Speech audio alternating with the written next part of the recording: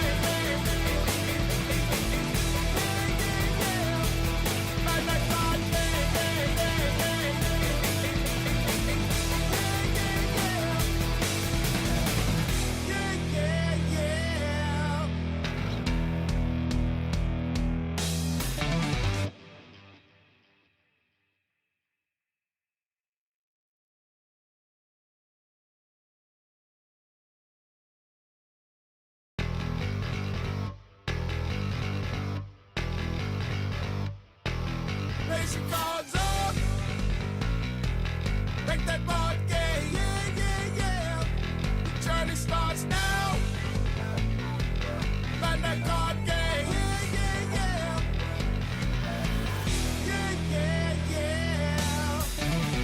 Dominate the field, master your tactics. Dominate the stage, master strategy. Deck to the world. United the world, TCG, yeah. Stack to the top. United the world, TCG, yeah. Bandai card game. Make that card game. Yeah, yeah, yeah. Journey starts now. Bandai card game. Yeah, yeah, yeah. Bandai card game. Yeah, yeah, yeah.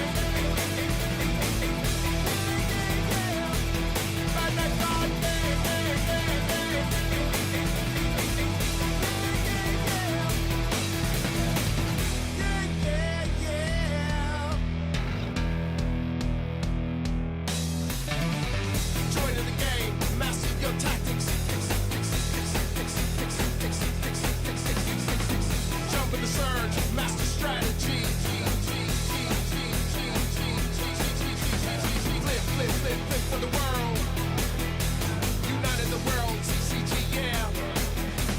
Attack through the wall. United the world, TCG, yeah. Face your cards up. Make that board game, yeah, yeah, yeah. Journey starts now. Like that card game, yeah, yeah, yeah. Like that card game, yeah, yeah, yeah.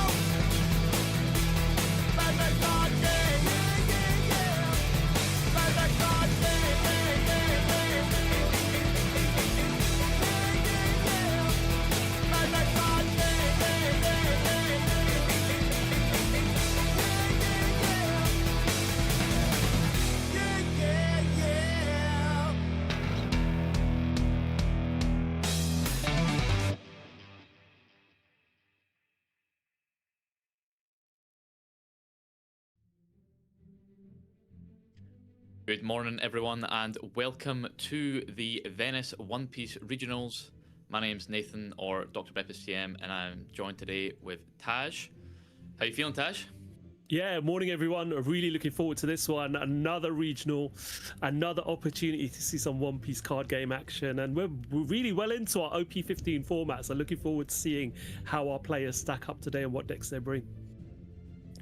Yeah, it's definitely like really in the depths of OP15 and the last batch of EBO4 we got when it got split up with OP14, OP15.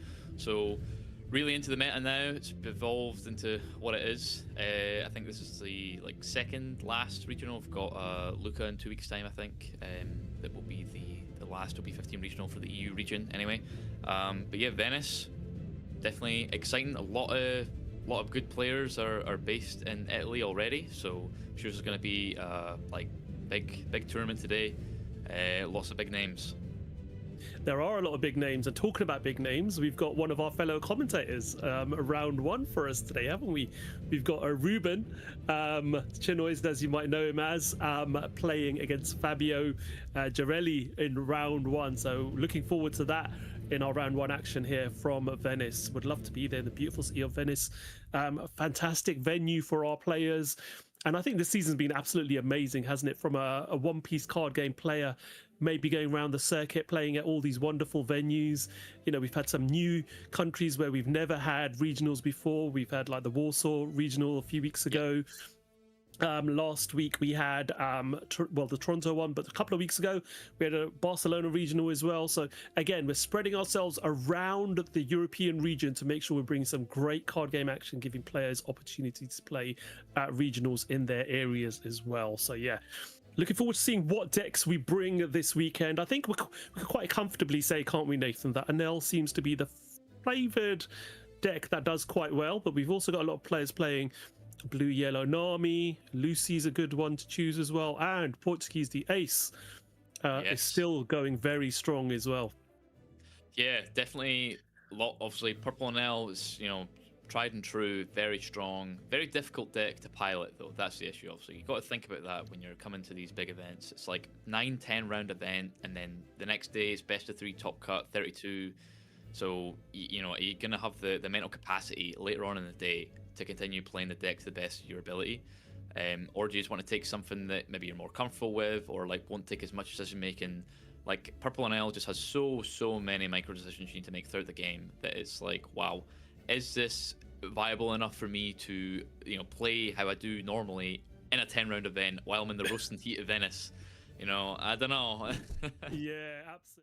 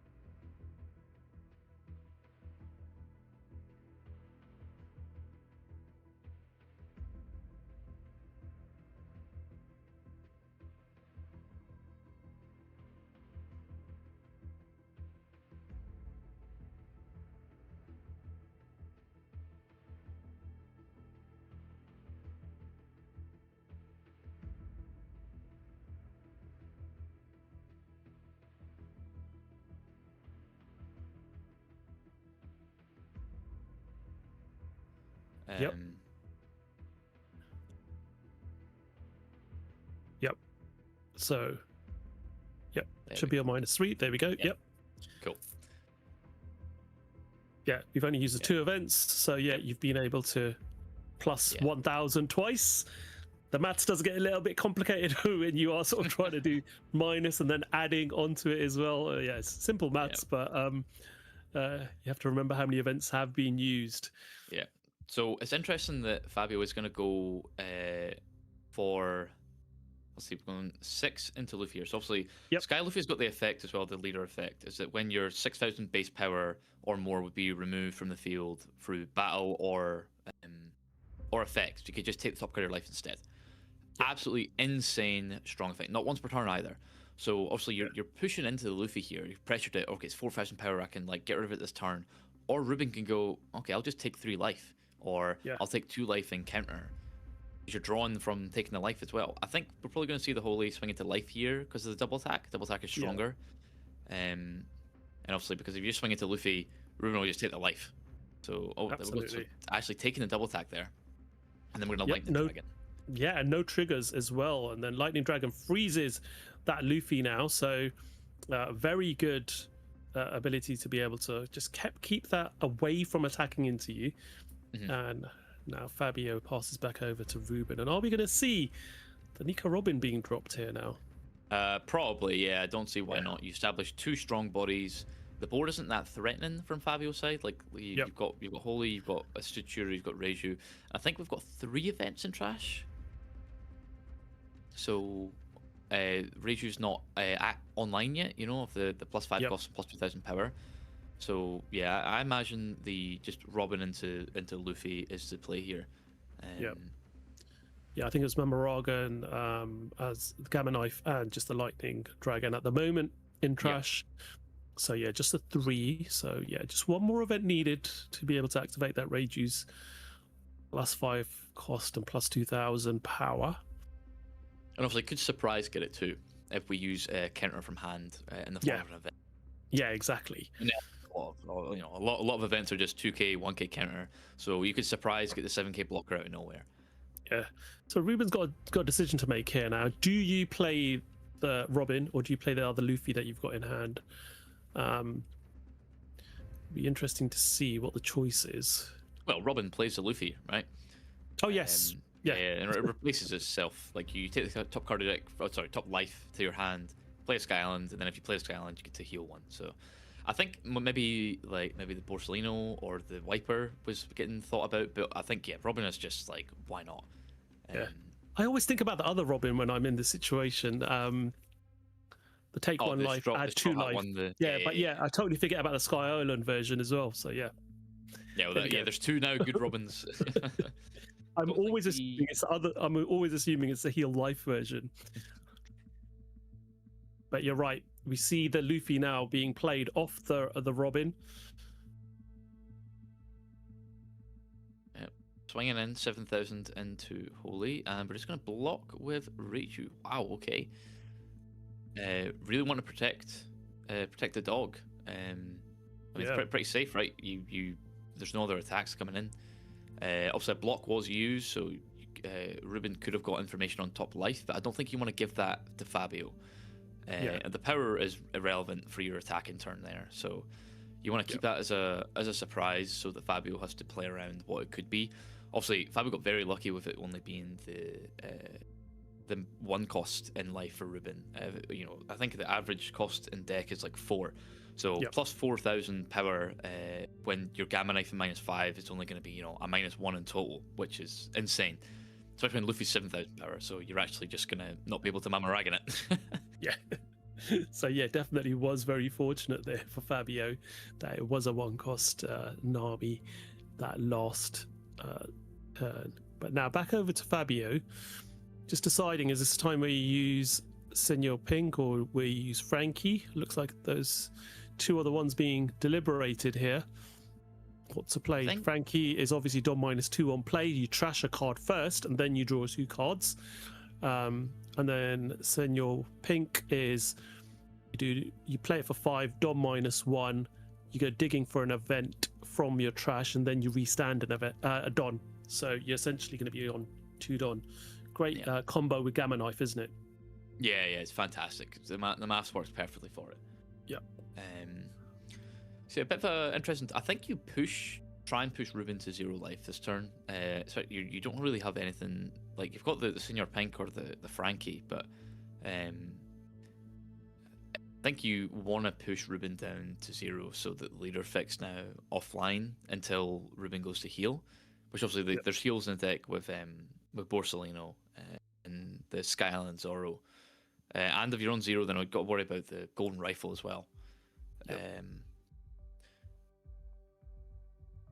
So for those of you not sure about this Luffy, it is if you're Sky Island type character with 6,000 power or more would be removed from the field by your opponent, you may add 1 card from the top of your life cards to your hand instead. So it does give you protection for your characters by taking that life, which you obviously start with 5 life at this, but there is a lot of heal options with yellow at the moment to be able to add additional life. So we have got Fabio now playing out the Frankie as potentially suspected, and we do see an L Thor coming down, which is going to give plus 1,000 power to one of his characters and KO at 3,000 power or less.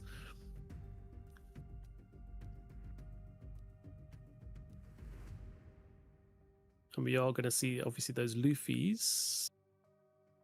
All right, okay, Or so they're going to be buffed by 4,000 power each. Yeah, thanks to that event being used. yeah, very fair to do that there for Ruben. You don't know what else is coming. Yep. There's still 2 Dawn active. Gamma Knife could easily came down. Yeah. I think you may as well, because you don't want to risk like you did earlier, right? Where it was only a 1-drop. So if it was a 1-drop, then obviously you want to activate it twice. But if it's something like a 4-drop, then only once is fine. But you don't know until you do it. Yeah, exactly. So we do know there's a full cost. Yeah, full cost. We do know the full cost Zorro is sitting at the top of that life. So from a positive point of view, as far as sort of Fabio's aware, it's a 0 cost, no trigger card in life, but it does allow you to heal when it does go back to Ruben's life if you play that. So, so here's 9,000 double attack coming in. I mean, Ruben could opt to take it because next turn you've got like a quite good play of Skyland Zorro into Borsalino and heal 2. Yep. You've got the board space for it. You don't really sacrifice anything, and then also you've got the 5/7/7/7 swings. But yeah, we do just rip it and go down to 0. Oh, I think that was a Robin last life. So obviously you don't trigger it there because it's a useless thing on board, especially if you want to play down the Zorro and Borsalino here, which I think Ruben will opt to do. 9 Dawn exactly. You've got a lot of counter in hand because you've just opted to take all these attacks, and you're setting up a blocker with Borsalino, and yeah. Yeah, absolutely. So you can now, like you say, good to see the 2 heals here now. So Zorro and Borsalino being played. Also, Fabio has like 3 cards in hand, so you're in no danger. I think you clear board here as Ruben. Yep. Go after the dog, especially if you're going to go with 2 life. Yep. So we do see that. So the first swing from the Luffy character does go into the Holly, getting rid of that big double attack. Yeah, well, that Holly got so much value this game, right? That's 4 damage got taken. Yeah. Also means that Ohm is back just down to 2,000 power now. True, yeah, so we could see Wiper get played, which is not bad. So thank you. I mean, you could Wiper and Skyland Zorro. Yep. Not bad. So that's taken. And this is where the sequencing comes really useful because Ruben's now keeping that Luffy to swing last, just in case Fabio does use an event. Oh, well, there's no life, sorry. So there's no life. But otherwise, so, yes. So, he can use events here quite comfortably because we're on 0 life, so which he does. Using the Vari there. Now we see a 7k swing into life. That life is taken. Mamoran handed to hand. But I think we'll definitely see Borsellino come down. I think Borsellino is too good not to play the like defensive options it gives you. You know, you force Fabio to have the Mamaragan. Obviously, they've got Yep. power reduction already in Ohm, and we do see that Mamaragan was a life there. But still, with so little cards in hand, definitely like force Fabio to have the out. But Yep. go Zoro Yeah. first. So trash one from hand. We see another Zoro trashed, and we do establish one life now. And Yeah. Borsellino will pretty certainly come down here. Yeah, I think it's almost definitely. Oh, He's Wiper. considering playing the Wiper here, yeah. Wiper's not bad, right? You do KO. Yeah, you KO Shura and Ohm. Yep. You do Okay. need to reveal life. Forgot about that. Yeah, so revealing Yeah. the Calgara from OP12 there. I mean, obviously Ruben's just comfortable enough with the cards in hand for counter, which I mean there is a Yep. lot. There's I think we've got 3 2Ks and 2 1Ks. Then also you've got the 1K in life with Calgara. Yeah, and the only rush that you're really worried about is going to be Shura, which isn't too much of a threat when you think about it probably being a 6 or 7K swing, so you're probably comfortable with that. So yeah, at this stage, it is good to establish that and get rid of those small characters off board. So Fabio's just reading everything there. Yep. So interesting turn. I don't think Fabio can survive next turn from Ruben. The board at 2 is too much.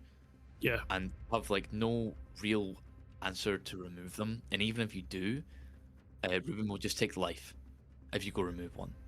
Because it has enough counter. Yeah, so I think we're just going to see like 9, swing 9, Dawn minus to put the Dawn back, leader effect, attach the 4 Dawn to Frankie, plus a 2 active, for 11, 9-11. So Ruben like should just counter this, I think. Yeah. We've seen 4 active Dawn in L get attached to leader. That's pretty telling and what you expect to happen. Yeah. Exactly. So you're swinging with leader. You're going to use events to be able to detach that Dawn from the leader to go Dawn minus. I mean, I think Ruben's trying to do the maths on if he can survive. Because if you take the life here, you force Fabio to commit to going for lethal, which I think we've got, 2 2s and 3 1s. No, it's that's 3 2s. Yeah, okay, just stop it. I think Ruben was doing the maths on the L Thors, because obviously L Thor can give you random power that you wouldn't normally think of. Yeah. And opted to play it safe. Obviously, I think like Fabio's kind of just in a stuck position anyway. So. Yep. So Lightning Dragon, what's he freezing there? Nothing, right? Nothing.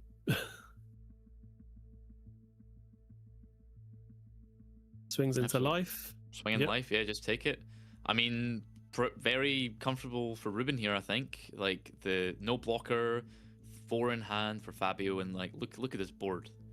Yeah, starts off with the 7K swing with Robin, takes that, and we're going to see 7K swing and the fist bump there.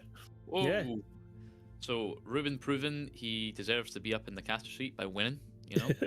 absolutely indeed. So round 1 win there for Ruben against Fabio with OP15 Monkey D Luffy, Sky Island Luffy wins this particular one. So as we were talking about earlier on, it's if your Sky Island type character with 6,000 base power or more would be removed from the field by your opponent, take 1 life, add it to your hand instead, saving your characters, allowing you to establish your board, go wide, keep protecting it with your life. And then as we saw with Anel, just not able to cope with that pressure of having all of those characters that would be able to swing next turn. Again, very good choice there by Ruben. Could have gone, as we were saying, with the Borsellino just to add a bit more protection, have a blocker on board, but decided to go, no, I'm going to force you to try and win this game in this particular turn, and obviously worked in his favor. Yeah, I mean, it obviously had all that counter, hadn't countered once, I don't think, the whole game. So, stocking up on the 2Ks and everything, you're feeling pretty comfortable for your opponent's lethal. And obviously, NL only having 6 Dawn is quite telegraphed of what they can and can't do. And obviously, the leader effect to give up to 4 Arrested Dawn only goes to characters and not leader. So you can comfortably, like, know ahead of time what to expect. But yeah, obviously, we've been hyping up NL before, and obviously now it gets a first loss on stream. But Skyline Luffy is very, very tough for NL. Obviously, the leader effect of being able to just protect your characters by taking a life is brutal. If you want the Gamma Knife characters and rest them, swing into them, and get value by staying on board. But when Luffy can go, actually, I'll just take a life. Now you're up in your opponent's hand size because they're taking life, and then they're keeping their stuff on board. It's like, yeah, sure, you're like whittling them down to win the game eventually, but I mean, with how big their hand and how the board is, you're just gonna like lose out first. Yeah, absolutely. And this is the thing with yellow decks, isn't it? It's like you're very comfortable taking life, adding those cards. They're an extra resource, as we always used to talk about. With yellow, taking those cards to hand, extra resource in your hand to be able to counter, be able to conjure up different combinations and different things to do on curve as you need to do them. And at the moment, it's so difficult with very little hand size reduction out in the format as well. You do have it in purple, and we have seen players in NL decks play the Trafalgar Law. That trashes 2 random cards from your opponent's hand if they've got 7 or more. But we're very well played there by Ruben for round 1. So we have seen NL fall straight away in round 1. What are we going to see in upcoming rounds as far as matchups are concerned as well? Yeah, hopefully we'll see a bit more variety. I mean, these are the 2 big faces of OP15 in terms of the set, I guess. Both secrets in L and Luffy. I think in terms of actual decks from OP15, I think Lucy probably inches it out over than Luffy, personally.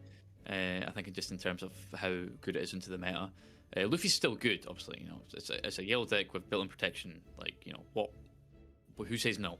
It doesn't play a lot of triggers though, which is quite funny. Yellow decks are known for life manipulation and obviously like strong triggers, and Sky Luffy just doesn't play a lot. Like, it's got the Shura right from OP05 that like triggers plays itself, and then obviously you've got the Robin from SG29 that the old Brule of trigger player blocker. But yeah, so that'll be it. So that's the end of round 1. Obviously, Ruben bringing home the win. I think we're going to go for a short break now as we're waiting on round 1 finishing, and then we'll come back for round 2 just in a bit. Don't go too far.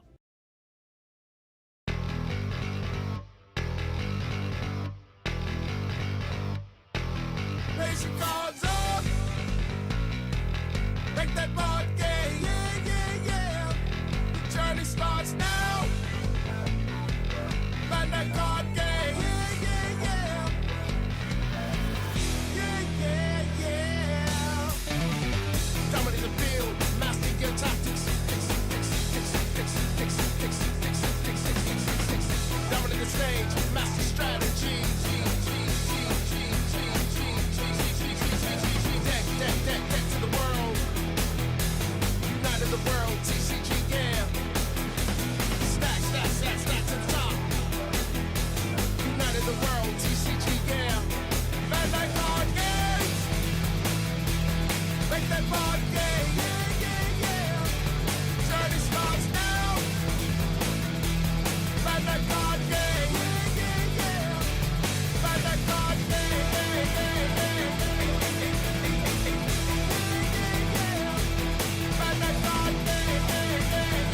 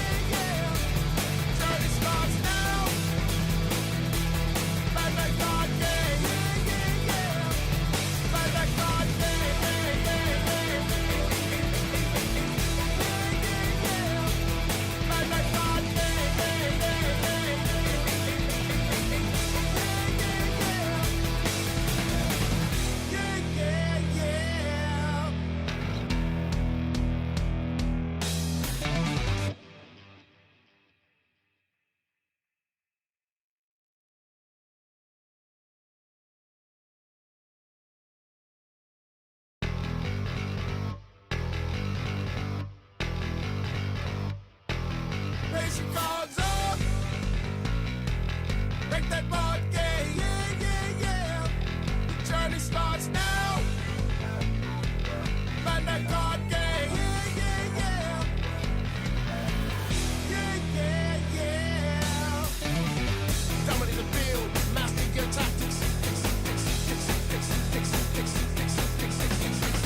Dominate the stage, master strategy.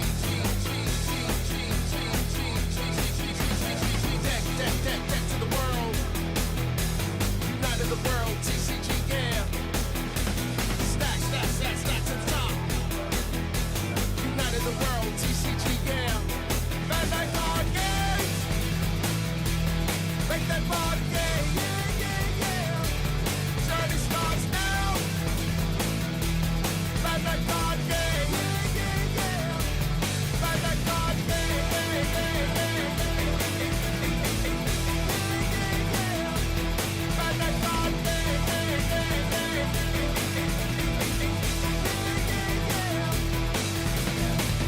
Yeah, yeah, yeah. Join in the game, master your tactics.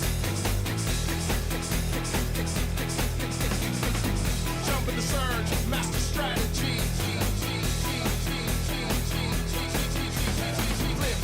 Flip for the world.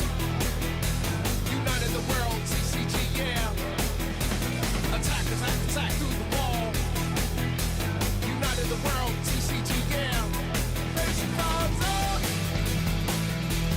Make that board game. Yeah, yeah, yeah. Journey starts now.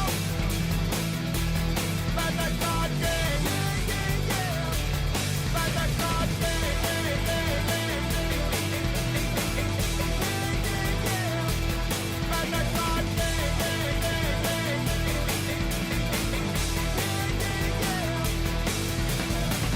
Yeah, yeah, yeah.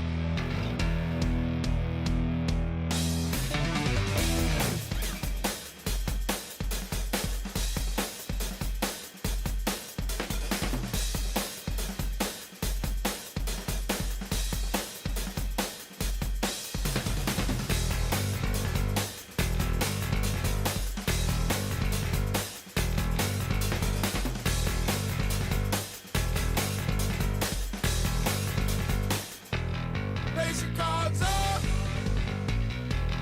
Make that board game. Yeah, yeah, yeah. The journey starts now.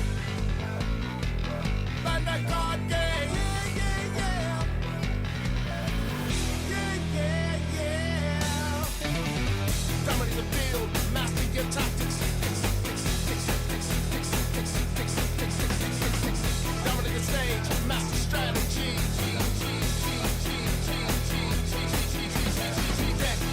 Deck to the world. United the world, TCG, yeah. Stack to the top. United the world, TCG, yeah. Bandai card game. Make that board game. Yeah, yeah, yeah. Journey starts now. Bandai card game. Yeah, yeah, yeah. Bandai card game. Yeah, yeah, yeah. Bandai card game. Yeah, yeah, yeah.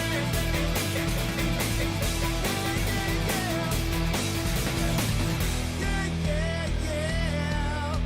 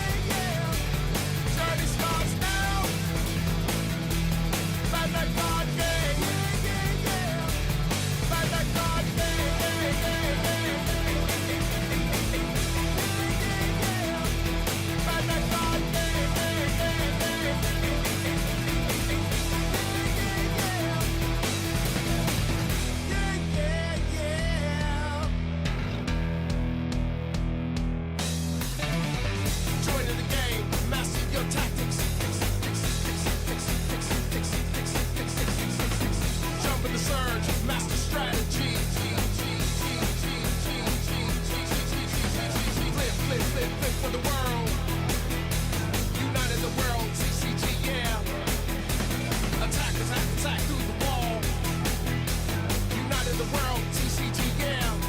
Place your cards up. Make that board game, yeah, yeah, yeah. Journey starts now. Play that card game, yeah, yeah, yeah. Play that card game, yeah, yeah, yeah. Play that card game, yeah, yeah, yeah.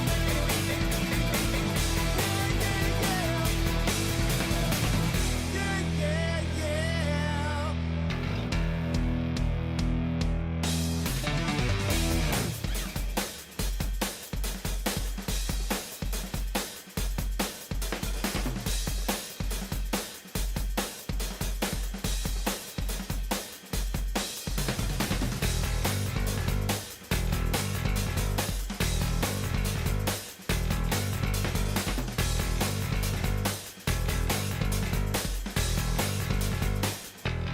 Raise your cards up. Make that board game, yeah, yeah, yeah. The journey starts now. Find that card game, yeah, yeah, yeah. Yeah, yeah, yeah. Dominate the field, master your tactics. Dominate the stage, master strategy.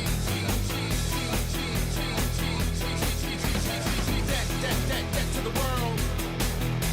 United the world, TCG, yeah. Stack to the top. United the world, TCG, yeah. Bandai card games. Make that board game, yeah, yeah, yeah.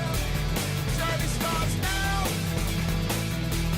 Bandai card game, yeah, yeah, yeah. Bandai card game, yeah, yeah, yeah.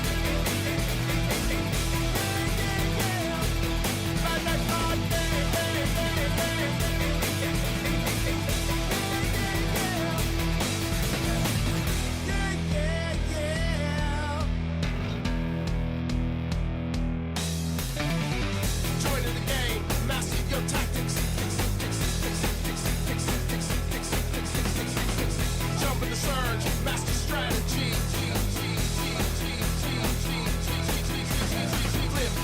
Flip for the world. United the world, TCG, yeah. Attack through the wall. United the world, TCG, yeah. Face your cards up. Make that board game, yeah, yeah, yeah. Journey starts now. Play that card game, yeah, yeah, yeah. Play that card game, yeah, yeah, yeah. Play that card game, yeah, yeah, yeah.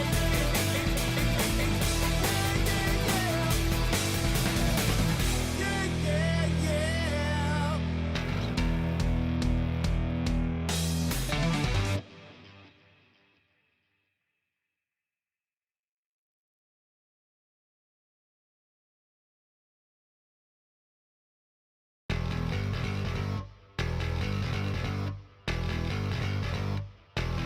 Raise your cards up. Make that board game, yeah, yeah, yeah. The journey starts now. Find that card game, yeah, yeah, yeah. Yeah, yeah, yeah. Dominate the field, master your tactics. Dominate the stage, master strategy. Deck to the world. United the world, TCG, yeah. Stack to the top.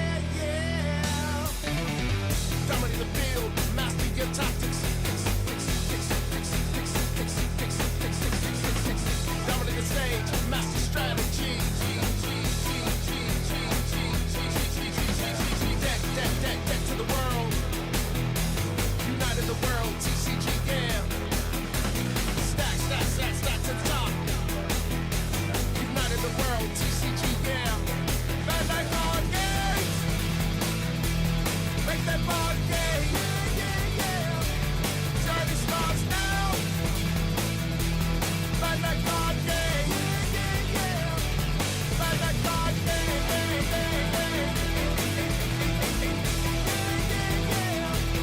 Play that card game.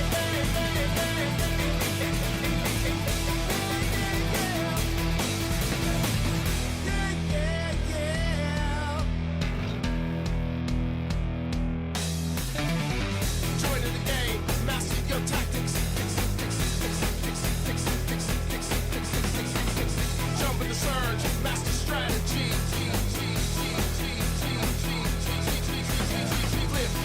Flip for the world. United the world, TCG, yeah. Attack through the wall. United the world, TCG, yeah. Face your cards up. Make that board game, yeah. Journey starts now. Play that card game, yeah.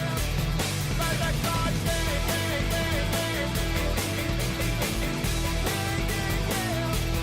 Play that card game,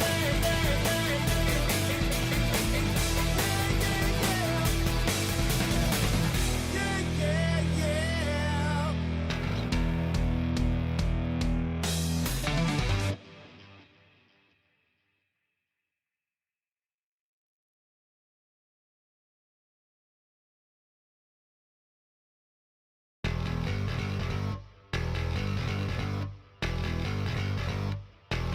Raise your cards up. Make that board game, yeah. The journey starts now. Play that card game, yeah.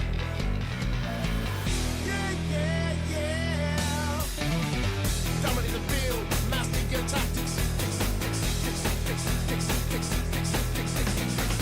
Dominate the stage, master strategy. Deck to the world. United the world, TCG, yeah. Stack to the top. United the world, TCG, yeah. Play that card game. Make that board game, yeah. Journey starts now. Play that card game, yeah. Play that card game.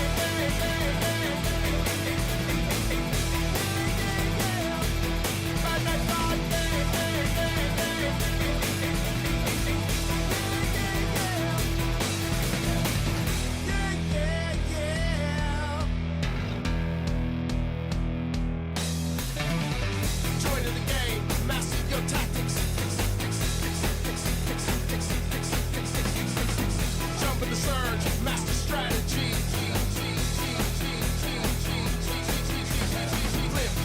Flip for the world. United the world, TCG, yeah. Attack through the wall. United the world, TCG, yeah. Raise your cards up. Make that board game, yeah. Journey starts now. Play that card game, yeah. Play that card game,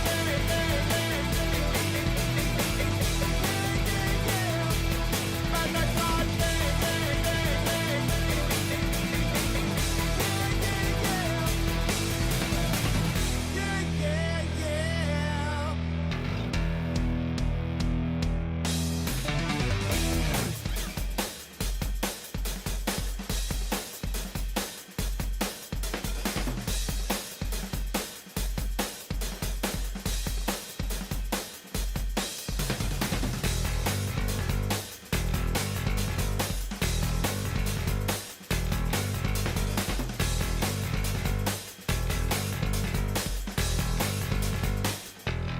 Raise your cards up. Make that board game, yeah. The journey starts now. Play that card game, yeah.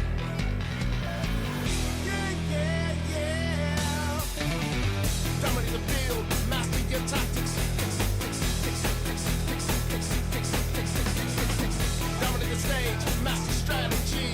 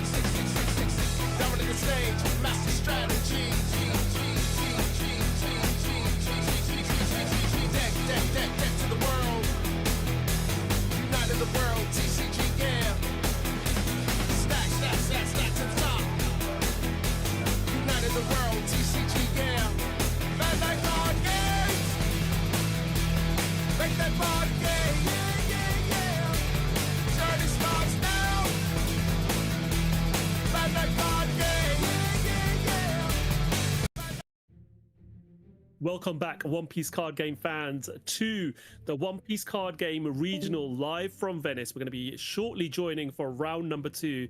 But yeah, we've had a few announcements over the last couple of days, and we're well into season 1 of our 26-27 season. Nathan, we've got our season 1 finals have been announced, haven't they? Yeah, they But have. first of all, Well, yeah, season 1 finals. Here we go. Utrecht, 5th September to 6th of September. We're going back to Jarberg's in Utrecht, a fantastic venue. We've had season finals here before. We've had Bandai Card Fest here for our end of season finals as well. So absolutely stunning venue. I mean, what do you think about this? Yeah, I've been myself, I think, for 2 finals, and it was great. It's a great location, easy to get to from where I am in Scotland, and I think overall Europe is just like a nice central location. And also, finals events are always bangers. You know, go there if you can. You know, even if you don't have an invite, last chance qualifiers exist, side events exist. And yeah, it's always just like great. And obviously, if you do have an invite, then of course go. You know, try and go world finals. Let's go, represent your country. Absolutely, but we still got quite a few different events on our journey to get to the end of season 1 finals. Obviously, you've got to qualify one way or another. You can qualify through store championships, which happened earlier on in the season, a few weeks ago. And if you don't qualify through your local store championships, there are still opportunities for you to qualify through some of the regionals that are going on still across our European region as well. And we still got a few more of those to go after this weekend. So we got Venice obviously today, but we do have Lucca coming up on the 6th to the 7th of June, another regional there in Italy, and we have Toulouse on the 27th and the 28th of June. So we go back to France for that one. And then, yes, we have our Flame Fruit Fruit Colosseum tournament in Utrecht just before our season 1 finale on the 4th of September, which is an absolutely stunning tournament to get involved in as well. What are your thoughts on that, Nathan? Yeah, obviously we got announced, I think, in World Finals about it, and yeah, it looks exciting. I'm excited to try and go to it. You know, it seems like a cool like event, and obviously it's great that it is on the Friday. So obviously, you know, once you can stay there for the weekend, go to the finals over the Saturday, Sunday. So yeah, it's just great that it's all in one spot for us in Europe here. Obviously, I need to take another day off to travel, I guess. But you know, boohoo. You know, I'll live. Yeah, absolutely. Well as that being announced, obviously our prizing has been announced for our end of season 1 finals as well. So if you're one of those players that do end up qualifying and going to the finals as well, prizing is championship event packs. You get 2 of those for entry. You get an event pack volume 9, which I don't think I've seen the cards for just yet. So yeah, a lot of new news coming through. We get Trafalgar Law sleeves for entry as well.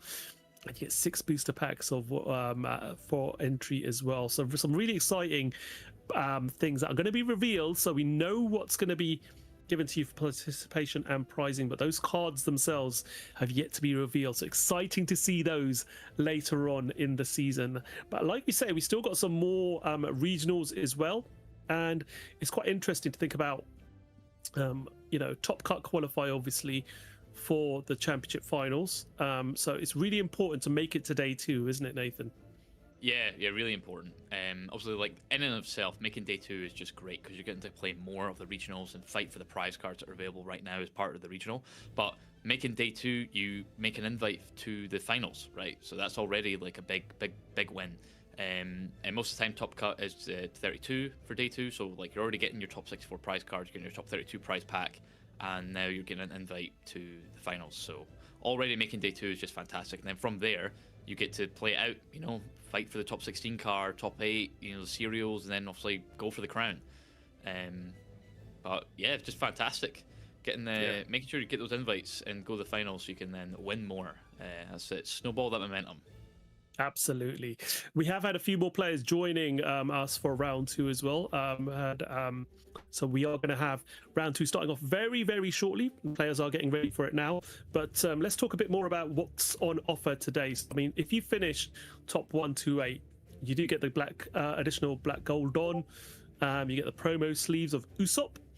added an additional event pack volume 8 as well, but I think the prizes really start to jazz up when it gets to top 64, doesn't it? You get that alt art Boa Hancock, such a stunning card. I'm a huge Boa Hancock fan. People who follow me on X will know that I've got a nice collection of Boa Hancock cards, including SPs and the manga card.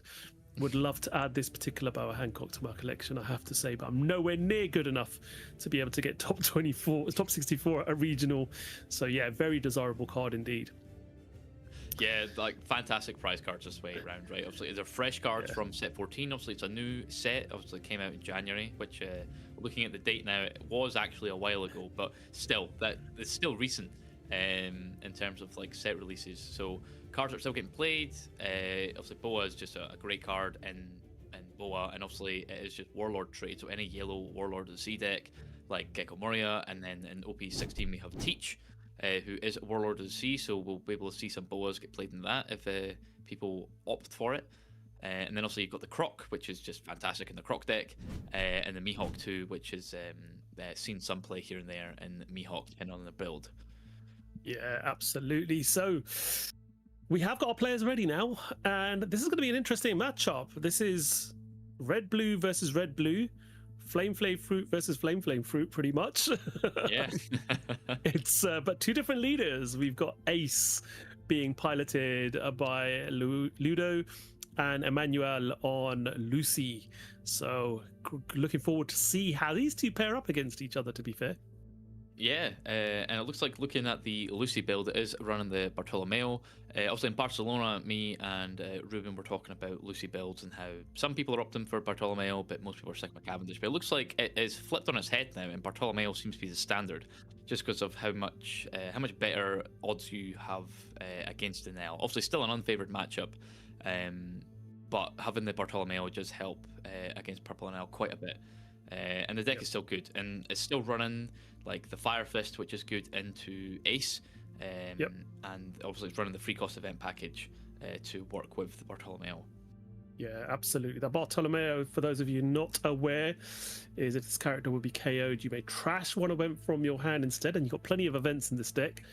And on play, activate up to one of your Dressrosa type events with a cost of 3 or less from your hand. So again, you're getting that ability to play those really expensive events for a really cheap cost. Really does add some huge value, doesn't it, in this deck? Yeah, it really does, especially when all of them pretty much like refund themselves inherently with the effect of the card, especially the free drop ones, and then you've got leader effect to draw another card, so you're plussing so much. Obviously, the Cavendish that people opted for before, and people are still probably playing Cavendish because it's just a great card. If it sticks on board the whole time, then you're just getting it's value 10 all the time. Absolutely. But there's just a lot of stuff that can remove Cavendish, that can not get its ability off when it attacks by stunning it, this, that, the next thing. That being able to get the value immediately with Bartolomeo is what people were favouring more. You're not getting the long run value of Cavendish being able to stick on board and swing every turn, and you're absolutely just insane value. But instead, you're getting a stickier body that you can protect quite freely. If KO'd by any capacity, just ditch a card instead. Even if it's getting swung into with 10,000 power, like this would normally take 3 cards out of my hand, but nope, I'll just trash one. Yeah. Absolutely. Yeah, you're right. Just a single card will protect it from any kind of swing, so it does make it super powerful indeed. So yeah, looking forward to seeing how this one plays out. Well, let's talk about Ace for a moment. Obviously, this deck became immensely powerful when we saw that huge OP13 Edward Newgate card being announced with it as well, and then we had the obviously I Am Whitebeard event, which just being able to cheat out that 10 cost blocker on your 8 Don turn, giving your leader and a character 2 rested Don, and then if you use that event as well, the secondary element of the event to give your leader plus 2,000 by taking a life, it's just absolutely insane, isn't it? What it can achieve. Good. Yeah. I played Ace in OP13 and I love it. I played Whitebeard originally in OP02, and I love that deck. That deck was toxic, but it was my baby and I loved it. And so I've been trying to play any Whitebeard deck when it's viable. And when I saw OP13 Ace, I was like, wow, this looks insane.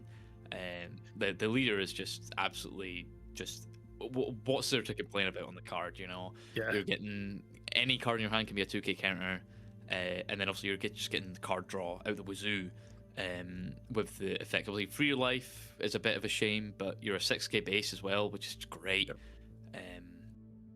Get to run all the Whitebeard cards, so I'm not complaining. And obviously all the blue stuff is just like really good with OP13. Although we did see the blue Whitebeard package with the starter deck of Ace and Newgate and the OP08 Marco opted for more, introduced more blue Whitebeard stuff, but OP13S really took it and shined with it the best it could. Oh, definitely. Yeah, for sure. So both players have started off, and we're back over now with Emmanuel. Emmanuel did do a player Rebecca and found a Just Watch Me Ace event off that search. And we saw Izo getting a Thatch for Ludo on the other side. So we are now seeing, go ahead and using Mr. Luffy. Yep, so there's one of the 3-drop events that Bartolomeo package uses. Draw 2, or I think I can give one of your Dressrosa cards as blocker. Almost always you just opt for the draw 2, but having the versatility is really nice. And obviously in Lucy it's also a 1k counter, so yep, can't say no. Exactly. I mean, Bartolomeo, I mean, having watched the Dressrosa arc a while back, annoying character to begin with, but you do tend up ending to love him as the anime goes on more and more.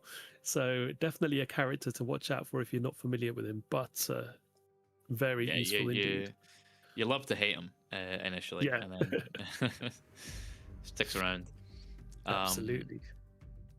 So obviously we see Lucy going first, which is ideal. I think Lucy, definitely prefers going first because all of its stuff is on the first curve, and Ace traditionally prefers going second, so you could Am Whitebeard on your 8 Dawn turn.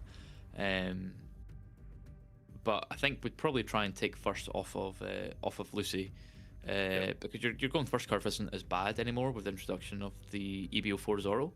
Yep. But nothing to play on 4 Dawn there for Ludovico is just unfortunate. Normally you won't be playing your Marcos. The Atmos is there, but you don't want to Atmos back a Rebecca. Yeah. You want to get a bit more better value out of it than that. So, yeah. So we do now see that Bartolomeo coming down on the board. Yep, I was playing this other free cost event I got in OP15 of the Barrier Bulls. It's a free drop event, draws a card and then gives your leader plus 1000 power until the end of your opponent's next turn. So you become a 6000 base for when your opponent's swinging into you, which is obviously really good. We see Ace having a 6k base normally. Yeah, it's almost flipping it over and saying, well, how do you feel about me being a 6k base now? And making your opponent have to play that little bit harder. I mean, 6k leaders have generally been really, really strong, haven't they, in the One Piece card game? It's really difficult. The extra 1k can make a huge difference when it comes to swinging into life. Yeah, definitely. I mean, you lose out on like your free leader swing. You've always got your leader that can swing 5k into their 5k, but when you're 6k, then you kind of lose out on that value, because ideally you want to play stuff on curve. If it's strong enough for what it is, so missing out on that is a bit unfortunate. But there's sacrifices for being a 6k base. Ace is 3 life, despite being 2 colors. The OBO2 Edward Newgate was 6 life, but at the end of every turn you had to take a life to your hand, so you were slowly dying to your own abilities, which is lore accurate. I always like to say a lot of our leaders are very lore accurate indeed. Yeah, as you say, their abilities or their cost or whatever is going on with them generally does tend to reflect well with the story at that particular moment of where that card is based. Yeah. So yeah, very lore accurate indeed. But we do see a swing now coming in. Manuel takes that now down to 2 life. We do see the Atmos come down now. The Bartolomeo is the target, being returned back to hand. Look at that hand size now. And this is the thing now with One Piece, isn't it? Without that certain dessert, pudding being around, we no longer can control hand size as much. So you can quite freely end up building your hand quite comfortably without the worry of it being diminished down to 5 again. So people are a lot more have a lot more choice whether they would like to counter or not, or just obliged to counter when they're playing against other blue colored decks. Yeah, but that was the thing before. You'd like, ooh, ideally, like, you know, I want the life here to see more cards or see the certain card I want to play next turn. But you know, I might get pudding down from 9 to 5 or 8 to 5.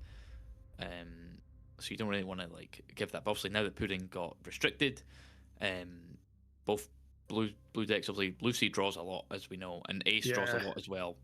So it was just going to be battle of the hand size here. Yeah. Absolutely. Lucy is winning. Well, the 7-cost Lucy did get dropped and got the barrier pistol played off that, getting rid of that Atmos, bottom of the decking it. So making sure that you're controlling sort of threats from your opponent's board is always very, very important. So Lucy is managing to do that, but still only the one big character on board for himself as well, in the form of Lucy character. Sabo character, should I say? Not Lucy, Sabo. Yeah.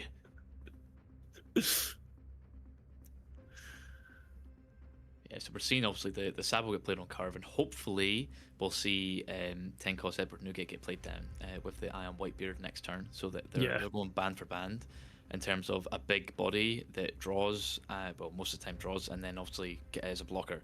And the big difference of 9k to 12k, so definitely will win that feud. But Lucy does run a lot of power reduction as well, so does indeed, to, safely be able to remove the Edward Newgate if it opts to come down. I mean, unfortunate that there's no character on board. Obviously, the Atmos got bot decked there. No Jozu got played last turn, so you know, missing out on the extra swing you would have with the Edward Newgate coming down and getting the 2 on leader and character. It's a bit unfortunate, but absolutely. Take what you get. Yeah, there are, like you say, options in this Lucy deck that do help to reduce cost, reduce power, should I say, of opponents' characters. A couple of Fire Fist cards in this particular deck, different types. But we are going to see the Edward Newgate on curve with the Iron Whitebeard event being fired off. Yeah, so it's a bit of a like sad turn, especially because the 8k swing with leader is just going to get blocked by Sabo. Reblock with a 9k base, and that's the turn. So as you say, free block and pass back over to Emmanuel now. So what can Emmanuel do here on 9 on turn in response to that? Is it any? I don't see another Sabo, so we're probably just going to go digging. You're right. Start off with a Rebecca search. And there we go. Yep. So Rebecca's only top 3, which is less than normal. Obviously, most searchers are top 5 or top 4 if they're a bit more restricted. But Rebecca is top 3 because it also has the effect to become a blocker if a Dawn is on it. Which is really good. And obviously, saw the Sabo there, so didn't matter. So we'll probably see Sabo get played down. I don't know what event's going to get paired with it now. That's going to be the thing. There are a lot of cards in hand. I mean, the different events. The 4-drop event to play down the Bartolomeo again. Yep. I don't see the Fire Fist. Oh no, I do see it. It's 7-drop. Yeah, there is a 5 Fist there. Yep. But, I know. You're going for the 4-drop as I thought. So draw 2 and then play a 4-drop from your hand. Yep. Trash 1. Play a 4-drop. Yep. We're going to see Billabetti being replaced, as you suggested, with that Bartolomeo that was bounced back to hand earlier on with Atmos. So full board of bodies now. A couple of Rebeccas that can become blockers at some stage. We've got 2 Sabo blockers as well, and that Bartolomeo on the board. And just as we thought, that Rebecca is going to be turned into a blocker, and just a pass back over now to Ludo to see how he responds to this. Yeah, so I don't think Bartolomeo didn't have an event to play down with himself, which is obviously a shame. But I mean, still, just having the body out is really good. obviously the board now for Emmanuel is like, you've got 3 blockers active. Up here we go. Here's Boa, fantastic. Boa really good card getting run now. Yeah, we have seen. I mean, Boa sort of that OP07 Boa has sort of gone away for quite a while, but we have seen it come back into favor again now. So one of your opponent's characters, other than Luffy, cannot attack until the end of your opponent's next turn. Then place up to 1 character with a cost of 1 or less to the bottom of the owner's deck. So manages to deal with that blocker Rebecca and freeze one of those Sabos from attacking as well next turn. Yeah. Really, really good. Being able to get rid of a Rebecca and stop an attack all in 1 card. And obviously, it's also an 8k body, which is quite good. Obviously, with only 1 Don on it, you're threatening Sabos, as in terms of the blockers. And it's really good into the purple and L matchup as well, being able to freeze a 6-cost secret in L and then get rid of one of those pesky 1-drop bodies that they play. So just overall, really solid card that Ace has opted to play now.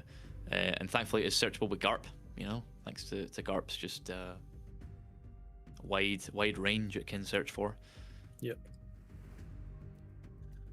So we did see a block there with Sabo that cannot attack this turn. And back over to Emmanuel now. Tendon turn. What can you try and do to try and dwindle away that 2 life that our ace player is still on? Yep. All right. Playing stage down. Yep. The Dressrosa Kingdom comes down, which is the stage in this particular deck. Really good stage. Obviously has the effect to rest it and trash an event to give plus 2,000 power to one of your characters. So it's a 2k counter. Turn one of your events at 2k counter, basically, once per turn. So obviously once your events are normally at 1k counter, so them turn to 2k, such it's really good. Just having that versatility, because normally you don't have a lot of 2ks in the deck because you're running so many events. But here we're seeing Fire Fist come down. Huge. Not getting played by Sabo, which is unfortunate, because obviously they both cost 7, so it's free to play it off the Sabo. But no Sabo and no digging. So see, there's a minus 8,000 power to one of your opponent's characters, and then there's the other Fire Fist. Yeah, to be able to KO the Edward Newgate. So yeah, really good combination of the 2 Fire Fists there to be able to reduce down that Edward Newgate to be able to KO it. So blocker removed now, and now we're seeing a 6k swing into 6k leader. Yamato being used as a counter for that one. Now seeing an 8k swing coming in. Can you defend this one? Yep. So 8k is great number into ace, with 6k obviously demanding 2 cards for hand. Also, and now you've lost your free block of Edward Newgate. So that's the real pain of fighting into Lucy as ace. Them having the opportunity to remove your big 12k blocker is just really unfortunate, because the 12k blocker in this matchup is like almost always free, because Lucy never swings higher than that unless it's like lethal turns or specifically you're going to. And I mean, it's a good thing it demanded 2 card removal. 1 card for 2. That's nice. And obviously, ace refunds itself with leader effect. So starting off with leader effect now to counteract this 9k swing from this blocker Sabo. And manages to counter out with another 2k from hand in the form of Atama.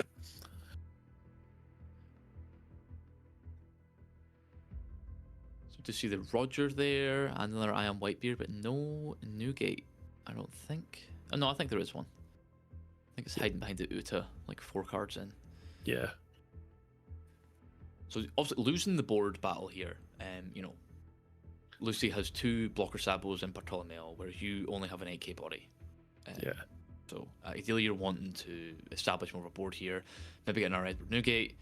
That would be ideal, because then you'd have the the defense factor of the 12k blocker.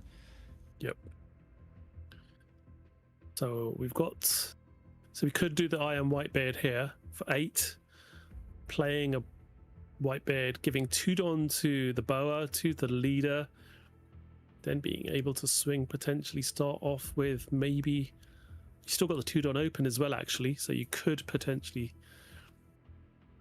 put that on leader as well. But the only problem is Emmanuel's got quite a few cards in hand, and that stage out as well Yeah. to be able to counter. So makes it a little bit more difficult no matter what you do to try and deal with that particular board now. So Ara going with the Hybrid Nugget, ditching the Roger there.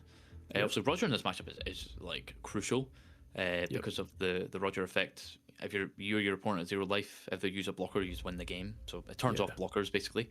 And also when Lucy is built, you know, around blockers, you know, all your bodies are blockers basically, except for Bartolomeo. Being able to turn them off late game is just insane, especially when you have an ace, the big bodies of Edward Newgate that are sitting there defending yourself with 12k blockers until they're ready to swing. Yeah, absolutely. If you do have, like you say, you know, 1 or 2 whitebeards established and you drop that Roger, it does become very difficult to be able to get out of. But you are now seeing a swing with Boa Hancock. Looks like he's stuck an additional Don underneath it. So looks like Ludovico went to swing into Bartolomeo there and probably didn't know about the effect because attached another Don on, so would have swung for 9 into Bartolomeo, and then Emmanuel just went, I'll just discard an event to, you know, protect it. So a bit of a knowledge gap there, I suppose. I mean, Bartolomeo is new, getting ran in a lot of Lucy decks, and you know, Cavendish was the staple since OP15 came out. But yeah, bit unfortunate there, because obviously, you know, only 1 card to protect it when you've got like 12 in hand is I'll do that. So let's see how Emmanuel's going to respond here now. So yeah, we've got the power reduce events. You know, we've got Fire Fist again. We've got the Just Watch Me Ace, the 4-drop event that turned into a 1-drop event to give minus 3,000 power. So we can like get rid of Edward Newgate again. We've got 2 of them, and can use the Barrier Pistol to bot deck him.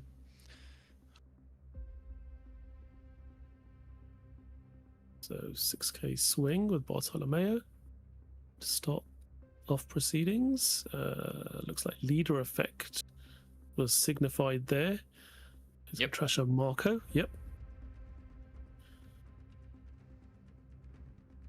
Looks like we're going to see another Rebecca coming down to be able to look at the top 3. And going to want to see a Sabo. Unfortunately, you see 2 there.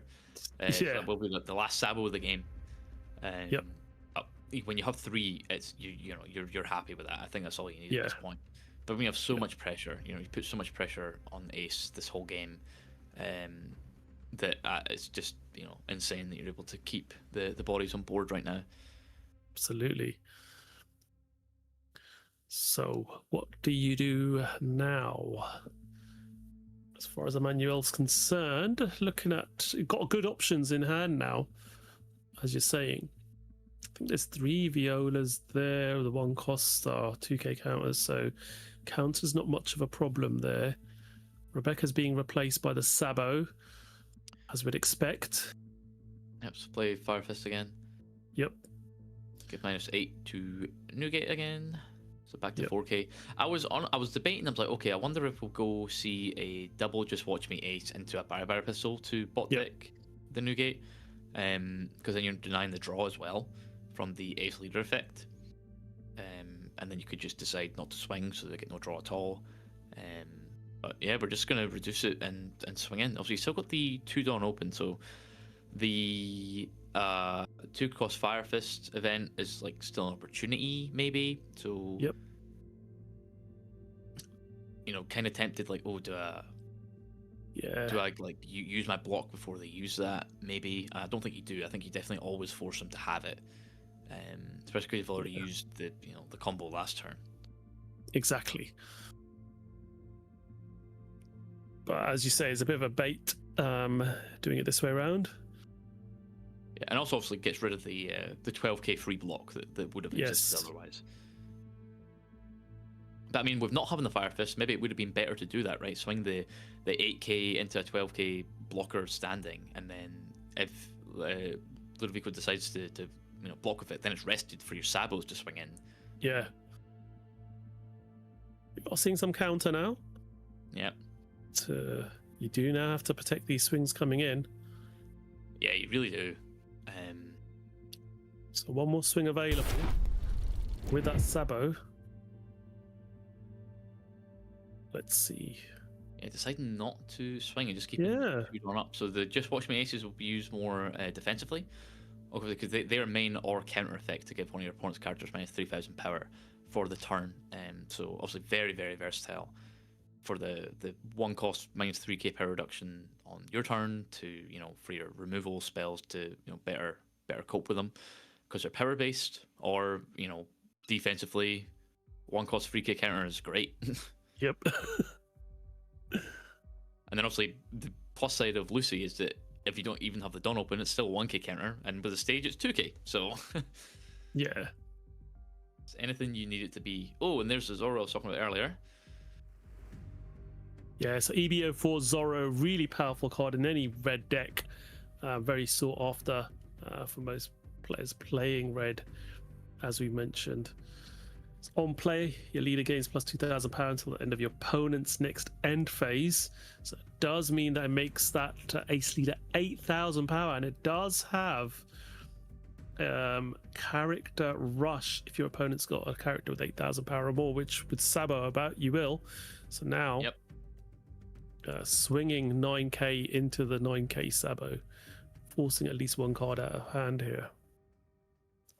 Yep, and the power reduction from the Simcost Firefist event does last until your opponent's next end phase. Yep. In case you're wondering why the 4k is still on the Edward Newgate. So even if you opt not to remove it, it still basically stops an attacker. Yeah, it's absolutely fantastic. Then we're swinging 9 with Boa. Yep. Looked like it was 9 at life potentially here. So would force a block and 1 card counter here. Yeah, I think we'll see blocking 2k, Yep. or maybe a Just Watch Me Ace and 2k. But I mean, you may as well just block. There's only 2 more attacks coming this turn, so you may as well just treat your leader as 9k instead. Also, the difference is that your leader effect only works when for boosting your leader, instead of discarding events to get the counter. So you can't use the benefit of blocking and then just discarding an event. You do need the raw counter of the 2Ks or 1Ks in your deck, which is just Rebecca and Viola and Leo, I think. Like anything else in the deck has just inherent counter. So we are seeing another block and another counter there in the form of Leo. And passing the turn now. So back over to Emmanuel, leaving that Edward Newgate blocker up, which is now back up to 12,000 power. Yep. We do have some Bartolomeo and the 3 Sabos, which are 9,000 power each, as well as the leader here. And obviously those events in hand, which can help you. Yeah, obviously 0 life, scary. Obviously Emmanuel's hand has been ripped down quite a bit there.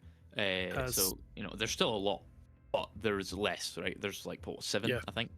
So you got to be really careful here on if you want to push per game or have another defensive turn. Yeah, obviously exactly. Ace is an 8k base, so that's really, really important. Your 9k Sabo swings that you would normally use, right, to poke, are now just 2k countered. Yeah, exactly. So you need to attach Dawn to them if you want a meaningful swing. And there's no other Sabo to play down either, and there won't be. You can't dig for it because we saw it in the Rebecca search last turn. And there's no Simcoe's Fire Fist event. So I think maybe you gotta opt if you want to go for the Just Watch Me Ace twice and bot deck the Newgate, or if you want to save them defensively because you're in a bit of a predicament here. Like, you're not in a happy position because this is quite a tough spot. It's a tough spot for both players. I mean, you have the more blockers, so you're safer. But if you're swinging bigger than the blockers and you don't have the counter in your hand to protect them, then you're losing your main attacker in the deck as well as just the blocker. Yeah, exactly.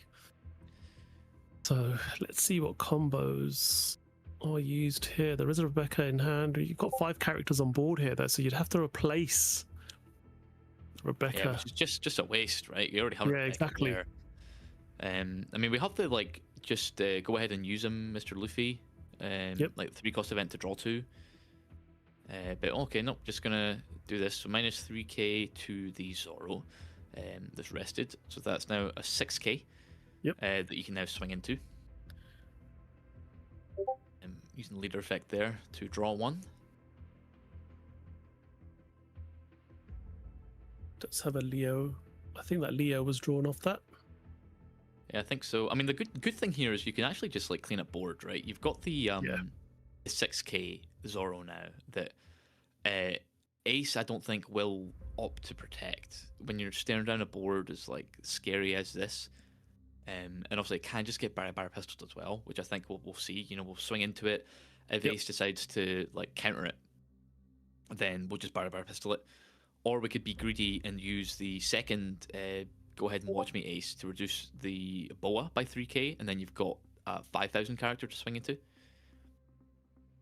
But being on 0 life, you have to be really careful about how you're countering your character swings here. Absolutely. Yeah, just opting straight away to not even worry about it. Like, yep, you've got it. It's not worth any cards in my hand. I need to survive. And if you opt to go for lethal, then it's bad news for me. So yeah, it got its like character rush, which was nice. You know, got a card out of hand, and obviously made yourself an 8k base, which is great. Yeah, definitely does help to prolong this game, making your leader 8k base for sure. So definitely did get its value there, as you say. So now it's down to Emmanuel to sort of formulate how to progress forward with this now. Okay, we're going to see 3k power reduction there on the Boa Hancock, taking her down to 5,000 with a 9k swing coming in now. Yep. I was just going to say, I think it's important to clear the characters here because the Ace is 0 life. The Roger could come down, and then you would lose all your blocker value. Yeah, absolutely. Obviously, it could still come down next turn, and you'd have to deal with a 6, a 12, and a 13. Yep. But I think Emmanuel has enough cards in hand to circumvent that. Yeah. So now 9 into 5, which I think is a no-brainer. Like, don't protect. Yep. Too many cards to protect that. I mean, with the way the turns went, you could argue maybe trying to like counter and then maybe block to protect it. If you had Roger next turn and you wanted to like go for lethal, but because there's so much Dawn left open, you're like, okay, the barrier pistol could just come down as well, and then I'm just protecting this for no reason. Yeah. So we are seeing a 10k swing now. So leader effect by the looks of it to begin with. And the counter in order to get out of that. Remember, leader is 8k at the moment. And we are seeing an 8k swing now into leader. 2 Dawn left open. That's counted out. And then we're going to make I think you should have blocked there with the new gate. Yeah. Because, I mean, like, there's no way Emmanuel's going to use the last Sabo blocker to swing. And if he does, then, like, great. So just, you know, bit of a nitpick there, I suppose. But I mean, you don't know what's gonna happen. But when there's when you see the 3 Dawn get used, oh, there's the Roger. So here's exactly what I was talking about coming down. But I think Emmanuel has enough counter to go for it. Yeah. I think so anyway. Do the maths here. Stage.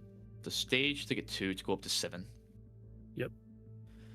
And then 9, 11. We need another 2. Yep, so there's... Well, that only takes you to... Is that enough? That's not enough, is it?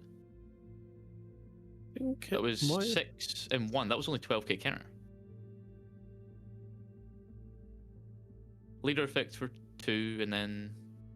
Stage. Oh, sorry, yeah, stage. Stage. So use the stage to get 2k. Use leader effect. Viola was 2k. Got the Leo as well.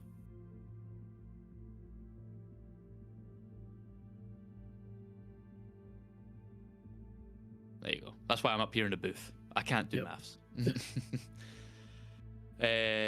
Yeah, you just got like you lost so much of your hand last turn as Ludovico that like you just had to go for the Roger there if you had it. So congratulations to Emmanuel there with Lucy, showing the strength there, being able to get the strength of removing the bodies quite easily. Yeah, absolutely. And the So fire just goes fist to was just show. insane. Yeah, that Fire Fist combo was really good as well, actually, earlier on. And, you know, Lucy, again, really, really strong when attacking. You know, those abilities on that leader are so good. And really good use of events. And as you say, that Bartolomeo, we did have Ludo swing into the Bartolomeo, not knowing that you could trash a card from hand in order to protect it. So did use a 9k swing with leader to go into it, which was a bit of a shame and not knowing that. But yeah, very well played there. Really good matchup. I think that was a really interesting game to see between red and blue Ace and Lucy as well.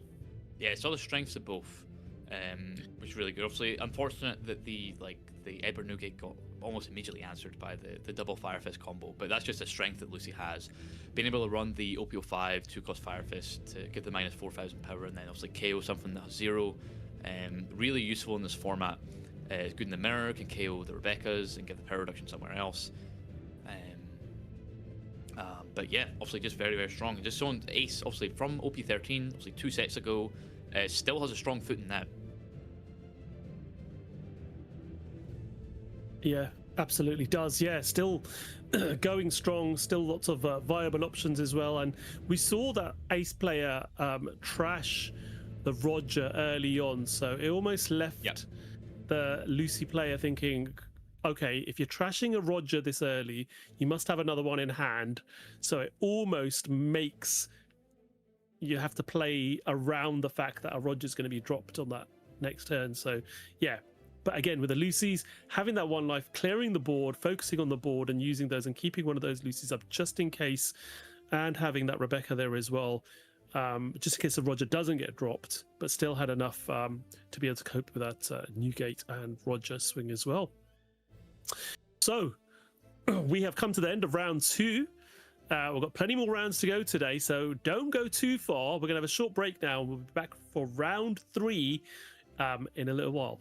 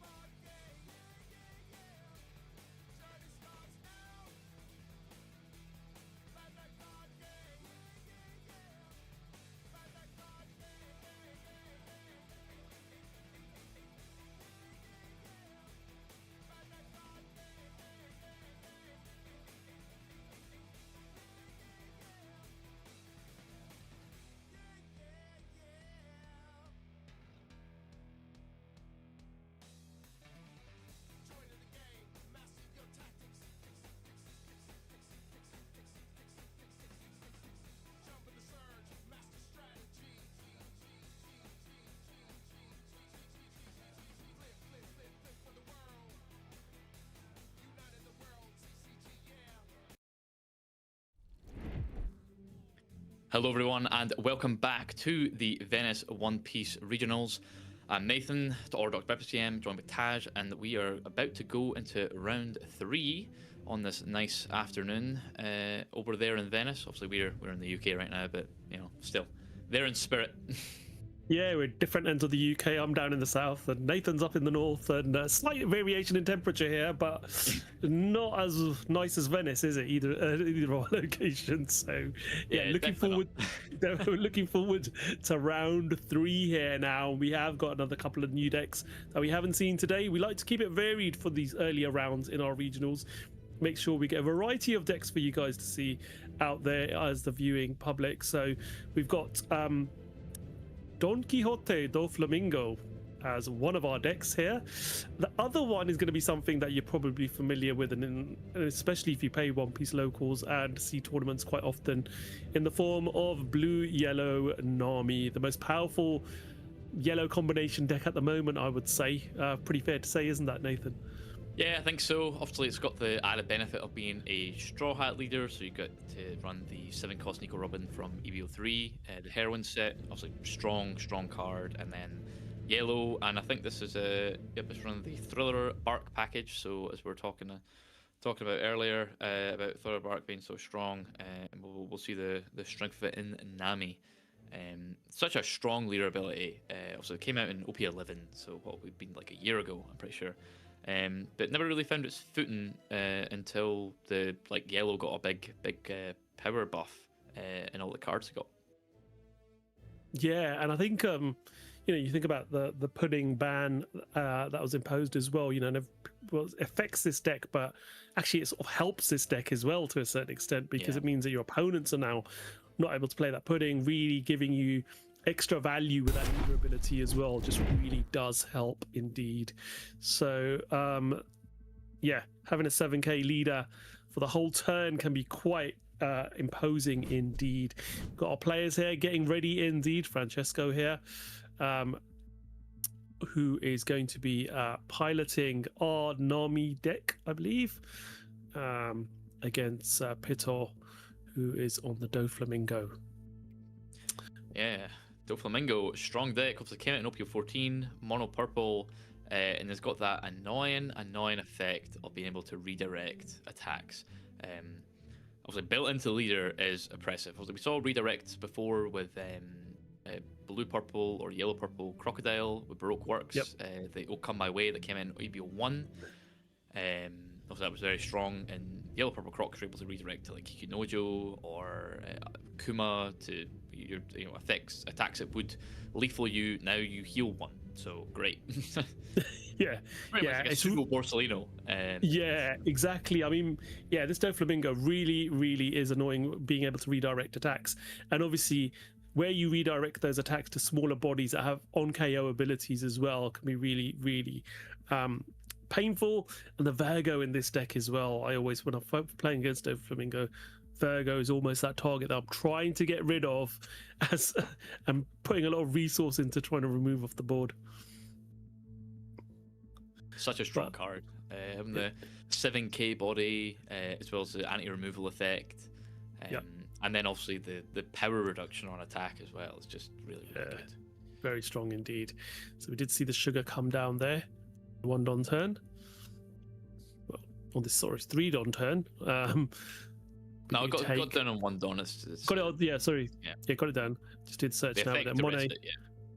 So got the Monet off that. And we are resting 1 more now. The Dillinger. Dillinger comes out for another little 1 cost. Yeah, that's which does have an on KO. Yes, I think it's the get Don back rested and then search top 5 for Don Quixote Pirate. So pretty much a searcher in the deck, because it's just your 1-drop searcher. But thanks to leader effect being able to redirect, it's pretty free to redirect it into Dillinger, because you're getting a Don back that you would pay for the cost, and then also you're searching, so you've lost nothing. Yeah. So swinging with leader, and surprise, we see a trigger off a Nami deck. Burst of many. Yeah, plays another Hogback out from trash.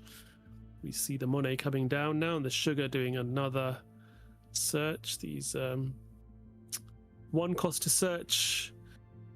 Searchers do become pseudo blockers pretty much when you are constantly getting value off them. Yeah, I mean, obviously, most in the past, like in OPO 1, getting Bonnies and what was the other one that rested? I think it was in Momo. Yep. You would swing into them almost immediately. You're like, right, no more value for you. I'm using it like turn 1 going second, and I'm swinging it with my leader immediately. Yeah. And we do see the Hogback now deal with that sugar, so no more value from that. And we see Kikunojo now swinging into life. Well, maybe almost, maybe not. Didn't take his hand off there, so didn't really commit to that.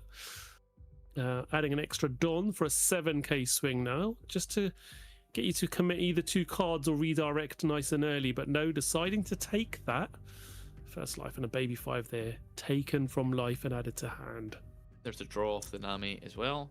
Yep. Leader ability, once per turn, your turn. If your opponent, a life is removed to hand or wherever, then draw 1 if you've got 7 or less in hand. And then obviously we're seeing the Dellinger there. leader effect there. Yeah. Yep. Actually redirect an attack.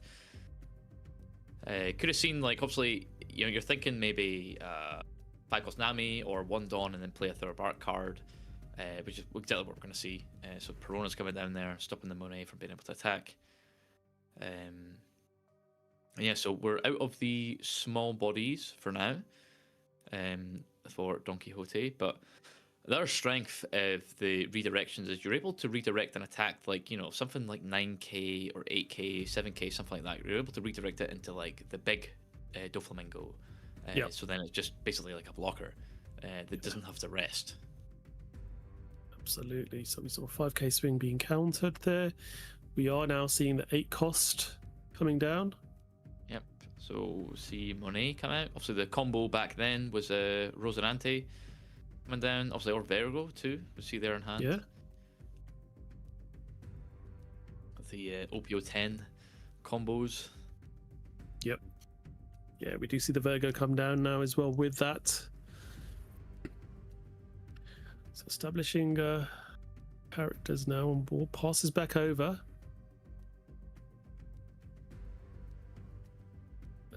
So do have the Perona, Hogback, Kikunojo, really annoying on KO abilities there. Yeah. You're playing against the Doflamingo that is the on KO, annoying on KO effect deck, and then you've got you're playing against Thriller Bark that is similar. Yeah, this Thriller Bark engine is just so powerful in most yellow decks. You can just sort of play it in multiple decks, and it does really become quite annoying at times to play against. So we are seeing a 5k swing with the Perona, which gets countered out with a Monet from hand. Yep.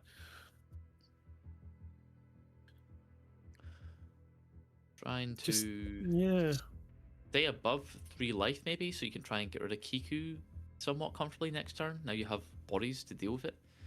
Your hand is kind of low, but yeah, I mean maybe might be worth. I mean, we're on 8 Dawn for Nami, so Gecko Moria probably, or maybe Robin, any of those come down. We've obviously seen no girl, so ideally you're not wanting to commit all your Dawn in one play, so that you have the rested, you have the active Dawn to give to leader. So we're redirecting there. Yeah, so redirect to the Monet. Yep. Let's get to draw 2, trash 1, and then get the ramp 2.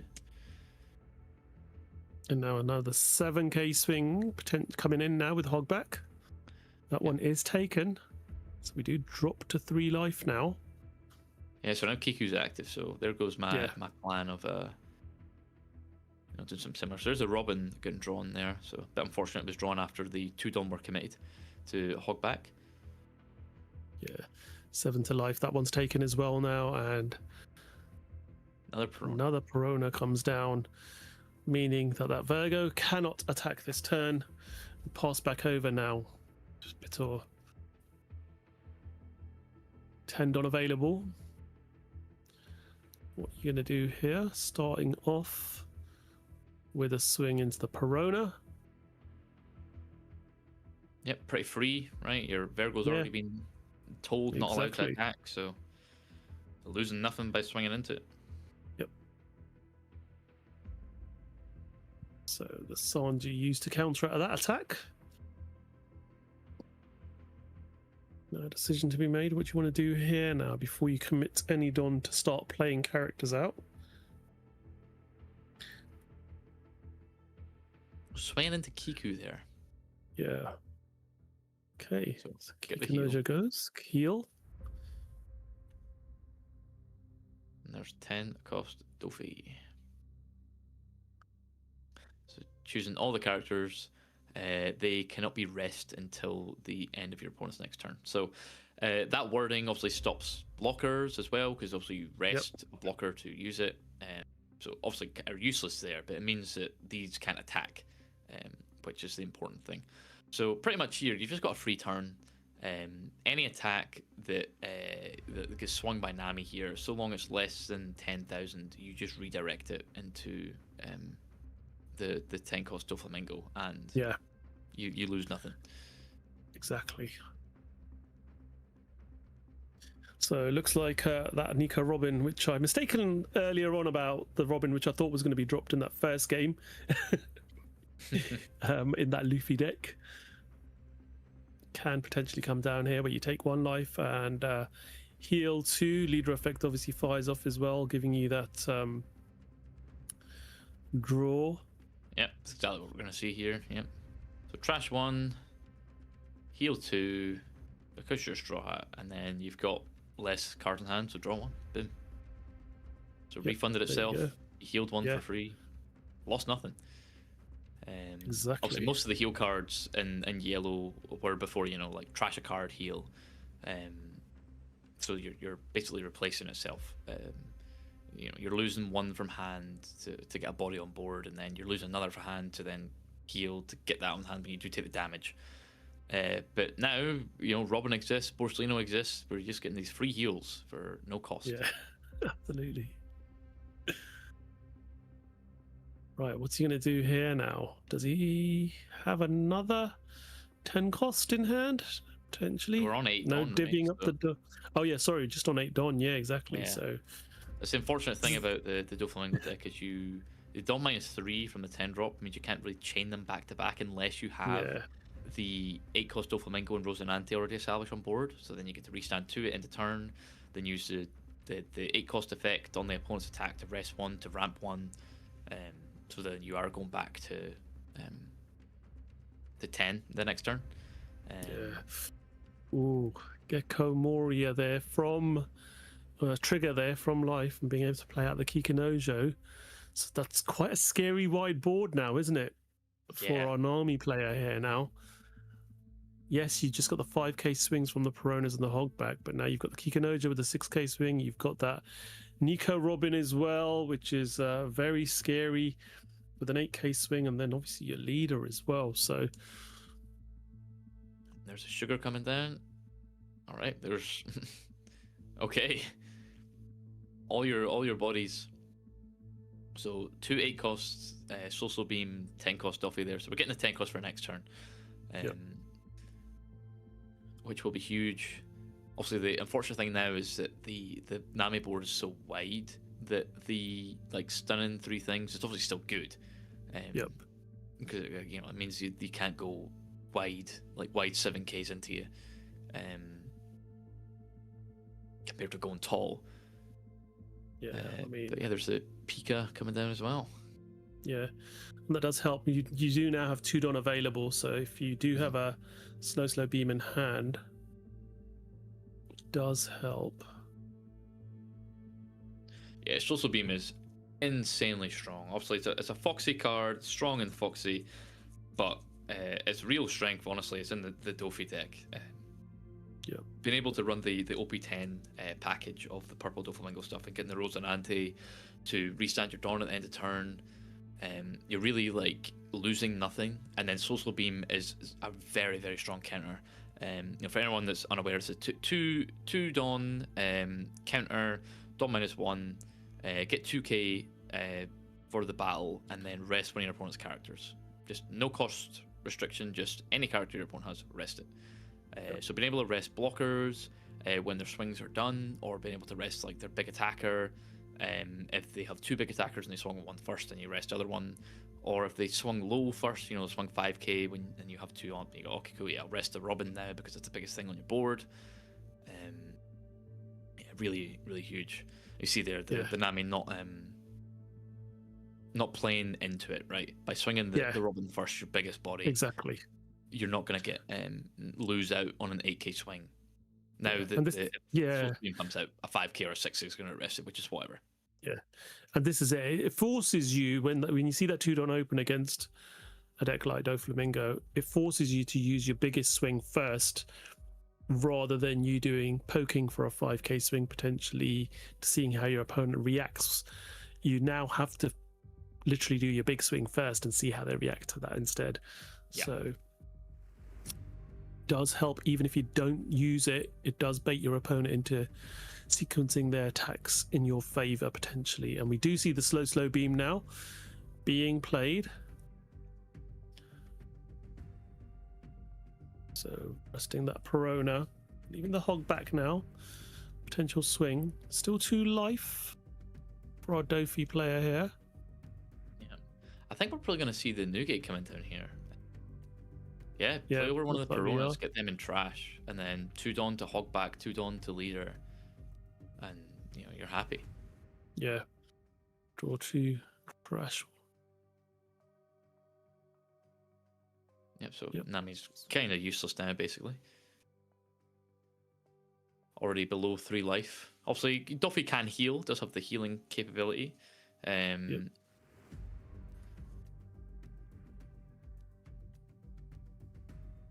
So yeah, 7k swing with hog back. Divine Departure there. Yep. I can easily deal with that. Takes that one, and then we're going to see a 7k swing with leader now.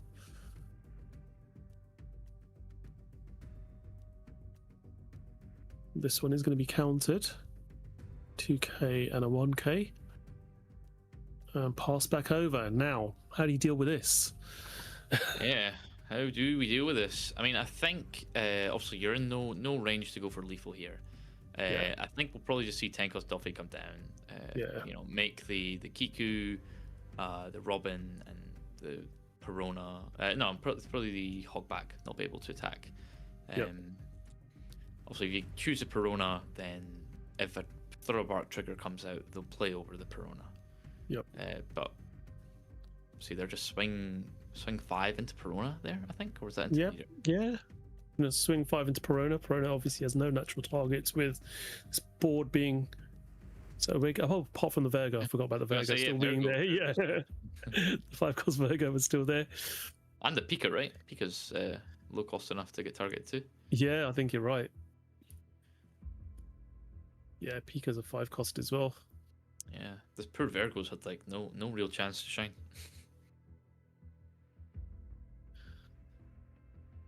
So, what now?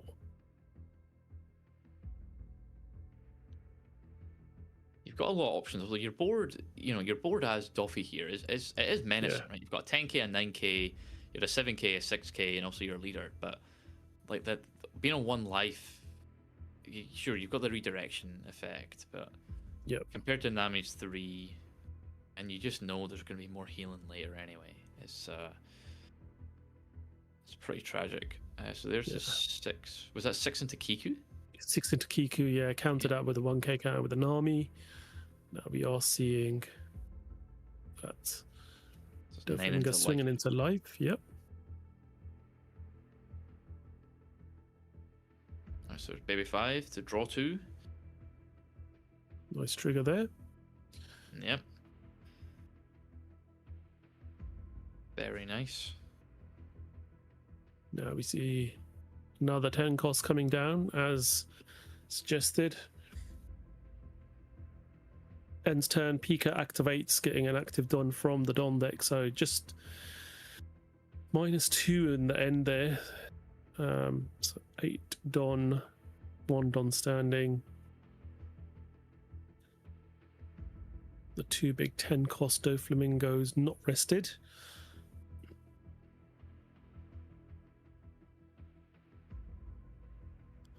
Now, what can you do here? Try and push through. Yeah, you've got to be careful here, I think, because Yeah. obviously now the Doffy board is so wide. Exactly. Like it was wide before, but now you've lost, like, you know, you've lost a life, so you're like a bit more danger zone. You do have a big hand, thankfully, but I mean, when you're staring down 9, 10, 10 naturally, and a 7 as well, like before any Dawn is attached, is quite crazy. Yeah. So yep, best way to mitigate that, another Edward Newgate.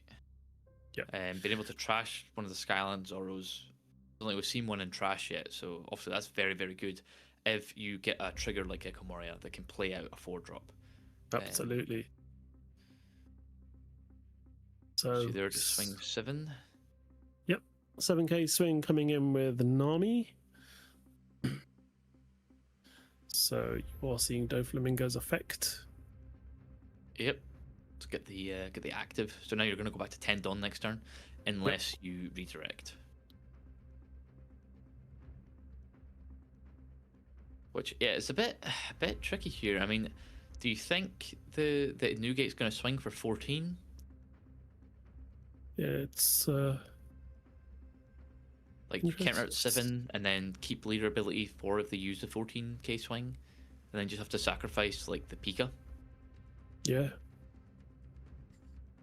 Or do you just you know, counter out that and then they're not going to swing with a blocker because your board is also threatening to them. So yeah, we're just going to Divine Departure that, get rid of the Dellinger, and yeah, I mean the decision's in Nami's hands now. I mean, you swing 14, likely redirect into Pika. Yep, that's what we're going for. So 14 into the 8 cost. Yep, that's exactly what's happening. Redirect Pika. It's your worst body on board. That's it. So Yeah, now back over. Yeah, Tendon. So clearly I've miscounted. Hey ho. Let's see, starting off, well, puts the Don on leader. Yep, for Divine Departure. For Divine Departure, yep. So minus 8,000 now on that Edward Newgate. So yeah, we're going all in here. So probably 7 to leader and then minus 2 to the Newgate. So that's now 2,000 power. 2,000 power, yep. So it's at minus 8,000 plus another minus 2 down to 2,000 power. So we're starting at 6 into 2. Yep. Pretty safe to say that is gone. Yep, we do see that Newgate leave the board now. And now there's nothing else rested from our Nami player, so do you want to target life and hope there's no trigger there? That's gonna... I think you have to. I mean, you can't win this turn now that also the first swing's been countered out, right? You've got 3 attackers on board, there's 2 life, and the Edward Newgate blocker, so... Yep.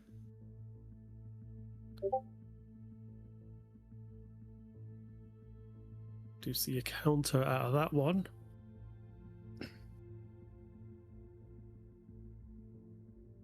We are now going to see another 10k swing. This one is taken. Just having a look. Takes it to hand. What was a Kumisi trigger? I think you'd rather the 2k there. Yeah. Maybe 5 And coming down maybe now. 5. So here's the healing I was on about. So yeah, this has got the effect that on KO to heal 1. So what Yellow Purple Croc had to, you know, move mountains for to get access to. Purple Doflamingo got it from the get-go. Yeah. So that does definitely help. So yeah, let's see now what our Nami player can do in response to this now. There is another Newgate in hand. Yeah, so you've got that like backfall if you want, right? Also, your bodies can now swing, so I think you're quite safe to probably poke 6 with Kiku, and then 8 with Robin. Because I mean, look at Doflamingo's hand is what, 4 in hand. Yep. It's not a lot with the swings you have on board. I think you've got it. Yeah. So we're swinging 8 first with the Robin there. Yep. Robin swing to begin with.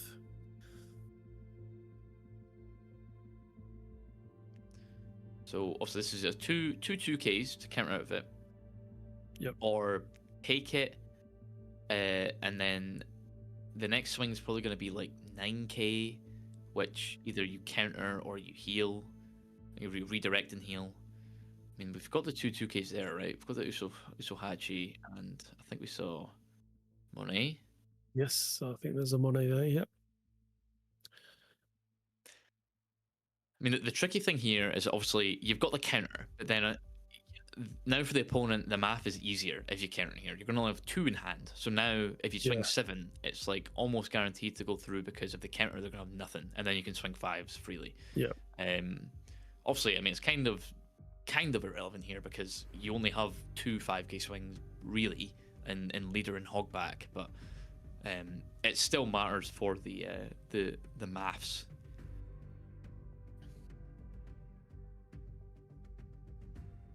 So just trying to figure out what the best way to deal with this is. Yeah, just ask him how many cards you have in hand. 7 it is.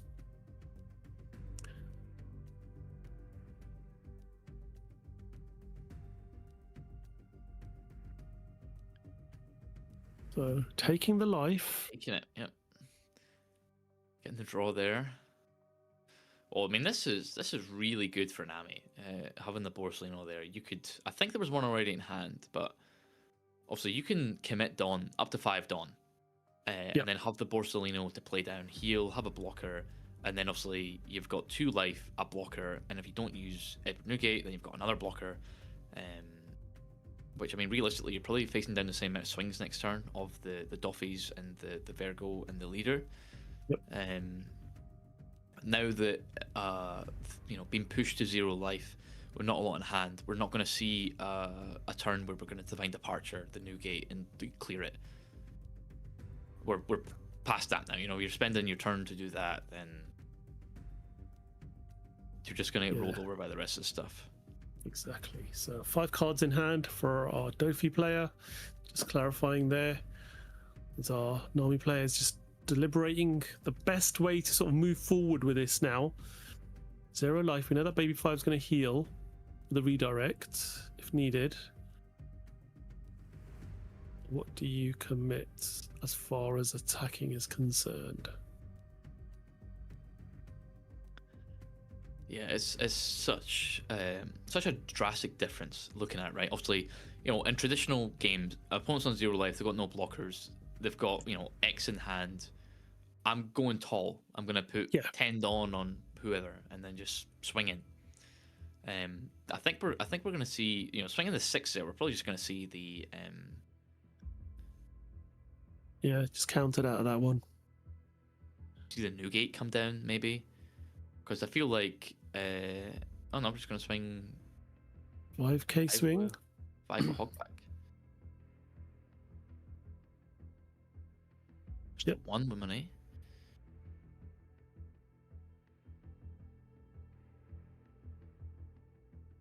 Okay. 6 for leader. So really just whittling down the hand.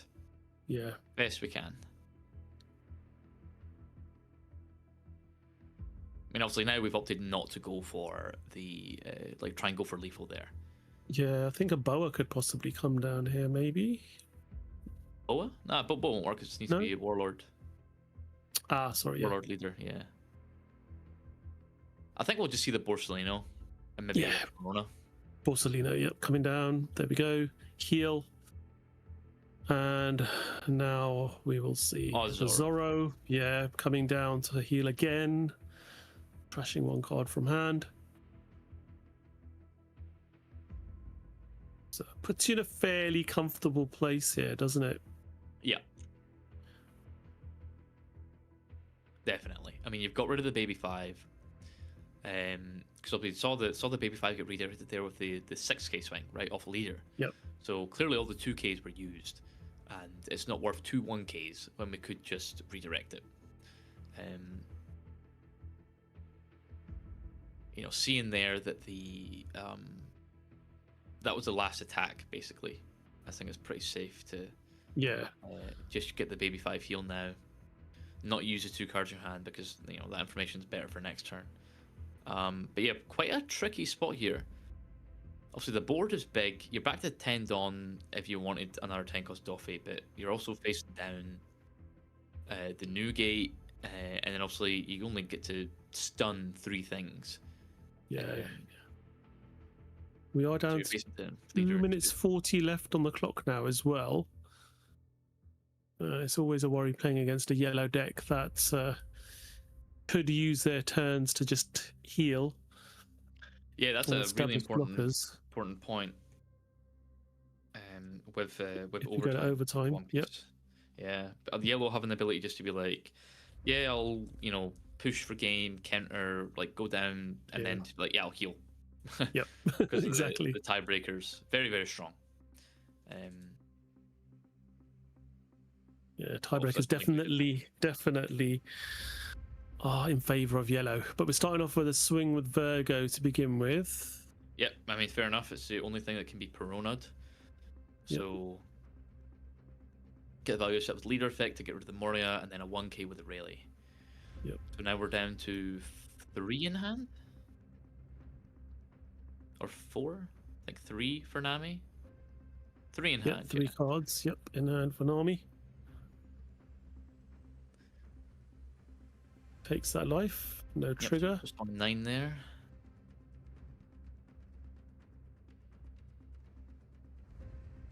Is that an SP Robin in hand?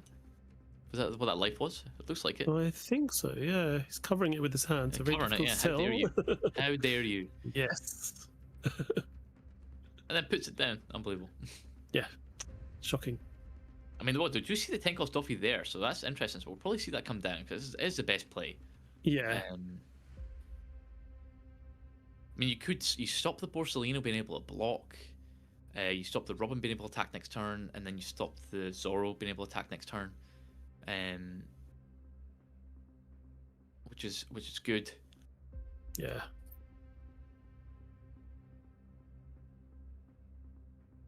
We're down to 40 seconds now of normal time. Yep. So we are getting very close to going to turn 0 for overtime. For those of you not aware of overtime rules in One Piece, it's 5 minutes. If you're in the middle of a turn, that's counted as turn 0. Then players have 3 turns. It goes to turn 1, turn 2, turn 3. Then at the end of that, whichever player has the most life ends up winning the game.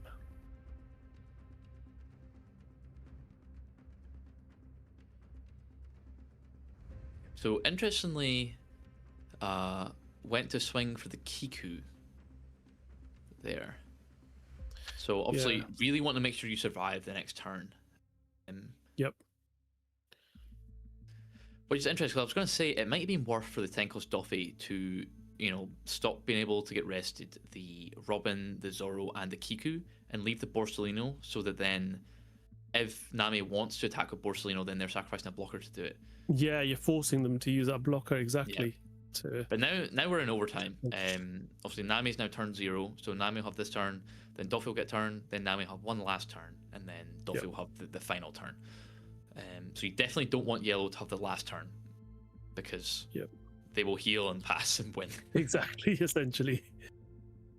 So yeah, we're still going to see that anyway. So there's the SP Robin. Thank you. We get to see it now. The beautiful SP Zeus being put into trash there. Yep. From life. We pass back over. So turn 1 now with our Dofi player. What is going to be the play here? How do you push here?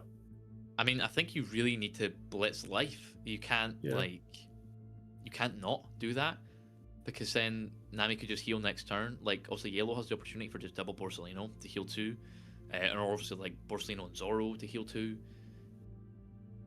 So 7k swing into life. Let's begin with. Yep, so leader effect and 1k. 7 again, -2 on the new gate. Obviously that's really important. the minus 2k there, because then now your 10k swings don't get free blocked. Then I need a counter as well. And now 9, which we take. All right, drew the last Newgate. Amazing. 10k swing coming in again now.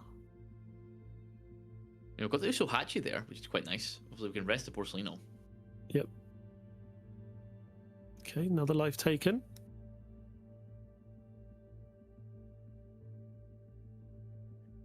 You're going to see another 10k swing. Yep.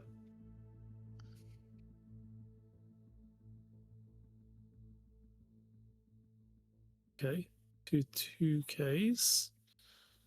So now we've got, what, 2 in hand? Playing down Usohachi. Oh no, sorry. Nope. I thought it was 3 done. Playing down Sugar. Okay. So Dellinger gets added to hand. Off that. Yeah, I think Nami's turn next turn is just going to be like insane with the swings. I don't know if there's enough. Not seeing the baby 5 to heal. Yeah. It's just unfortunate. So yeah, as you've seen there, right? Just you may as well take the life, because the life is meaningless this turn. Absolutely. Dellinger comes down. Pass back over. Now turn 2. So Nami player's last turn here now. What can you do? And you push for game at this point, starting off with a 12k swing. So going to push for game. Yes. I mean, obviously you're on 0 life as Dofi, so you may as well swing there. Obviously overtime also has a time limit as well, for people unaware, of 5 minutes.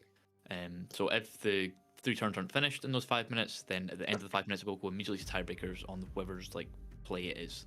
Right, that play will end immediately or finish resolving if it's like a swing, and then that'll be it. So obviously Nami may as well just take time swinging here, because so much time was used last turn on Duffy's turn to actually just swing through everything, that being on 1 life, you're like feeling safe. And obviously just with the amount of swings you have anyway, I think you're like very comfortable. You've got obviously 12k, 9k with 1 Dawn, probably another 9k coming up next, and then you've got 8 Dawns still active for Zoro, Leader, and Borsalino. Like, you're feeling very, very good with only, what, now 2 cards in hand for Duffy. Like, yeah, the maths is there to just, boom, set it out. 16 with Robin, into the win. So that was a long game. That's shown the strength of Duffy in terms of like just pushing it to the latest it can go, and obviously Nami healing so much. We did see Kiku get like KO'd a lot of times as well. So we did indeed, didn't we? Yeah. I think it's like 2 or 3 times Kiku opted to KO the Kiku. Obviously you don't want the body to swing into you, but then them healing a life off it, it's just like, wow, damned if you do, damned if you don't. Yeah, exactly. So yeah, that Nami starts off as a 4k 4 life leader, but definitely ends up being close to double digits, without even trying too hard, with Borsalino, the Zora being played, and obviously the 2 Kikinojos firing off as well when they were KO'd, and additional healing as well. So yeah, it does make it very, very difficult indeed. But we do see blue yellow Nami. See why it's such a strong deck, don't we? With that. I think how many swings were like saved off of Perona triggers or Perona getting played down, the amount of healing you do, the amount of card draw you're getting from your leader effect, and then obviously now the decks have opted to play Edward Newgate, which obviously we see an ace. It's such a strong card in Nami because you're able to give the rest of Dawn to leader if you don't have the girl out, so you're still having the ability on your opponent's turn to become a 7k base for the defense. Yeah. Well, we're not going to hang around too long now. We went heavily into overtime this. Our players are going to be getting ready for round 4 very quickly. We're going to go for a short break and we'll be back for round 4 from Venice. So don't go too far.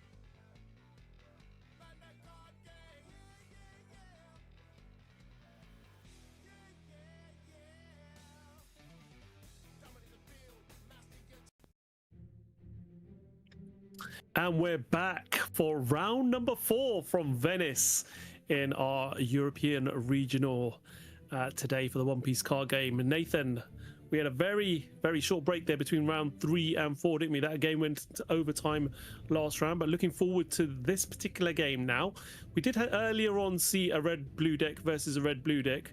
We're now going to see a blue-yellow deck versus a blue-yellow deck, aren't we? Yeah, we are. So it's going to be back-to-back of seeing Nami, and then we're going to see your favorite, or I don't know if it's your favorite in particular, but you know, one you like, a character you like anyway, of Boa as the other blue-yellow. So we saw Lucy and Ace as the red-blue match-off, and then we're seeing Boa. Obviously, Boa was a powerhouse in OP14, very, very strong.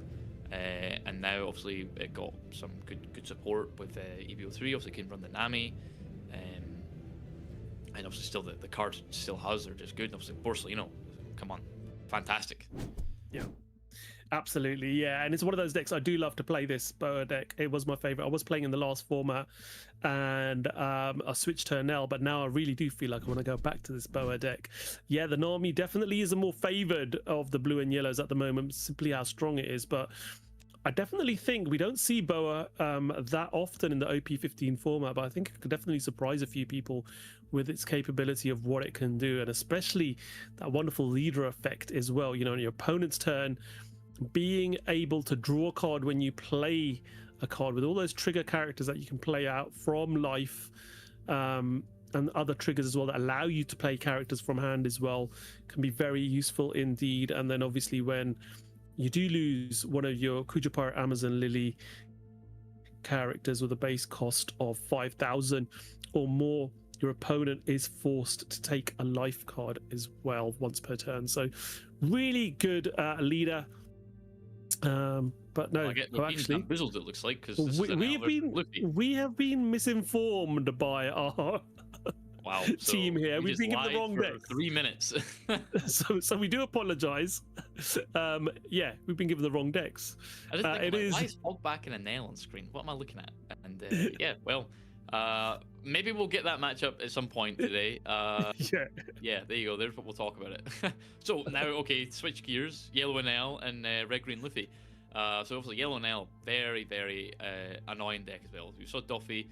Duffy, I think, is annoying. Enel's definitely annoying. Strong leader, obviously 4 life monocolor leader, but it's yellow, and its leader effect is why it is 4 life. Has the effect of once per turn on your opponent's turn, when you go down to your last life, trash a card to your hand to put the top card of your deck into your life. So you know pretty much always have 5 life. And then later on in the game, when you go down to 0, you know your opponent breaks through your last life twice. You go down to 0, goes to your turn, since you're able to counter out the lethal, and then you heal again, and then they need to deal with the double 1 life again. And obviously got great support with obviously Borsellino and the Zoro we just see get played there. Having the opportunity to play it out with the Gecko Moria trigger, that means you have now 2 cards in your deck that have the last life opportunity to go from 0 to 2 life. Obviously, you could, you know, you're the one who should disappear, 0 cost event. That if it's your last life, discard a card, heal 1. Obviously, leader effect, you're healing 1 anyway. And then obviously, if you get Gecko Moria as your last trigger in life, you're able to play out the Zoro and heal 1, and leader effect, heal 1. So very obnoxious. And we're seeing the full strength of the healing there with Zoro into Kuma. Yeah, exactly. You know, happy to take life and just keep healing turn after turn. You saw the Zoro there heal the first one that was taken, and then this turn you see Kuma coming down, establishing a 7k body that heals, but also heals when it's KO'd as well. So really powerful indeed. And the Monkey D. Luffy leader, very, very strong indeed, with that ability to literally use your Don cards as 2k counters. As long as you've got 5 or less Don cards on your opponent's turn, you can use them as counters, which is really useful indeed. Yes, such a strong effect. Being able to, you know, not use cards in hand for 2k counter, and almost always having 5 at your disposal later on in the game, especially to just have 10k counter. Yeah, just really strong indeed. But yeah, We do see card put into trash there, and the life still taken, and then we see Usopp now dropping down, and we are at the ability to have 4 Don now at the end of your turn, passing back over to our Nell player here. So what are you going to play off here now? We have moved up to your 8 Don turn. Swing with an L to begin with, so leader swing going in, 1 Don to counter out of that. Yep, so obviously like so good. You know, Yeah. we always want counter in hand, and being able to have the Dawn to have the counter is insane. Obviously, seeing there, you have 3 Dawn left open, and you have a 6k swing and a 7k swing. Yeah. So you're opting not to swing with them because they're just going to counter it for free with leader effect. Exactly. 6k gets countered by 1 2k from the Dawn, and then the 7k gets countered by 2 2ks from the Dawn. So no point even swinging there. Keep your body standing so that they can be better used next turn. Yeah, absolutely. It does get very frustrating indeed. In the sense when you do face up against Luffy, you're like, well, I can't swing. There's just too much Don left open there. So yeah, there are turns where you would normally be chipping away at your opponent's hand size where you can't. Essentially, that Don is doing the work for him. So we do now see our NL player go down to 1 life. And this is where you can start now activating your leader ability as well. Lots of cards in hand as well, as you can see. More than enough. And we're seeing 7 Don rested for good old Zoro coming down. Makes our leader plus 2k now, up until the end of your opponent's next turn. Also has character rush, which isn't going to really help because there are no rested characters on the opponent's side of the board here. But having the plus 2k to leader while also having the inherent effect yeah, of 2k counter. exactly. Yeah, now you're a 7k with 10k worth of 5 Put them 2ks. down. Yeah, Okay. exactly. Very good. If you want to establish, obviously, NL wants to play big bodies back to back, especially when it being a 1 life, like the EBO2 NL, fantastic card. I think we see it in hand there. So Yeah, he's got it in hand. He's going to drop that, I think, on curve. You have to really. Such a strong card indeed. So yeah, 10 cost. We see the 10 cost Anel coming in. Yep, so discarding Brushing. Zoro there. Yep, to heal. And then we're just gonna, pay all that Don and counter. Yep. So trying to target those Sanjis, like, well, if those Sanjis are the same power as your leader, I'd rather go for those than swing into your leader. So again, 7k swing coming in now. We are seeing counter out of that one with the Nami blocker there. Yep, so opting not to use the Gekko Moria or the Zoro. Obviously, the Kuma is kind of a free swing because if Luffy decides to swing into that, then at least you're getting a heal out of it. Yep. But yeah, going for the obviously swing with the NL because you need to swing to get the heal. And then obviously the Kuma as I just described there. But seeing all these bodies on board, but it's just like, okay, there's no point swinging in because there's so much Dawn left open. It's just crazy, isn't it? So countering out that swing, another 7k swing coming in with the Sanji yet again.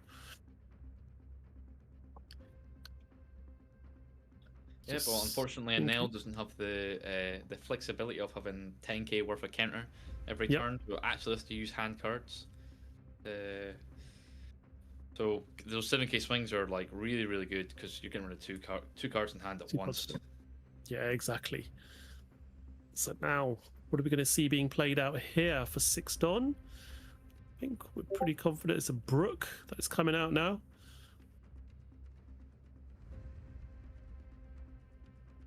$9k swing. Yep, so Brook, new, and the OP15. Very, very strong card. I think we saw it in, I can't remember what regional it was, but we saw it get played in Green Jimby when that was on stream. Yeah. I think that was Wazzy and you. Were you doing that one? Yeah, I believe. Yeah, I think it was. Yeah, that's were, correct. yeah. It was. Yeah. I remember like joining in and being like, Green Jimby, whoa, what's going on? definitely yeah, it's is a such a very strong strong- card, right? 6 cost, comes down, rests Yep. any card, and then it's got the effect to trash itself. If you've got a Straw Hat Leader, restand one of your characters. Yeah. Very, very strong. So we are seeing a counter at this swing now. Usopp coming in. Where is that going to be targeted?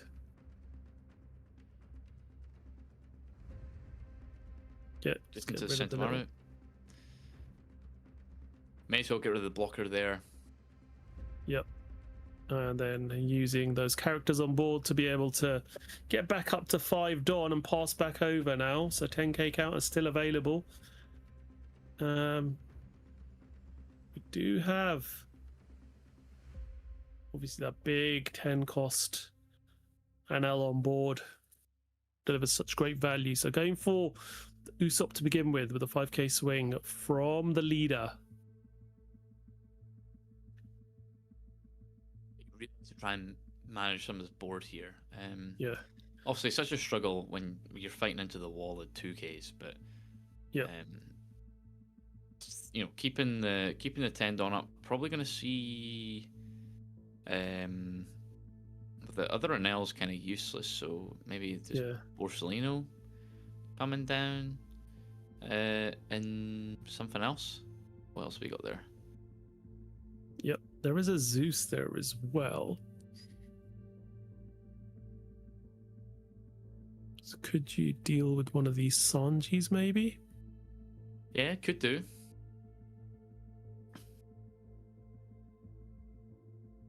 And obviously now the Dawn's all rested, so you've got Yeah. now the cards are coming out of hand when you swing for Yeah. here. So definitely think the Morio's going to swing into one of the Sanjis. You could opt to go for the red Zoro if you wanted. Yep. But no, going for the Sanjis. 10 to 7. Yeah. Forcing a couple of cards out of hand if it's chosen to save. But no. There we go. Okay, so we're going to have 8 cost Moria coming down again. Going to the trash. What are we going to do? We're going to put... Just having a look. What have you got in there? Yep, just so you know. So putting the Kumase in there. Yeah. Obviously, you've cool. got the Hogback and the Perona Yep. in trash, so you've got both options. And obviously now we have Sentamara back again as well. Yeah. So you might notice, you might wonder why Enel isn't swinging into life for Luffy. Primarily because you don't want to give Luffy any more cards in hand. Like, Yep. they get to keep so many by having the Dawn open every turn that you want them to, you want to starve them, basically. You want to swing after their board, and then Yep. once that's done, then you swing your 7Ks into leaders, so they're forced to use 2 Dawn at once rather than just the, Yeah. just the 1 if you're swinging 5 or 6. Absolutely. So, what's going to be the play here now? I mean, we're probably going to want to see more Dawn restanders in the turn. Yeah. Obviously, we did have the Sanji and Usopp, but now 2 of them are gone, so we're probably going to want to see something else. But it looks like maybe Zoro. Okay. Yeah, another Zoro. Get your leader back up to 7k. Nice big body. That's character rush as well. So start off with an 8k swing now with leader into life.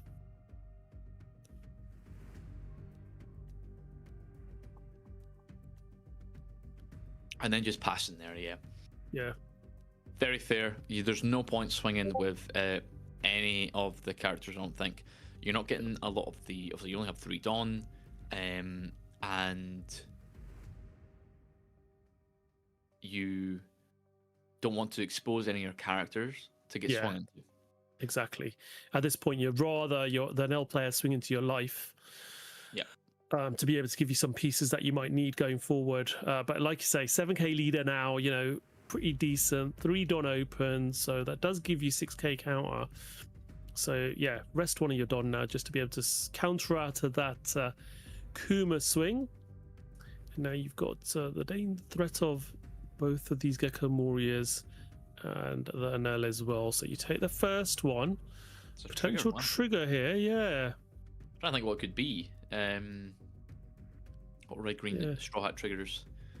I think there's Charleston and Electric Luna have triggers. Oh yeah, true. So yeah, it could be either one of those. Electric Luna, rest up to one of your opponent's characters. So that could potentially protect from another swing. Yeah, there it is. It is Electrical Luna. So actually going to rest the Sentamaru instead. Yeah. That's an interesting choice. It's just makes it a lot more difficult now for our NL player just thinking about what to do here. So yeah, 11k swing now coming in to 7k leader. That's going to be taken as well. I think Jerry here is happily taking these swings. Yep, so Sentamaru gets replaced. And we're going to get rid of the Sanji with a Zeus coming out. 2 Don underneath RNL as we swing. Trashing a card to be able to heal now. So Perona goes into the trash. You see that life taken. No trigger this time. And now we are going to see Borsellino coming down to heal again, replacing that Zeus that was just played. So establishing a blocker again, getting up to 3 lives. So scary, isn't it, this NL deck? How quickly it can establish itself once again when it looks like things aren't looking so great. Yeah, well, that's exactly it, right? I was just going to say, like, 3 turns ago, you're like, wow, the Luffy's got full board, 4 life, and L's on 1 life. But the strength there, right? Being able to Zeus, KO the Sanji, you're down to 1 life. Now your Tenkos Secret NL, Tenkos was like SR NL from EBO 2 is now online. Now you get the heal off that. And obviously Borsellino is insane, as we've talked about, right? Just being able to heal for free for 5, go from 2 to 3, and then it's a blocker. It's a 5-cost 6k blocker with counters, like an on-rate card for what you want. Yeah. The fact it's healing as well is just very, very good. Yep, so we see a Garp coming down here now. So that last, the Brooks swing was countered. Garp comes down now looking for, oh, was that a whiff? Somehow a whiff. Wow, okay. Yeah, wow, obviously Garp. Or did he take a card to hand there? I didn't see it. Maybe it was I didn't see it. No, I don't. No? I think it was a whiff, yeah. Yeah. Cool. Okay. I've never seen that before. That is insane. Yeah. That's tragic. I would be very, very upset. Yeah, absolutely. Yeah, I think here you're gonna want to swing into board. But the issue is it costs so much Don to do so. And yeah. Obviously you don't have any Don restanders on board right now. Like the Sanjis and Usops have been, taken care of, but the restand in Dawn only works with rested Dawn and not Dawn that's been given. Yep. So thankfully, when Brook trashes itself, it will give that given Dawn back as rested. Exactly. If we do that this turn, I don't think we do. No. I mean, maybe we do, because we could put like 3 Dawn on Zoro and swing 12/12 into Moria twice. Yeah. That's not too bad. Yeah. I think you want to keep an L at 3 life here, or maybe push down to 1 if you can. Well, no, you won't be able to deal with the NL on board, so I think 2 life, or just keep him at 3. Yeah, so plays Anami first, resting that Borsellino with its on play. Now swinging into the Gecko Moria. So just 10 we swung in there. Yep. I mean, I think NL only has 1 in hand, so... Yeah, it becomes a lot more difficult. And we do restand thanks to that Nami blocker. Yeah, Nami blocker is so good. Very powerful with this leader combination. So yeah, definitely does help there. So yeah, being able to rest that blocker and then choose your targets wisely there was able to clear both those Gecko Warriors and then use Leader to swing into that Borsellino as well to be able to clear that as well. Now just the Kuma and the Anel on board, blocker on board as well for Marco. So feeling fairly comfortable with 5 Don open and a blocker on board and 1 life. So how Yeah, does it's so good. Like the options here as well, right? Obviously, swing with the Brook for 7 was good. Yeah. And now, like, you would be worried that, oh, Brook's exposed, Brook's not going to get value next turn, but you've got 5, 2Ks worth on board. You've got the blocker, and you've got the card in hand. Yeah. And we The all know odds are Brook is surviving, and then obviously next turn Brook's going to be a menace. Oh, Put absolutely. 1 Don on, swing 7, then the Zoros can swing 9 twice. There's the Brook's effect to trash yourself and restand the character. Yep. So we Does swing make it it 5 very there or powerful. 15? I assume 5. But quite odd that the Don's been moved up to the leader. Yeah. Blocks. I mean, I assume 15. Okay. 15, yeah. 15, So it just 15, passes. okay. Yeah. Okay. Say 15, easy block. Yeah. Or obviously an easy 5 Don and 1 counter from hand. So this is going to be interesting now how Marco decides to go with this. So 2 cards in hand, 3 life, no blockers. And we do have these Zoros that can swing. Yeah, so I mean, And right as now you say, you've that got Brook. 5 attacks Yep. possible. You could swing... I definitely think you swing 7 with Brook, always. Because last turn you were swinging Exactsies on the Moria, on the Borsellino, and there was no counter. Yep. I feel like you would use your last card in hand to protect one of your 10k bodies. Yeah. So what options does he have there? He's got an Usopp in hand there. He's got another Zoro.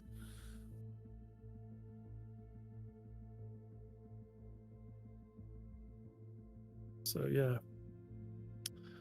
Be interesting to see what the decision here is going to be now. So he's going to swing. Okay. Starts off with a 6k swing with Bonnie. Interesting.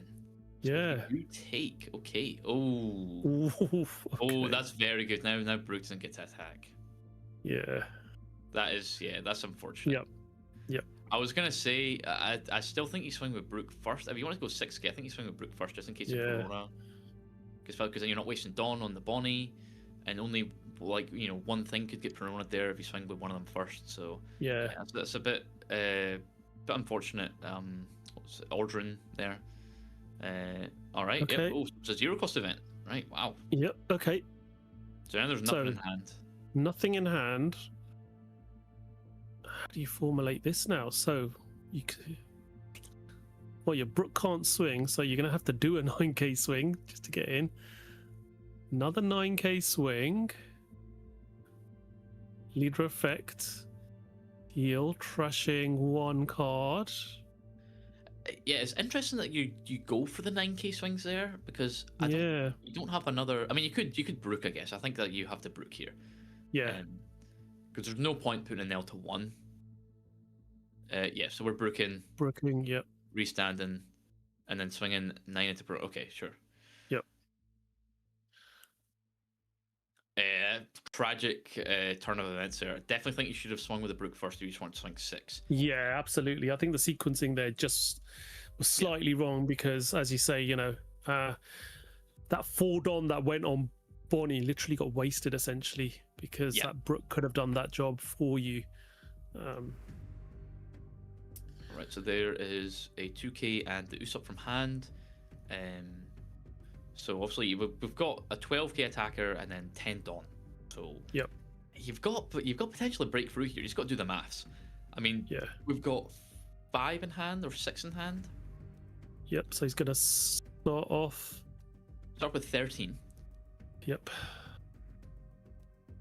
And then we've got 9 Don left to swing 14. Yep. So got to do the maths here. Up to 13, that is all right. So we're taking it. So now 14. Can we stop 14? Do you have a Charlestone in hand here? I think we do, but I think we're just going for the 4k. Yeah. Yep, so 4K, 6K, 8K, 9K, that's 14. Oh, that's it. Wow, 1K off. Yeah. Ooh, that is brutal. Wow. What a Yeah. win from an L there. So the strength of sequencing. Yeah. I don't know what else Marco could have done with the Dawn, but I mean, you would have been able to do something better than just, waste 4 Dawn for no reason. Yeah, I could have put that Don on one of the Zorros, or that would have prevented that 3K counter from the you're the one that should disappear. Potentially, true. that could have really helped. Maybe got that extra push through, so that would have really helped. But yeah, again, an L, so powerful. How many life was that leader? Gosh, we were talking about yellow leaders and how many life they end up being.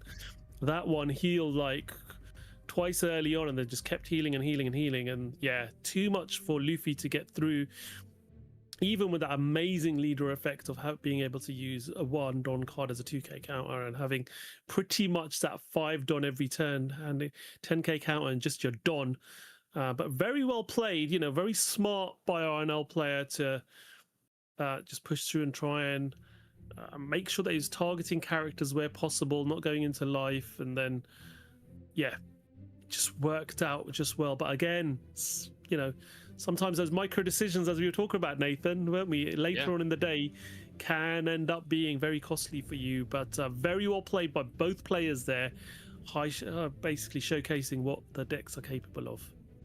Yeah, also I'm glad we got to see 2 different decks now, and yeah, hopefully we'll see more. So obviously that was round 4. We should have 5 or 6 more rounds to go, and I think we'll be going for a short break just now. So stay tuned, everyone. We'll be back shortly with round 5. Don't go too far.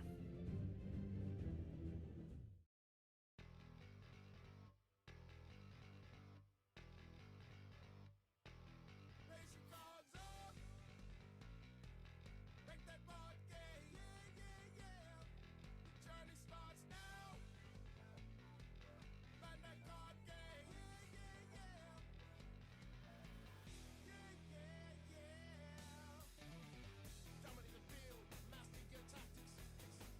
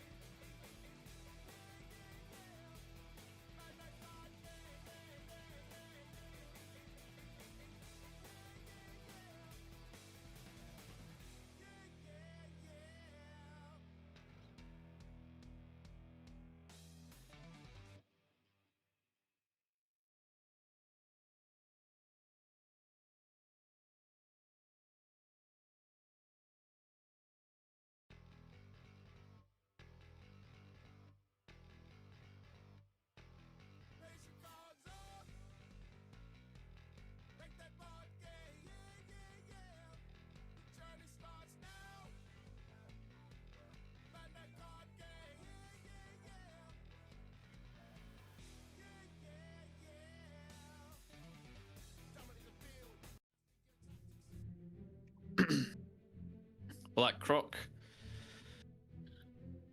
Oh, we're on stream. Okay. Hello, everyone. Welcome back to Venice Regionals. Missed a bit of the countdown there. My bad.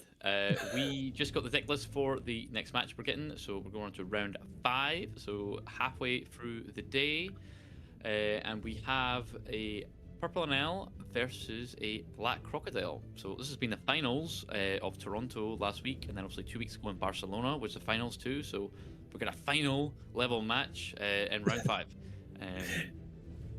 How do you Yeah, feel about that, absolutely. Ted? Yeah, absolutely. Really good matchup. Like we said, it was a finals matchup, which both times NL came out on top. So yeah, we'll be interested to see, can Crocodile turn this one across the other way. Obviously, that secret crocodile, that huge card, 8 cost, can make a huge difference in a game like this. And it's an interesting deck. When we first saw this leader, it was like, well, it can't KO opponents' characters with effect, but it does a lot. It does a hell of a lot, doesn't it? Yeah, I mean, like, obviously, black as a color identity was all about reducing cost and removing through KO. So seeing leader, seeing the leader effect of Croc being like, yeah, I can get minus 10 cost something. Whoa, but I also can't remove any of my opponent's stuff. Okay. Yep. Go for a more different type of control, a more like green type of control of choosing stuff not be able to attack with, and it does it very, very well. So it's hard, it's got like one set of support, it got a couple of cards in EVO3, and inadvertently got a card in OP15 with the zombie Monkey D. Luffy, which is useless in the NL matchup because it's so easy to remove when power reduction is in play. But against a lot of other stuff, it's very, very good. Yeah, absolutely, indeed. And we can see our players here. Look, Montrez are actually our NL player, very well known across the European region. Does a lot of content as well, short content on social media about the One Piece card game, which can be very humorous if you've seen it. Quite funny stuff. But yes, both players here getting ready indeed. So there was our Crocodile player, and now Montrez, as we said, Fabio Montrez is our NL player. Both ready to kick off this game between two very good decks indeed. Looking forward to this one. Yeah, it will be a good one. So now we're free from yellow. Obviously we've had yellow quite a bit. So yeah, finally getting a non-yellow match. So no heal shenanigans. Yeah. Just be straight. How much life says on your leader, that's how much you got. Yeah, exactly. No more healing in these two leaders, but there is obviously that very powerful deck. When you see a deck that says, oh, you can only have 6 Don in your deck, you think, well, limits what you can play in that deck, but definitely no limitations as far as this NL deck is concerned, as far as what it is capable of doing. It would be scary if it was a 10 Don deck, wouldn't it? Because it would have just unlocked so much potential in purple to be able to exploit and manipulate, whereas I think it keeps it a little bit in check of just being a 6 Don deck. Yeah, definitely. But obviously, it being a 6 Don deck gives it access to that ability of, they wouldn't have printed the leader ability of ramping 5 if it wasn't a 6 Don. Having a, what was the the Animal Pirate card, 2k counter set Black Maria. Black Maria, that's the word. Yeah, that's the one. Yeah, the card that was responsible for the card that was responsible for banning my favorite leader. Oh, Red Purple Law, yeah. Red Purple Law. That was. He deserved it. Oh, yeah. But yeah, looking forward to this. Both our players here, 4-0, and here we go. We're fired off already. With straight into it. So there you go already. Dice roll looks like choosing to go first. Yep, best against NL. You don't want to give them literally the best value, so you allow them to go second. Diogo now on the 3 Don turn has 3 cards in trash. Thing with black decks is around, obviously you're manipulating your trash, you're filling it up as much as you can, but also there's the danger of the game goes on too long. You need to have ways of making sure that you're putting cards back at the bottom of your deck as well, don't you? Just in order to ensure that you have that longevity and you don't deck yourself out. Because if those of you are not aware, One Piece is one of those card games where your deck reaches 0, you lose the game unless you're playing promo Nami, which currently is not legal because I don't think there's enough East Blue cards to play that are legal in that Nami deck. Or Brook, obviously, right? The new Brook in OP15 that has Yeah. somewhat way around the deck out. It just means you don't lose the game until the end of the turn instead of yeah. instantly. So, you know, instantly when you hit 0, that's it. Boom, you lose the game. But thanks to Brook, you know, if you're playing that deck, then you lose at the end of your turn. So you're able to be greedy and then get, you know, one more swing in. But yeah, it's definitely a thing you need to think about. Obviously, you want to draw a lot of cards, right? Yep. In any card game, you want to draw a lot of cards. That's a fact. Especially in One Piece, where the cards in your hand are now the cards to like guard with, right? You counter with them. Yep. So that resource and being able to draw a lot and just keep that healthy is huge. Obviously, you draw cards from taking life, right? It's a big thing. You know, taking life early, seeing more cards, being able to protect your board and establish a more threatening presence later on. But for black, all the card draw, you got to be careful, especially with decks that really care about the size of their trash, like Crocodile does. Crocodile wants a big trash because it wants a toolbox that the deck provides, right? Miss All Sunday being able to revive 2 things, all the searchers that like Miss Valentine and I'm Disappointed, they all search for a card and put the rest in the trash, which is good for the deck, but you need to be careful when it does get to the really late stages of the game where you're close to deck out. We saw it in Barcelona in the finals of the best of 3, like the third game, the Croc, you know, died to deck out. Didn't factor that in, forgot about the draws from the Croc, and that's how they lost, unfortunately. But that's something you just got to be wary of when playing decks like these. It's just how small your deck can get and how much of your effects are mandatory to draw or to bury. Yeah, absolutely, definitely something to keep in mind as you go through and play with these decks. So we do see our first 6-cost Enel being established here now. So Don -1, look at the top 5 cards of your deck. Make one, don't have to reveal it, add it to your hand and then trash one from your hand. Very powerful search indeed. You're adding something to your hand without giving any card knowledge to your opponent, which can be really powerful indeed. Yeah, very strong. You know, top 5 for any card in your deck. Obviously, you're limited to the 5 you see, but most of the time you're going to see something you want. And the fact that you don't have to reveal it is very, very, very good. Like, high-level play, having a card unknown to your opponent that you've cherry-picked out of the top 5 is very, very strong.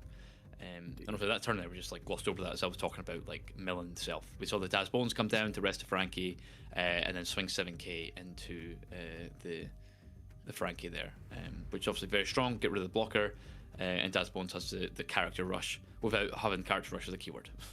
Yeah, absolutely. So counters out of that swing. So Crocodile player still on 4 life. Yeah, 4 life and having a 1-drop body and the 6-cost Enel out before, probably 2 turns before Croc can come down. And then we're just swinging 6 for sure there, and then here comes an Ohm. Ohm definitely the better of the 1-drops by having the -1000 power effect on attack. And also we did see the Lightning Dragon as well on the Mr. 1. So no restanding for that. Thankfully, there is another one in trash at the moment, so we can Miss All Sunday, you know, Mr. 2, and then a 1-drop leader effect KO Mr. 2, and then bring out the other Daz Bones to rest the Ohm and swing into that. Which I wonder if that's exactly what we're going to see. There we go, just as you predicted. Yeah. Yeah, got the Miss Wednesday as well.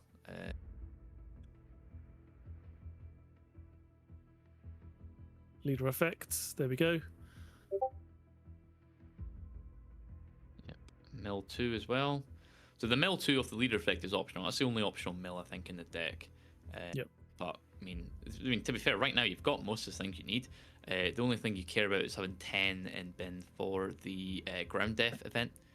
And yeah, exactly as I said there. Mr. 1 coming down, character rush into the Ohm. And that's it. And also, you've got a nice Miss Wednesday on board, which is Black's own power reduction. which will be good if the NL swings next turn. Obviously, it's a 10k body, the NL, so it's very, very hard to swing into. But if you do have some stuff left over, because obviously the board is very wide right now for Diego. It's very, very good. Not having obviously going for the 6-cost NL to establish it means you're having to deal with 3 bodies the next turn with the Missile Sunday, and then the 2 bodies that exist, obviously Mr. 1 in this case. So you're going to want the Gamma Knife, probably the Missile Sunday and Mamaragan, but I mean, not having any low bodies either is unfortunate right now. You don't really have any like cheap swings with your Gamma Knife targets. But we're swinging 4, probably raise you, I think. Yeah, it's the one on top. Establish 7k blocker, especially when you're facing down a board of like 5 and 6ks, is very, very good. Because we have the 4 events on trash right now. It looks like we have got 4. Yeah, we've got 4. Yeah, 4 events just there. So that will be active. So it becomes a 9-cost, 7,000 power blocker. I don't think the 9 cost is too worrying against a crocodile deck. But and it's useful for the for if you have Vary, if you want to use Vary to make it an 11 cost. Then yeah, that's true. Actually, yeah, that's true. Vary could push it over the 10 cost. And then that matters for the like patchwork like combo you do with 8-cost croc later on in the game, where you're able to stun 3 things basically with the use of patchwork. So we do see Rushura come down. Yeah, so no Gamma Knife, or if we do Gamma Knife, it'll have to be leader effect Gamma Knife. But ideally you Gamma Knife first, so then you can Mamaragan, then leader effect, because the -2 off Mamaragan is kind of expensive, but obviously with leader effect it's kind of mitigated from that. But there's Kitten. Draw 1, give the -1 to one of the Mr. 1s. Get rid of 1 body this turn. I mean, we do have the Gamma Knife in there, but yeah, just opting to go establish a bit of a board. Obviously, you only had the 6-cost NL, so it makes sense to establish a Reiju and the Shura, and then go from there. Yeah, absolutely. And as you say, you want to get the value of Dom minusing before you use your leader ability. Otherwise, you are then potentially going into your next turn without your optimum 6 Don to start the turn. So yeah, you've got some buffer, right? Because obviously you could leader effect and still Dom -2 safely, and then obviously next turn you're getting 2 back. So if you Dom -3 after leader effect, and then you're being greedy because you're only getting a 5 Dom, which I've done myself before, just because I had to do my turn the way I did, and then we saw it on stream, I think in Barcelona, where someone only forgot they Dom minus aggressively, then went to 5 and went, oh, I can't play 6-cost NL here. Yeah, exactly. Okay. So we see an L Thor coming down here now, giving +1,000 power to something, but also KOing something 3,000 power or less, and that Miss Wednesday has been dealt with. Yep, definitely the best target there. Yep. So 6 probably with a Rush Shura into the Mr. 1, so that's 6 into 4. Yep. And then we've got another 6 into 4. Yes. So resting 2. To go down -1, Gamma Knife. Here. Or is there potentially an El Thor? I was going to say, El Thor to get rid of it nice and clean. Yeah. Yeah, very clean. Now it gives so 3 bodies another +1,000. Yeah, another +1,000 to leader. Now swinging 7. Yeah. And let me see a 10k swing coming in now. That is taken, and we do get a trigger to be able to do the search.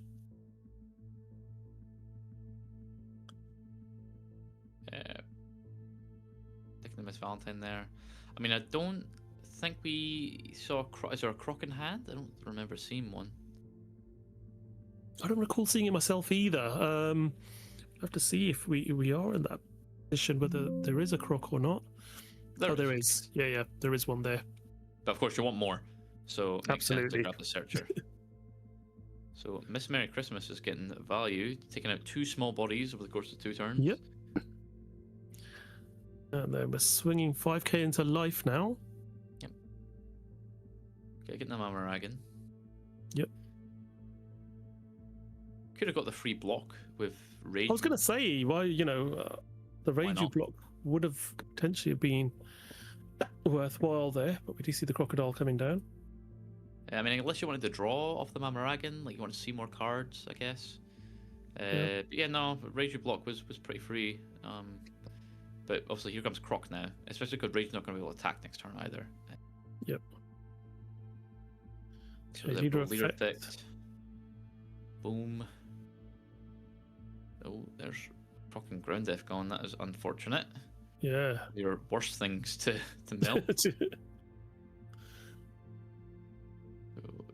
discarding the Luffy, which is useless. Getting the draw, which ruins our Ground Death, so that's good. Yep. Very important card in this matchup. absolutely. Honestly, in every matchup. Yeah. But with this one especially, being able to negate the blockers or just have the 4K counter, very, very, very, very strong. It is indeed. So, what do we do now? Montre. 6 Don available. Double sort of crocodile last turn.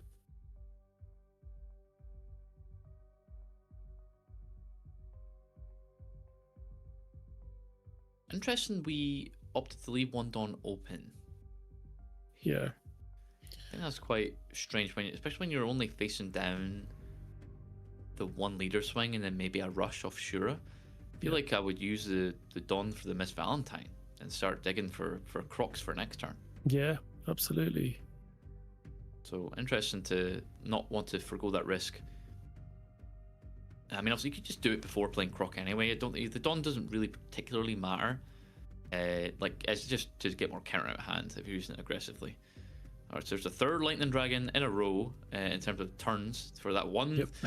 Mr. One has been stunned forever since it came down. It's been quite a few now, so Diego now having a look and sort of almost figuring out how many of each event have you got left in that trash, knowing that, you know, most players play sets of the newer events. Gamma Knife, you play possibly 3 copies of, 2 to 3 copies. So just trying to figure out what's there. We do see another Reiju coming down now. Vari being used there as well to increase the cost. Yep, so Just to draw a the card, situation more importantly. now of the living cost Reiju. Yep. As you mentioned earlier on, yeah, that really does make things a little bit more difficult. Another Vari there, increasing the Reiju yet again. So was that the same Reiju? I can't remember what one. I think it was. I don't know if it was each Reiju's now being raised to 11 cost or not. Yeah, you would unsure. you would think so, but Yeah, it would make the too most sure. sense. yeah. So, Mastodon added to Bernal there. Yep. Unable to attack, but flex, why not? Yeah.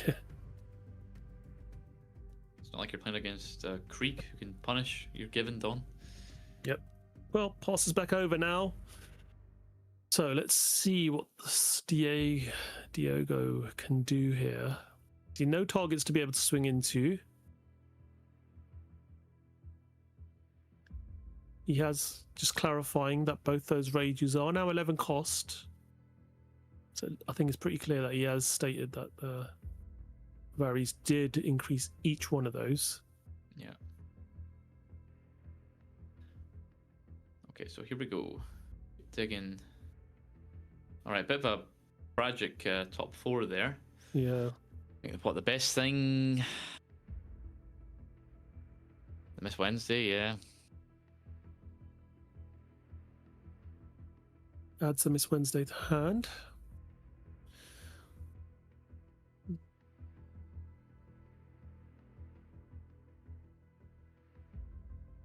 Starts off with a 5k swing into life. Marigan. And now we see Crocodile swinging. Gets an Anel off the life.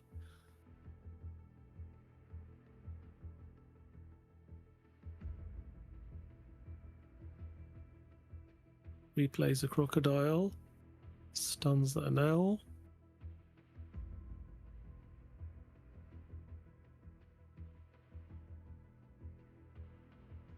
Another. That's Another Valentine. search, yep. Okay, I was gonna say surely we're due a croc. Yeah. And we do find it. There we go. I mean, the good thing is that it costs 2 searchers to get there, so the patchwork, which would have been useful, if the Reiju blocked and if the Reiju was even, you know, not a living cost, is irrelevant now because you know you had to use 2 searchers to actually get to Croc. Right, so we're back over now to Montrose. Let's see what he can do here. Will we see the 4th Lightning Dragon to stun the Mr. One yet again? Yep. I think it's in hand. I think I saw it. Well, still got the marker on the Mr. One, preempting it. Preempting it, yeah. So let's see what the play here is going to be. Yeah, there we go. Remove now. Might come back in just a moment. We'll have to wait and see.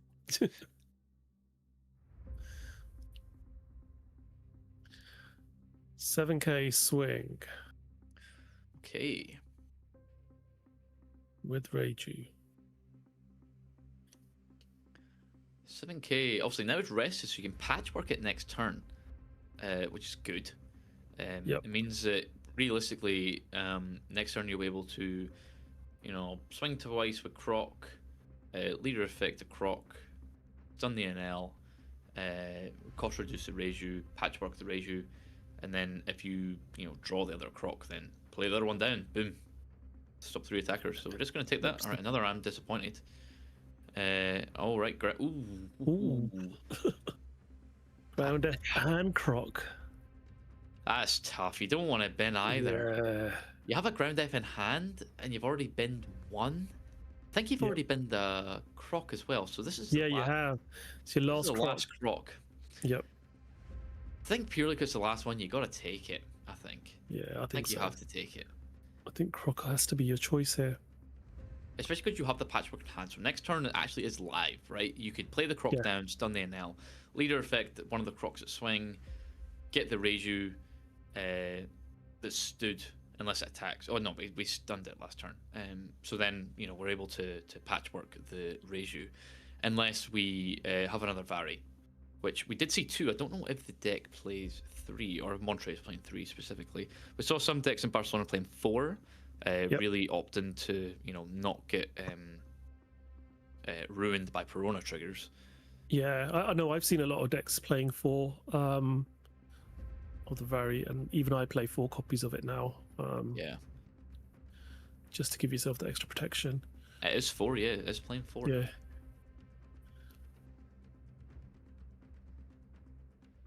So we counter out of the 7K swing from leader.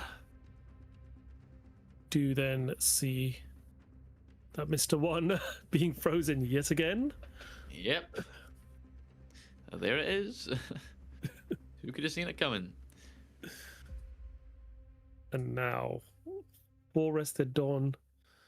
No, gonna go full 5 with the live 4 Dawn as rested well. and 1 active. Yep, 7K swing. Look at the top 2. Rearrange or put them at the bottom of your deck. So putting in a Reiju. Yeah.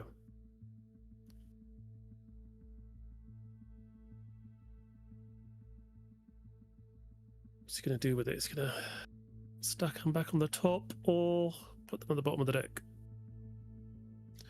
So having a quick look. He's looking for Thor's there, isn't he? Yeah, he's putting pudding at the top. Yeah. Taking it, okay.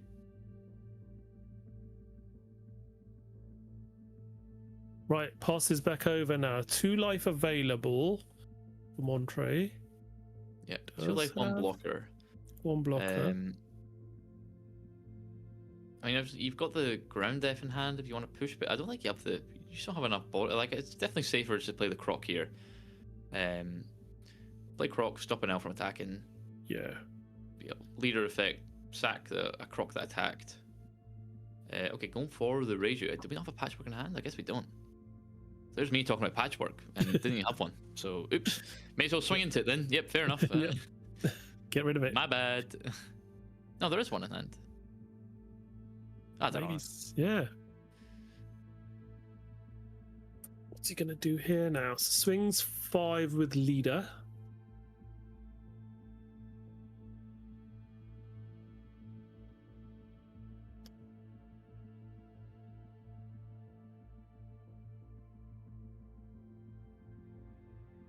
$1K counter with the ohm.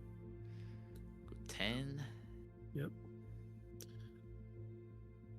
Thinking about it, yeah. Yeah, it takes that. Leader effect.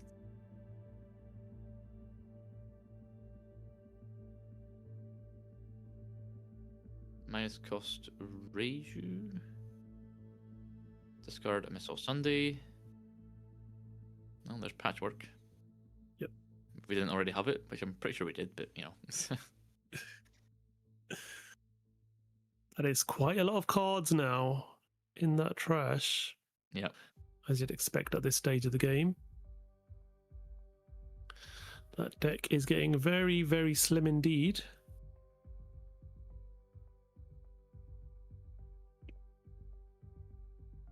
Yeah, it's quite unfortunate you went to 0 life last turn. Yep. Because obviously now, because you don't have any blockers out, like, yeah, obviously you're stunning with the Crocs, but can still go tall. Obviously, thankfully, Enel doesn't have access to 10 Dawn, but I mean, you attach 4 on leader, swing 9, and then you could Dawn minus aggressively to put the Dawn back, then leader effect to get those rested Dawn onto, you know, whoever. So yeah, who did we stun? We stopped the Reiju and the Enel, I'm assuming.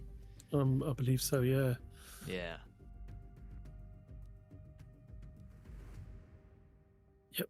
Those two are frozen. There we go. Thank you for that. So we can now see they can't swing. Senior Pink can. So we can expect at least a 10k swing with Senior Pink at some point. So how many cards does our Crocodile player have? 7 cards in hand. 0 blockers, 0 life. Gonna see Pudding coming down here first. Look at the top 4. Grab an event or a Sanji, which I don't think there's any Sanjis played in this, but we do get a Gamma Knife. Very useful card to have.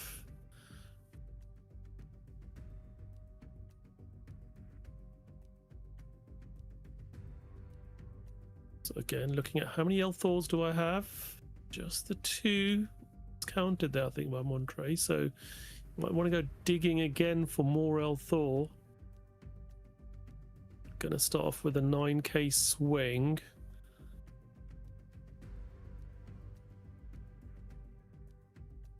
This is into life, which we anticipate it is. It's gonna require 5k's worth of counter. I mean, ground death 1k. Yep. It's So fine. we'll chew up one of the ground death. So ground death, and then the Luffy. Yep. Good thing is with Luffy is a counter, so you know in this useless matchup it's fodder to discard for Croc, or it's a counter, so yep, really can't be too upset.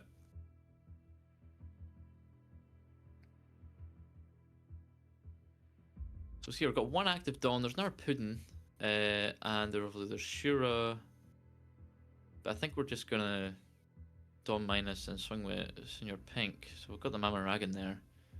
Yeah. If we fancy. So Kitten first. Kitten first for Dom -1.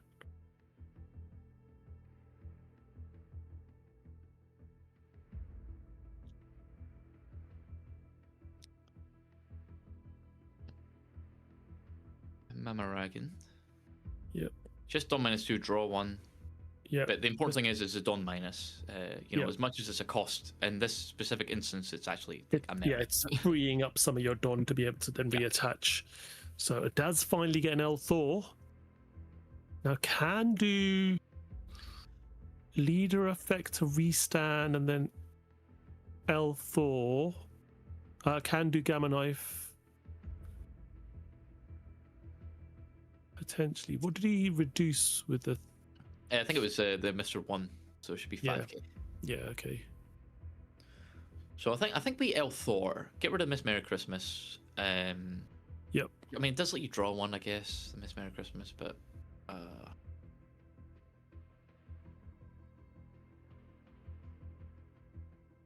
bit of a tricky scenario.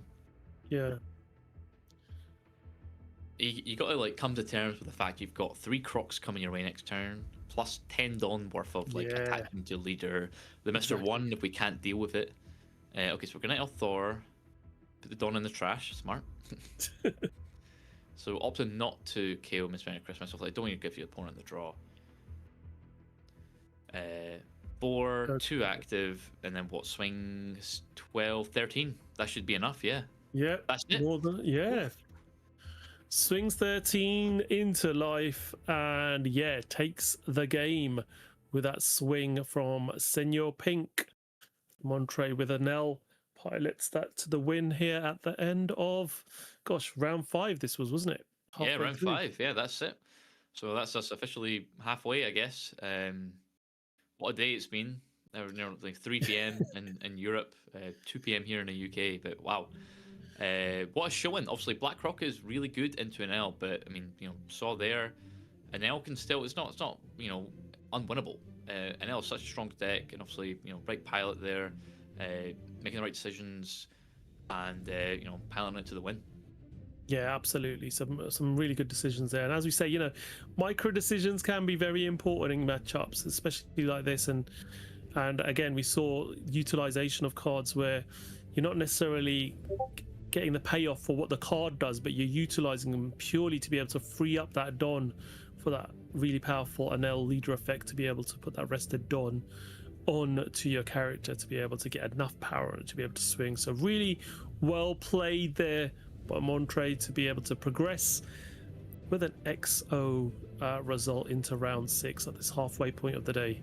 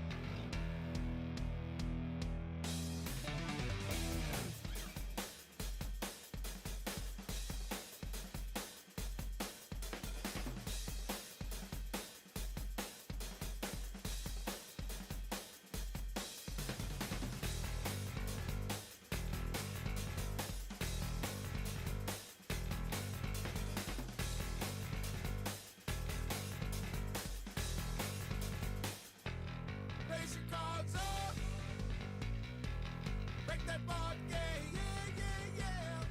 The journey starts now.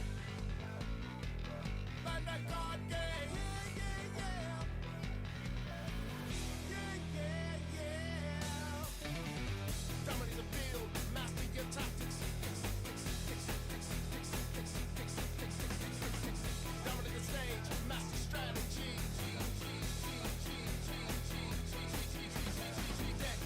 Deck to the world.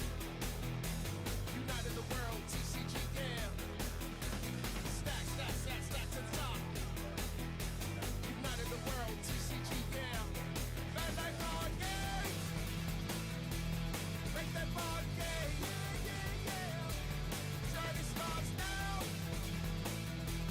Bandai card game, yeah, yeah, yeah. Bandai card game, yeah, yeah, yeah. Bandai card game, yeah, yeah,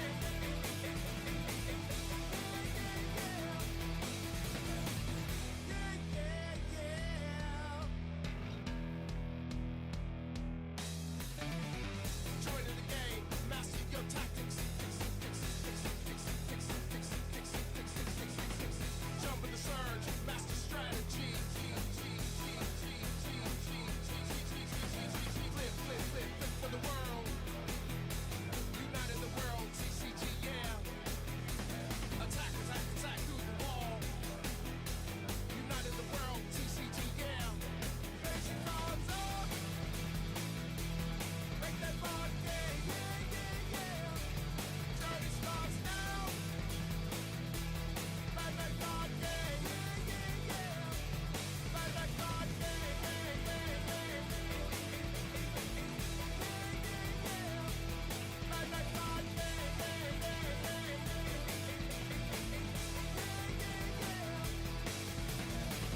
Yeah, yeah, yeah.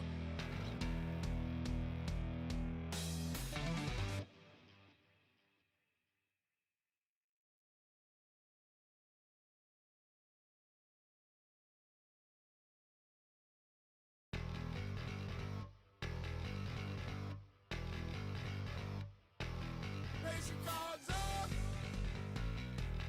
Make that board game, yeah, yeah, yeah. The journey starts now.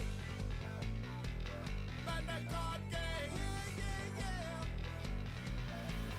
Yeah, yeah, yeah. Dominate the field, master your tactics. Dominate the stage, master strategy. Deck to the world. United the world, TCG, yeah.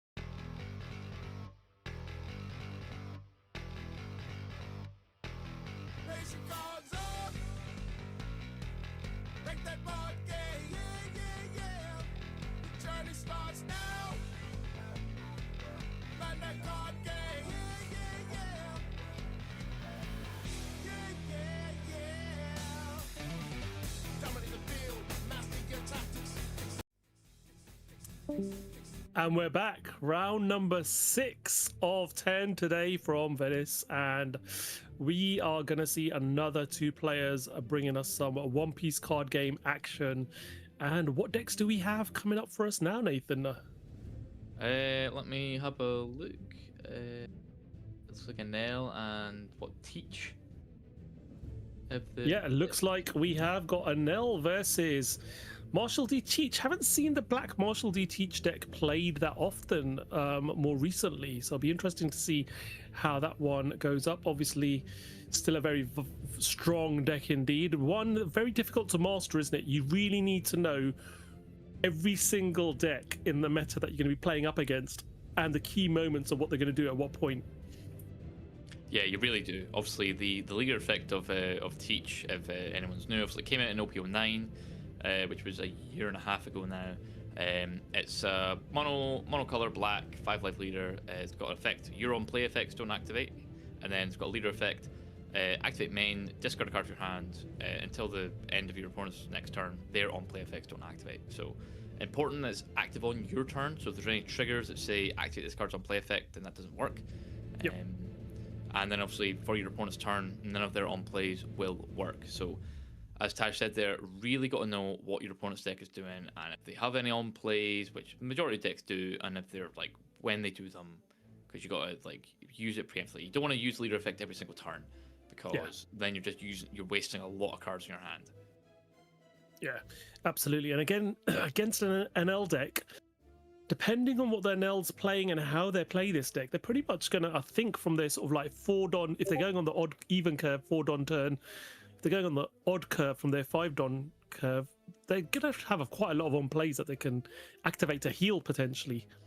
Yeah, definitely. I think most curves, like past 4, it's just you're going to heal. Every single turn, yeah. Yeah, I think the only way you don't is if you like 10-don with the NL from EBO2, which was needed for NL.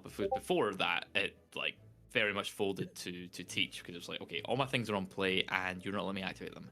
Cool. Okay. Yeah. So it's going to be a great matchup. So it's going to see, can the NL player sort of ride out the early storm essentially and make sure that they keep strong enough life going forward. And obviously our Teach player is going to be wanting to get to their 10-don turn as quickly as possible to be able to start chaining those 10-cost blocker Teaches. And don't forget the Jesus Burgess cards in this deck as well. Really powerful character that manipulates the amount of cards you have in your trash to be able to get a power boost up as well, and is protected from removal. So should be really interesting matchup indeed to see how these two play out. Yeah, definitely. And we've got the 10-cost Teach that can negate effects as well, which was very important. You're able to like negate like Kuma or negate like some Perona, then KO it, and then you don't need to worry about the on KO effect. Yeah, absolutely. I guess we've been bamboozled again with the stream judge, and it's again Red Green Luffy is the culprit, and it's against Mihawk. So forget everything we said yet again. Cool.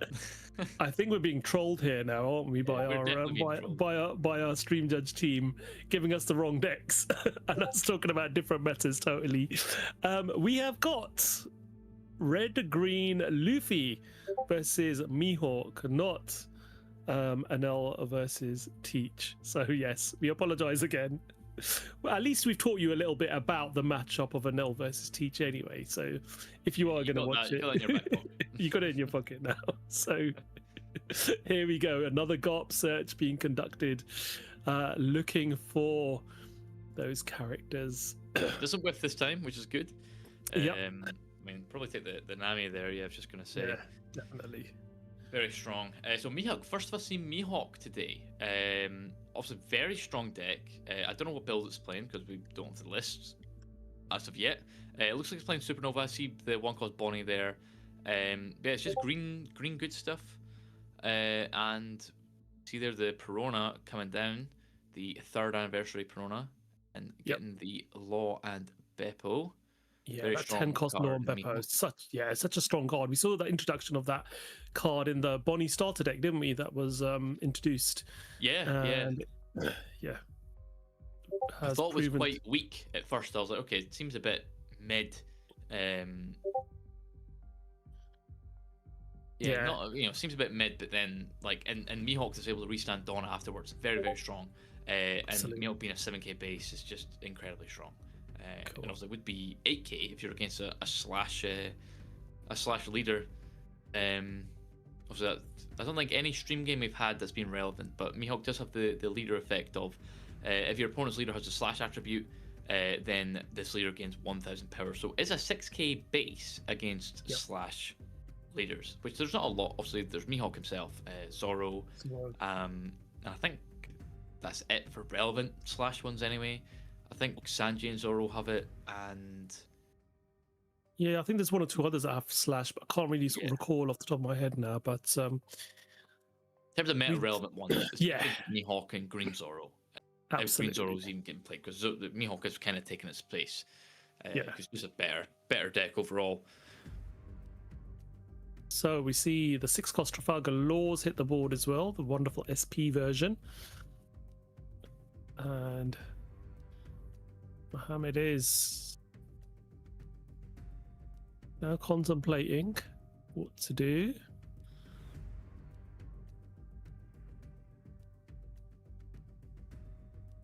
Okay, goes for a search.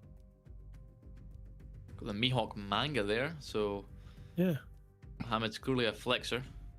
I mean, definitely got you a can already see the alts so far in the SPs and everything, but just to Yeah. really send it home, got the Mihawk Has- manga. has definitely invested highly in making this deck look very pretty indeed.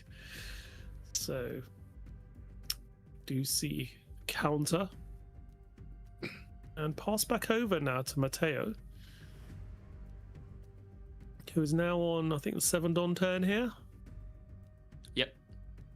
It starts off swinging into that Bonnie with that Garp Searcher.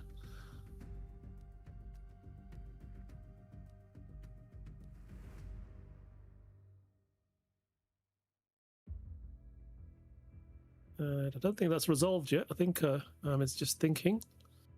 Yeah, I mean, I think it's a pretty easy decision. I don't think it's worth Yeah. it 2K for the Garp to swing again. Yeah, exactly.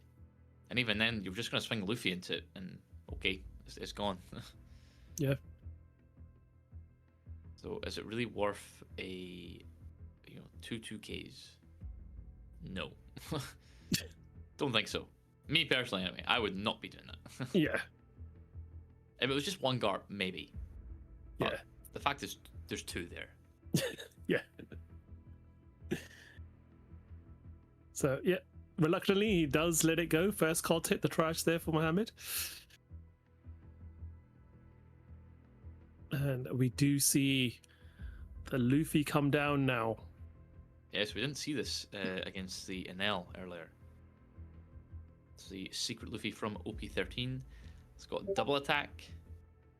Very strong. Being able to rip 2 life.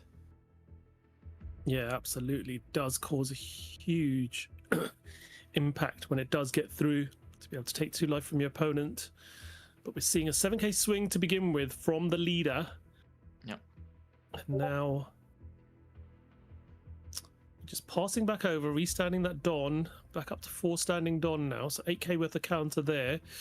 Definitely a few K's worth of counter in hand as well. I think there was a 2k counter Sanji in hand potentially. See Perona coming down. Yeah. Do a search.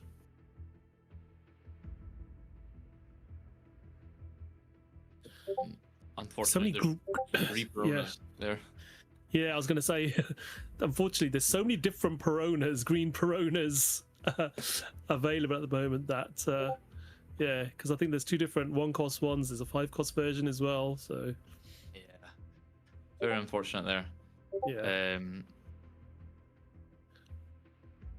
So we've got 7 done now. I mean, obviously we can leader effect to get 3 back, but after that you can't play character cards with cost Yeah. 5 or more. So You normally use that later on to get the power onto more swings. Obviously, it's very relevant into Luffy because you're wanting to hit that 7k 7k number, so it forces 2 Dawn to use at least. So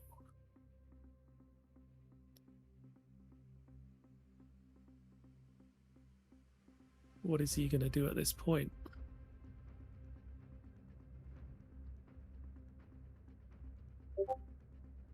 Making considerations as to what's posing him on the board.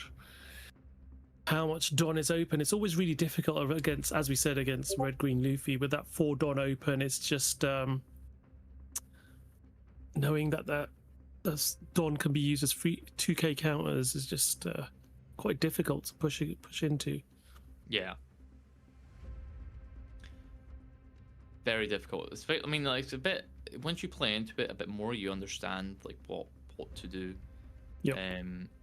But I mean, if it's your first time playing against Luffy, which obviously was like semi-popular in set 13, obviously Emu and Ace were just the ones to play, or Sab or Zoro if you felt like it. And then it kind of fell off, but you know, got good support in 14, and obviously it's got Brook now in 15. So deck is very much back, and obviously Laboon 2 for protection. Yep. So deck is stronger than ever, and people that have never played into it before are probably quite confused if it's their first time playing into it. Yeah, absolutely. So we see another law coming down. Yep, so bounce the Perona. Play out Perona. Yep. Go for another Surely search. it won't whiff this search. Takes another blocker law.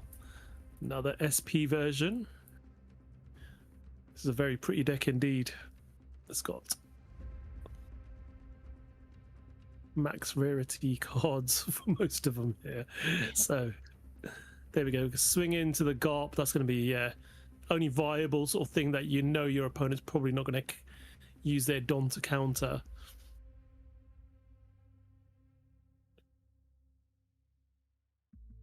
Now, what do you do here? And there's no point swinging here. I mean, you could rest the Dawn to get 3 back, but then you could only swing 9, which is enough 2Ks, so it's 3 2Ks, right? Yep. So we're going to have just got 1 Dawn active, or defensive events. I think we saw the Dead Man's Game in hand. Yep. And yeah, so we'll probably see Garp swinging to Perona here. Now that it's unfrozen from the 5-cost Perona, forgot about that last turn. That's why I was thinking on the decision for so long, because the Garp was frozen from Perona.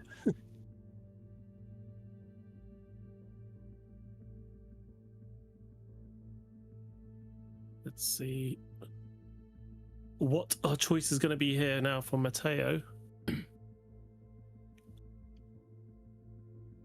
mean, the blocker law is not blocker active yet, right? Because it is 1 life or less that blocker activates. So you could get the double attack strength here, and well, there's a relevant enemy because they're getting rested. Yep. Gets rid of the Perona. That one was a lot quicker decision this time for the small body. Sanji now swinging into life. Still choosing not to swing with that Luffy. Would have thought the sort of Luffy double attack might have been the option to go first, just to get rid of the 2 life, but just deciding whether to take that attack from the Luffy.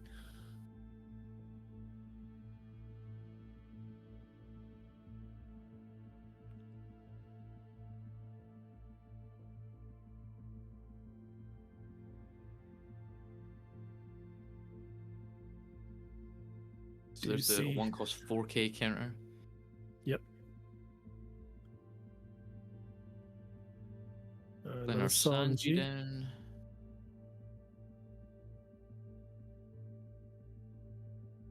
$7K swing.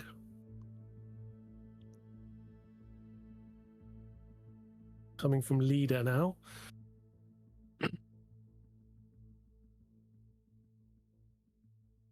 So we do counter out of that one.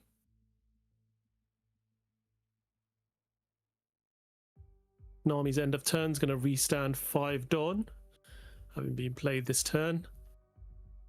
So quite a good turn there. Getting Mohammed down to 1 life.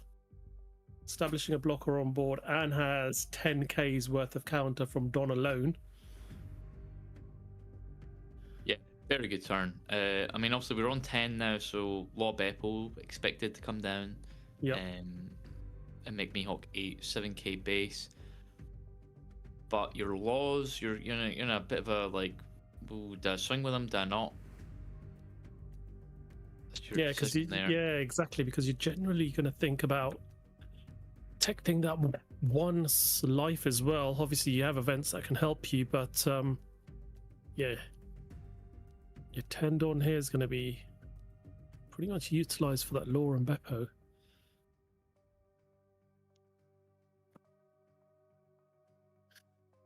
So let's see what decision he makes here. It does look like he is going to be playing it by the looks of it. Yeah, I think it's important to get the big body out. Yep. Like, you've got the stun events in hand that, like, are good here, but I think you'd rather do them next turn. Like, you can like weather the storm here, with Law Beppo becoming a 7k base on leader. Yep. Like, granted, you don't really get much good swings because of the 10 Don, as in the 5 Don 10k counter that Mateo has right now. Swings 7, 2 Don utilized for that. Then so there's a freeze event. Yep. Very strong. So they've got the utility and versatility of being a 3k counter, or you saw there, res 2 Don by paying the 1 initially to freeze 3 7-cost or less characters. Yep, so that really does give him that comfort this turn of going back to Mateo, knowing there's not really going to be any attacks coming through apart from leader. So Mateo now does have a 10-cost Shanks in hand there by the looks of it. Yeah, that's pretty good. Which, yeah, would be fairly good at this time. Yeah, honestly, it's not bad. You just slam that down, restand 10, swing with leader. Why not? Yep. I'll restand all of them. So again, talking about establishing bodies, you've established a big body there now. And you're now going to stick 6 Don underneath your leader and go 11k into your 7k leader. Yeah, ask for 3 cards out of hand or blocker law. I don't think Mohammed can risk going down to 0, just because Nami exists. So yeah, just opted to block there. And now Mateo does have 8k counter worth instead of the 10 we saw last turn. Yeah. Now the important thing is the Shanks is there, so you've got a big body to threaten the Law Beppo next turn, or obviously just threaten life if the there's no more stun on the Luffy and the Sanjis. Yeah, absolutely. And that's what will be really critical to see now, what Mohammed can do, because probably not going to be able to go for game at this point with 4 Don open as 8k counter, 3 life with 4 characters on board. Well, 3 characters on board and leader. You're not going to be able to push for game, so you are going to have to try and eke out another turn.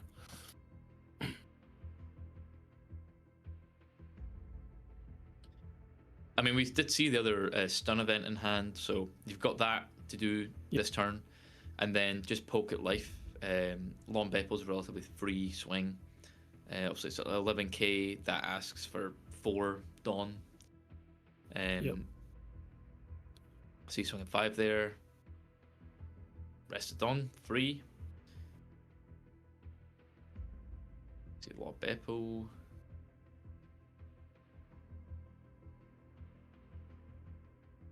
Yep, an army block.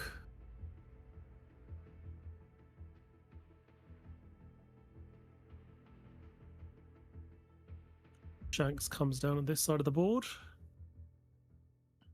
Yep, that's the 9-drop Shanks from the starter deck from Uta. So that's the one that, when it comes down, it KOs any arrested opponent's character, so non-cost restricted. Yep. And then again, there's the freeze event. So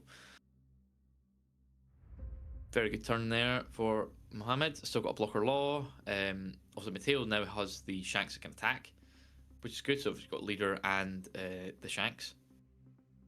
And also got Brook there too, which is very, very good.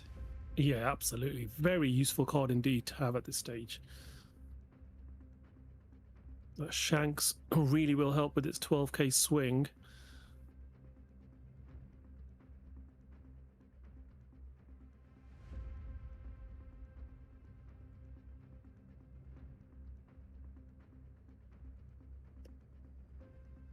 Just see the Brook coming down.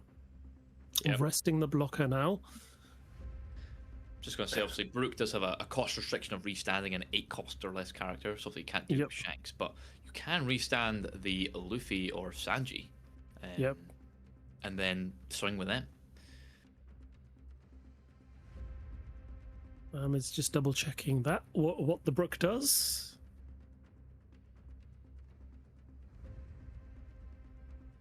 So there is an opportunity here, potentially restand, as you say, the Sanji or the Luffy. We're going to go with a 6k swing to begin with. Okay. With leader. Interesting, we're going for 6. Yeah. I would expect a 7. 12k life. Takes that. And also swings the taller one first as well, so I wonder if we're not going to push here, maybe. Yeah. Maybe we just Brook to rest along and get damage in just now. Well, you got the restand of Sanji here, so you could have the 5 Dawn.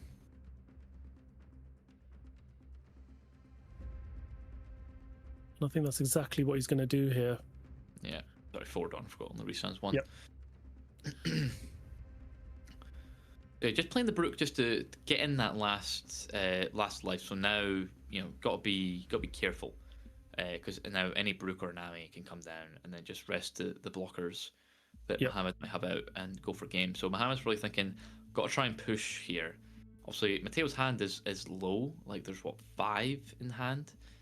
We do see 2 events, so obviously the Dawn that would be used for free 2k counters is now going to have to be used for events. Yeah, well, one of them's Charleston, so that does help. So that's true. All right, so swinging 7.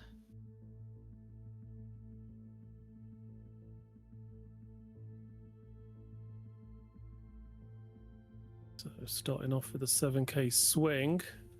The Charleston here. Use Really 2 Dawn, and then you restand the 3 Dawn with it.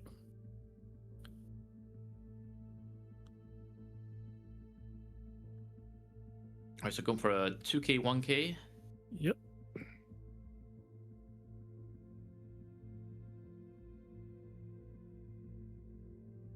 Now Mohammed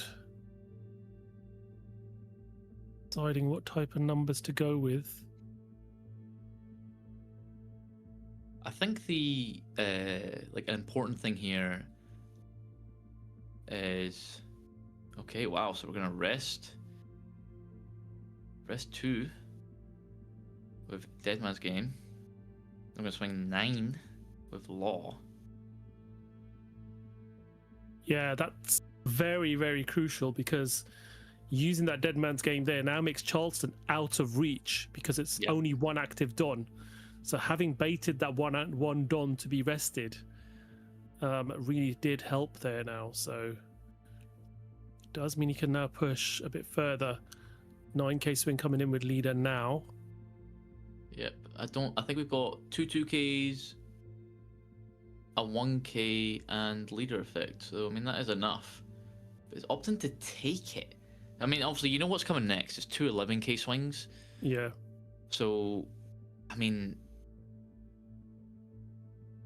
this is just greedy, no? I think, did we not have the counter in hand before? I don't know if we did. I think we do now because we got the Yeah. Garp. But, so there's 4, 6. Yeah. So all right. Okay. We're fine. Okay. Yeah. Yep. So Yeah, because of the brute. Yeah. Sorry. I was thinking in my head that Long Beppo was 12k. Yep. But yeah, it's 11k swing with Law and Beppo, and our Monkey D. Luffy player has just about enough counter, even with that Dead Man's game resting that 2 Don, which put Charleston out of reach. Yeah. And I think that was a smart play to try and push game that particular sequence, because I think he was pretty aware that he would have had that in hand at that point, leaving that 4 Don open to ensure that that could be that 3 Don could be restood with it. Yeah, definitely. I mean, obviously, you were on like no life as well as Mihawk. So I think you poke with the Perona for 7k. If they Charleston there, then you're like, okay, I cannot win this turn, so let's just foot on brakes, maybe go for board, or maybe establish a bit more blockers, and then play a bit more passively. But the fact that went for 1 Dawn and the 1k from hand, then meant that was an opportunity to go for that there. But obviously, I mean, three life, it's good odds there's going to be some counter in there. I mean, if there were duds, then would have got it. But there was a Brook and the Garp, right, which was enough. I just need 1k with what was in hand already, because I'd already had 2Ks. So yeah, Monkey D. Luffy pushes through and wins that particular matchup against the best swordsman in the world. So we move on. Round 6 is concluded now, and that just means we've got 4 more rounds to go. So, 4 rounds to go, and to see who qualifies for our top cut tomorrow. But we're going to go for a short break now and be back for round 7 very shortly.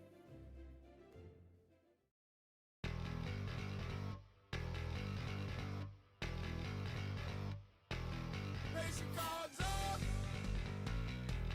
Make that board gay. Yeah. The journey starts now. Find that card game. Yeah.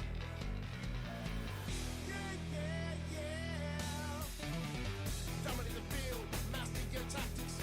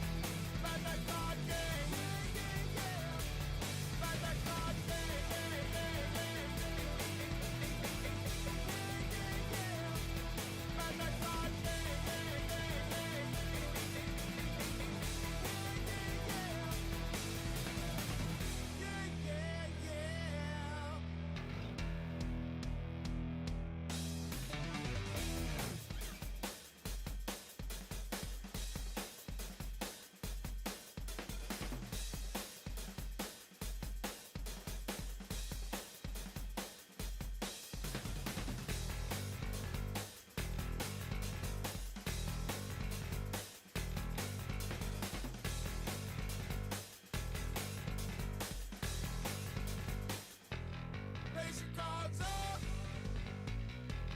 Break that board game. Yeah, yeah, yeah. The journey starts now.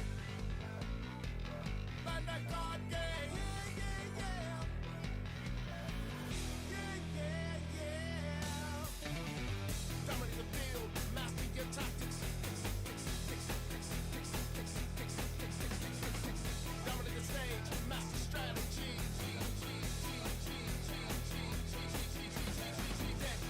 Deck to the world. United the world. TCG, yeah. Stack to the top. United the world. TCG, yeah. Bandai card game. Make that board game. Yeah, yeah, yeah. Journey starts now. Bandai card game. Yeah, yeah, yeah. Bandai card game.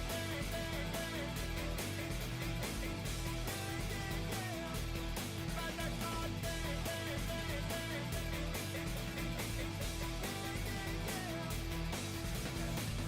Yeah, yeah, yeah. Join in the game, master your tactics. Jump in the surge, master strategy. Flip for the world. United the world, TCG, yeah. Attack through the wall. United the world, TCG, yeah. Face your cards up. Make that board game, yeah, yeah, yeah. Journey starts now. Find that card game, yeah, yeah, yeah. Find that card game, yeah, yeah, yeah. Find that card game, yeah, yeah, yeah.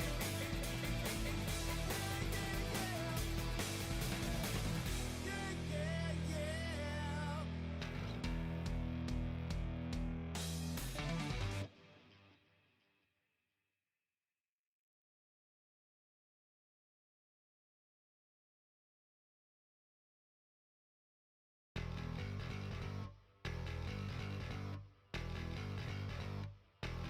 Raise your cards up.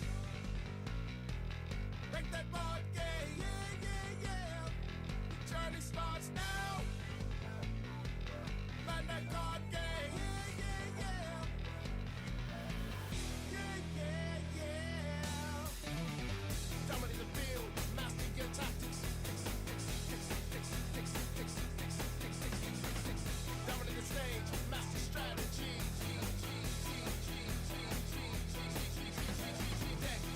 Deck to the world. United the world, TCG, yeah.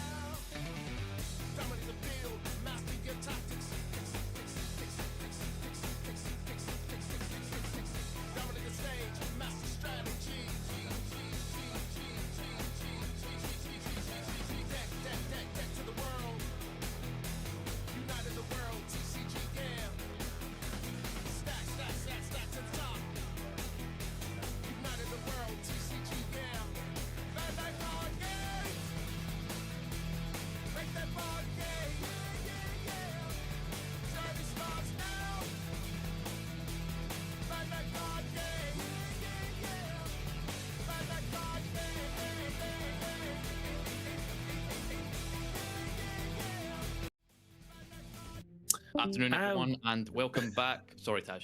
To the Venice regionals. This is now round 7. So we've had 6 rounds done already, as it's now 3 p.m. in the UK or 4 p.m. in Italy.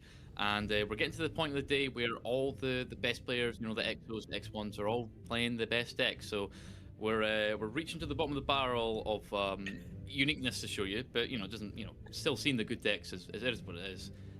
And yeah, so it looks like we've got you know, a good matchup, I suppose, in Blue Yellow Nami versus Purple and Nell. So we've not had that today. I don't think. I was trying to remember off the blue. Yep. Yeah, no, not. Nope. So yeah, it'll be interesting to see how that goes. Normally it's favored for Nami, but we'll see. Yeah, absolutely, and it's a great matchup for one. The two of the big sort of choices of decks that you see at most regionals at the moment. But we also have a European champion piloting one of these. Enrico Maria is a pilot for Anel here, facing off against Nicola Facella.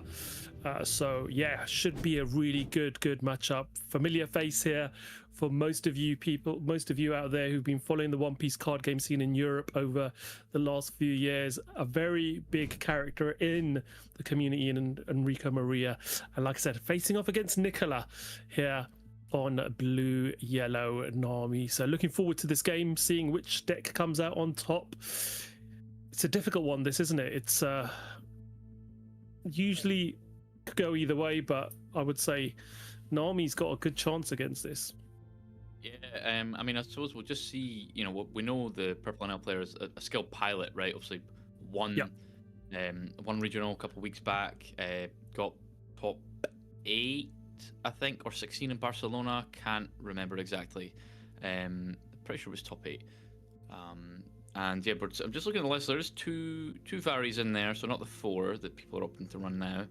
But obviously you got the law, and obviously everyone else is just pretty much bog standard. So should be pretty good into Nami. You've got the tools are there. It just depends what we get to see. I do see the Marco's getting run in Nami. Obviously that was run before, but then it kind of fell out of fashion. But now it's kind of back end for some people. So Marco, very strong card. Obviously amazing in Ace, but it's generic as well. So any blue deck can run the Marco blocker. 4 cost 6k on KO, draw 2. Like, it refunds itself. Absolutely. Yeah, very good card indeed. But yeah, we're off here. Enrico Maria starts off with the Perona Search, just deciding which particular event to pick here. And as you say, Enrico Maria's done really well recently as well. It's probably quite easily in double digits for serial cards, I would say, serialized number cards, having been European champion, winning regionals, finishing top 8 regular basis and top cut. Would be very, very well practiced into this Nami matchup. So our Nami player here just puts the wand on underneath Nami to make sure that the leader effect kicks off and just passes back over. So nothing to play for the 2-Don turn. Yeah, and interesting with that Pudding Search. I swear it was Gamma Knife and 2 Divine Departures, I think. Yeah. So obviously 2 Divine Departures is the most you play. So putting both of them to the bottom, you know, means you're not going to have access to it the entire game. But I think Gamma Knife is overall better. Yeah, it's a bit of value, sort of, if you can fire that off and combine it with other elements rather than, you know, having to devote pretty much all 6 Don when you are playing that Divine Departure to reduce something by 8k. We all know the big threat of Edward Newgates in this Nami deck as well, but we are seeing the Pudding now.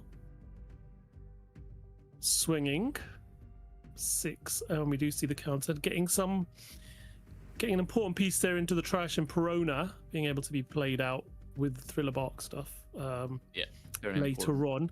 So quite good getting that in there. We are now at a point where we've got the nails, we've got an Ohm established as well. So now let's see what Nicola's got in response now. 4-Don turn. Do you have anything you can play out here? Starting off with, oh, are you gonna swing without putting a Don on? Yeah, it's kind of tough here, right? Yeah, it is. Yeah, the girl. So I don't think you can sacrifice the 7k base, especially when you're facing down 2 small bodies. Yeah. So we do swing 9 and pass. So yeah, Don on leader. So yeah, this is a bit awkward at the moment for Nicola, isn't it? You would want to see that girl promo early on to be able to put that Don on your leader. Not seen it, and now Enrico Maria's really established a 6k Anel using that on-play search ability now. Don -1, look at the top 5 cards of your deck. Take a card, don't have to reveal it, put it into your hand, and then trash one from your hand. So beginning to cultivate his hand quite a bit here now for this particular game. We see there's a Frankie in hand there, Shura, Russia. Looks like a Reiju as well. And it looks like he's going to go for the L Thor. Putting the rest at the bottom of the deck. Yeah, we've still got the Gamma Knife we saw earlier on in the hand. Couple of Reijus there by the looks of it. One of those goes in the trash. And then we pass back over. Oh no, sorry, leader effect. Going 7k into leader. So we're seeing leader activated, goes +2. And trash is 1. Means that no leader won't swing now. Well, okay, it just swings for the fun of it. Yeah, why not? Yeah. And then passes back over. So Nicola now does get a chance to play Nami now, making Enrico Maria taking that life. Gets arrested Don on leader. 7k swing now with leader. That one's taken. So down to 2. But we'll see how this plays out. Enrico Maria now having that Anel on board. Swings 10k to begin with. Decides to take that life. Does get a girl in hand now. A little too late, I think, for that. But yeah, unfortunately, I mean, obviously now you're on the even curve, so next time you get Robin and then leader effect, or sorry, not leader effect, but like put the Dawn on leader. Obviously you can't Moria and girl, but you just put the Robin instead. It's not the end of the world. Yep. So looks like that was a lightning kitten there, I think, taken into hand. I think so, yeah. Also, I think Robin is better in the matchup just because it has that on KO effect. Obviously, Moria does have more power, but Moria is simply Gamma Knifed, Mama Rag, and swung into. Yeah.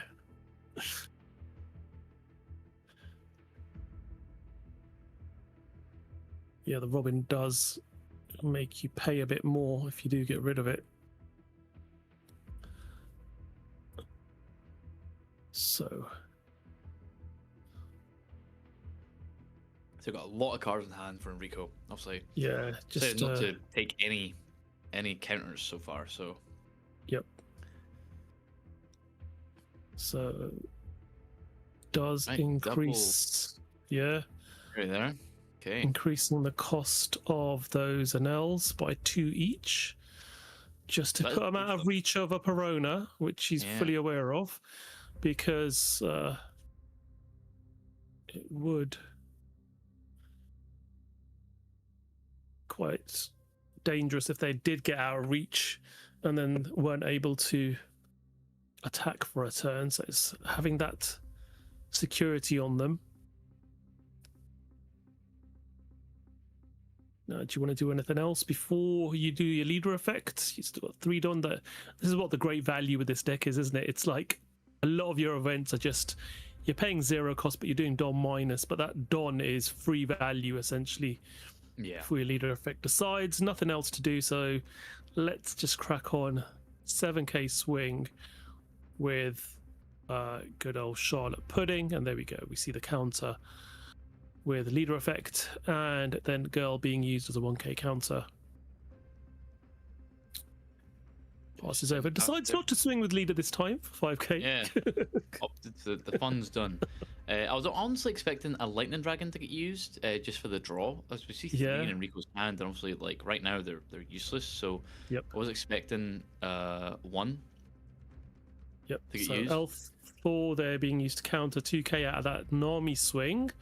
We do see, as expected, Nico Robin coming down. Trash 1 life. Heal 2.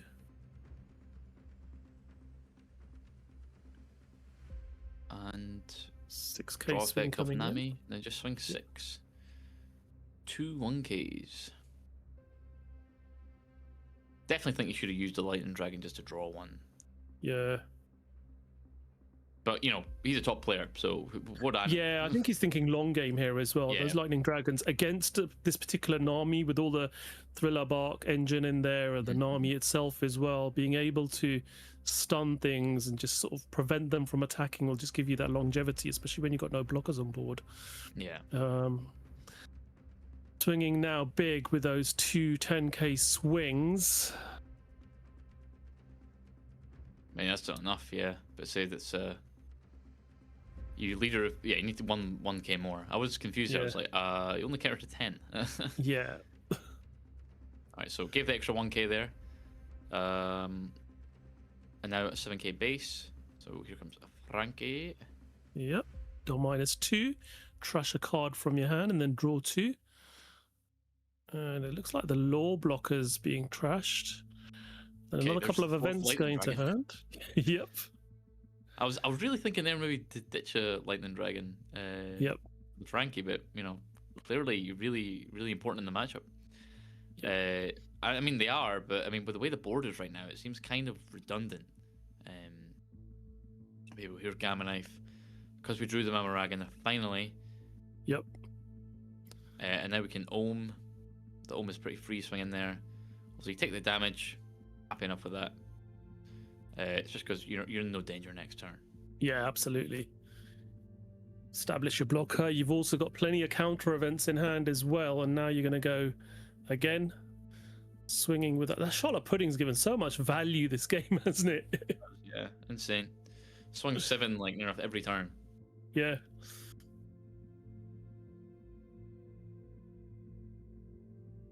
So what happens when you ignore those little 2k characters? They can just keep punching at you every turn. Just a bit filtering there. Did use it this time, as you suggested last turn. Well, I mean, yeah, when you see the 4th one, I guess you can use one to filler. Yeah.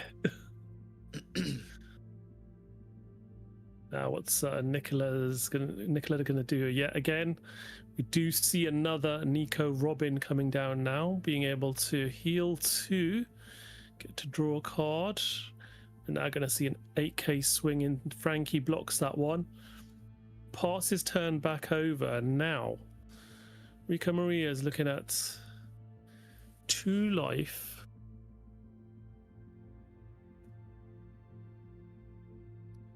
So, all right, here we go. Here's the first Perona coming out. And that will freeze that NL that did not swing. Yep. Now swing 7k. 7. Gonna see leader ability fired off here. Yes, we do. Plus, we have a 2k counter on top. Now, what do you play here? I think, well, start off with Lightning Dragon. Yeah, I was going to say, I think you Lightning Dragon both just to see what you draw. Yep. And then go from there. I mean, you've got Frankie again, which is nice. Yep. You've also got a couple of Reijus there as well. Frankie's going to come down. So, Dom -2. Trashing a card from hand. Sorry, it's puddings. I thought they were Reijus. They're actually just puddings in the hand. So, yeah, definitely the right choice Amaraga there. again. Yep. I mean, you could go for Robin if you feel like it. Last time you can. Yep. Well, we are going to freeze a Perona now. Leader effect.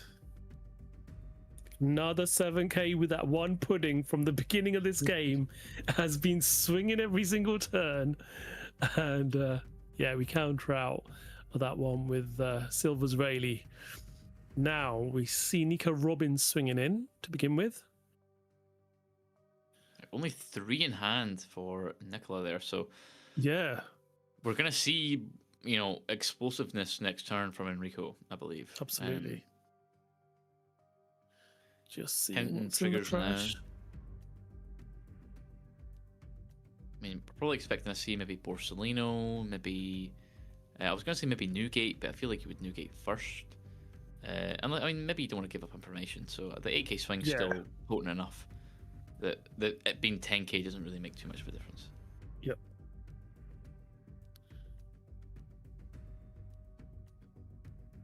So yeah, Enrico Maria just considering before countering this Nico Robin attack as to what the best option is here.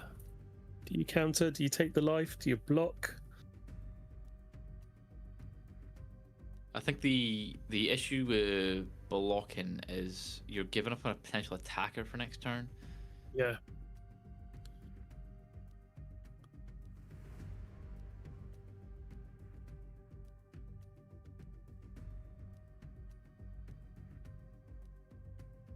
So yeah, this is going to be probably 2 cards from hand if he does decide to block this.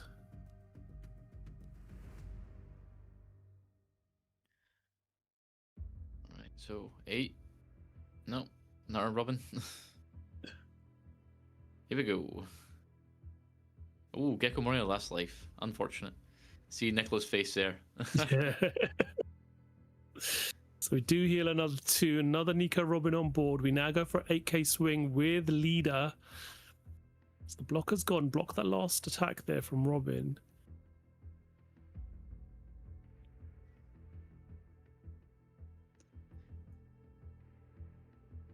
What do you do here now? You take it? Yep. Yeah, I was gonna say I think you have to, because you can't survive the next turn no matter what.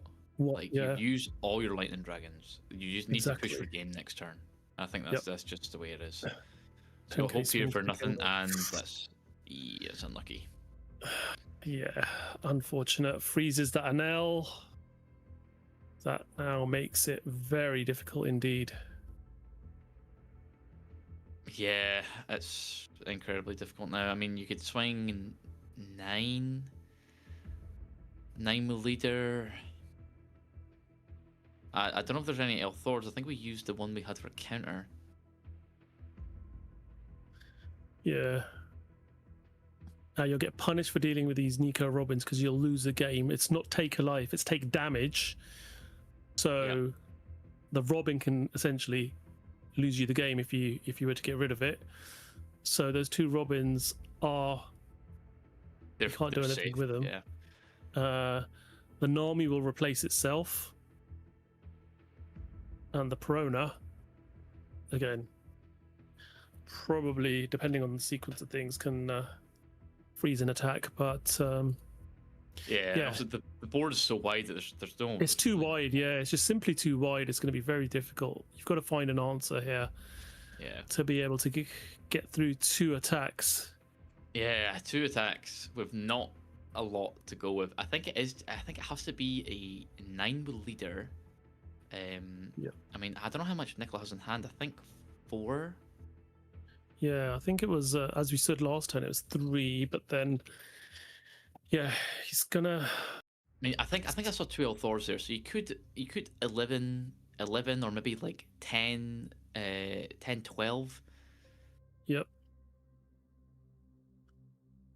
might be the best. It's just unfortunate that the first trigger there was the Perona. third mark to get the Yeah. Corona back. Yeah.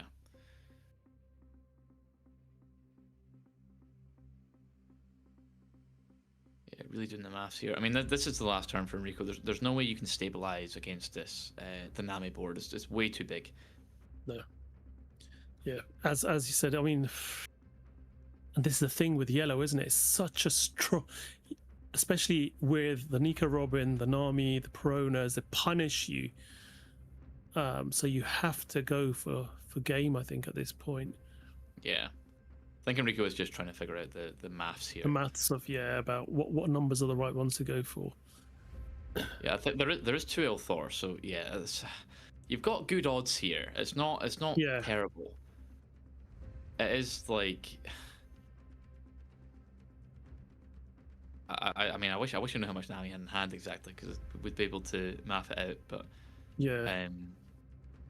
I mean, it's going to be a yellow moment when we go through all this maths, and the last life is a Gecko Moria into Zoro. Yeah. Or Gecko Moria into Marco, right? Yeah. I guess. I mean, obviously that one's a little worse because you could like Mama Ragan that. Yeah. With power reduction, but I don't know if the Zoro's in bin or not. I don't think it is. No. Okay, so we're safe. We're safe from a Gecko Moria trigger into Zoro. Yeah. Unless it's in hand, then we'd turn into a 7k base. But yeah, this is tricky. So 2 Elthors. Well, it's just a good thing that Nami doesn't play You're the One That Should Disappear, that's for sure. Yeah. Every time I commentate a game with any deck that's got You're the One That Should Disappear, it's always in last life. So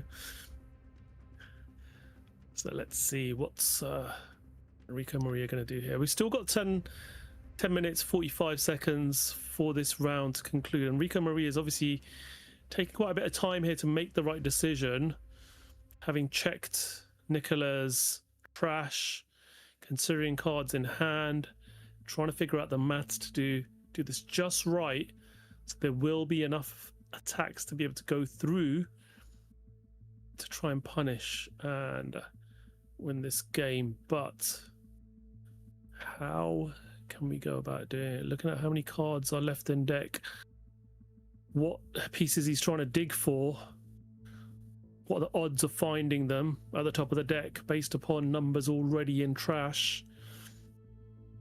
So again, comes down to probability as well as just the raw maths of the attack. So 10k 10 swing so with we've got leader. the 2 Elthors, so that makes sense.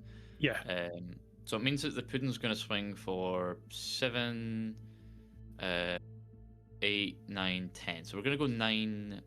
So we're going to go 10, 10, I think, unless we draw into our Elthor. Yeah. All right, so we're taking the 10. No trigger, so that's reassuring. So now you just got to rip it. Obviously, you're going to draw a lot, right? You've got the kittens, you've got the Malmaragan. Yep. Oh, fumbling. Doesn't even care. Judge is helping there, picking up the card. So I think Nicola, if I was in Nicola's position, I had the counter for the 10. I'd definitely just take the first 10. Obviously, you're going to gamble with the life, first of all. And then you know that no matter what, the maximum the Pudding could be is, what would be 6? It'd be 8 plus 3 L4s is 11. Yeah. But what the odds? There's 3 L4s in hand, pretty low. I mean, let alone 2 is low enough, but obviously we know there is 2 there. So we'll see. I wish we could see Nami's hand, so we could know ahead of time. We could use our Conqueror's Hacky and not Conqueror's, use our Observation Hacky and find out. Because the maths is on the table. We know. Yeah.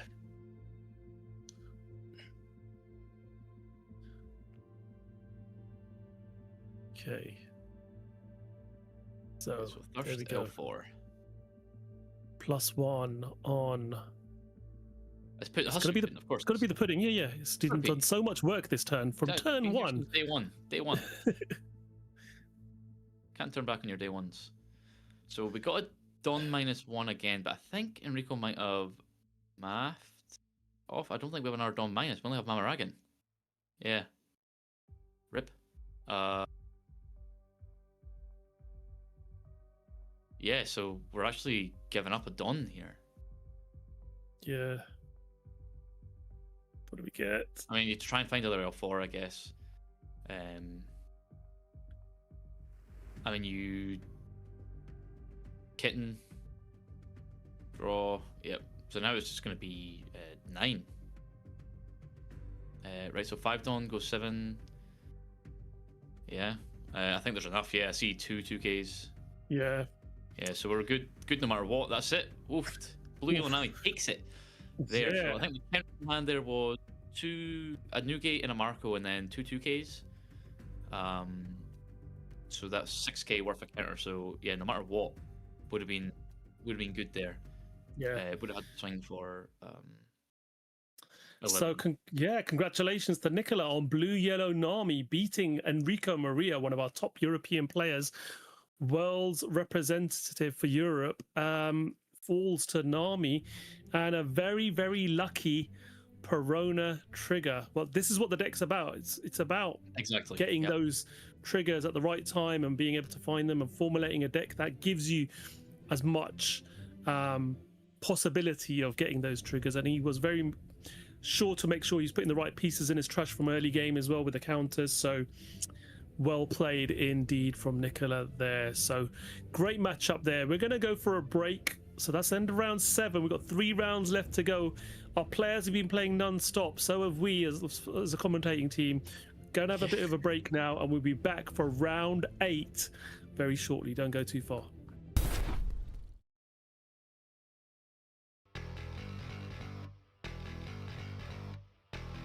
Raise your cards up.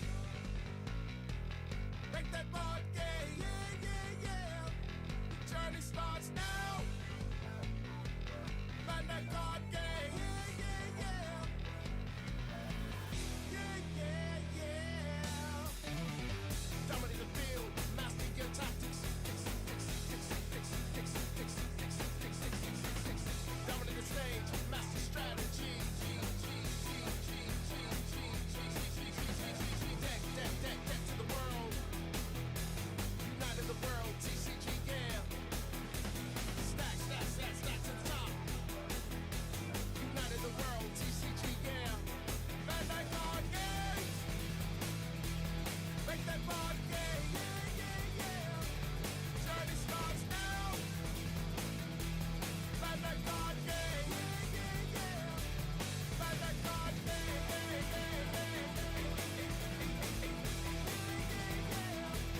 Bandai card game. Yeah, yeah, yeah.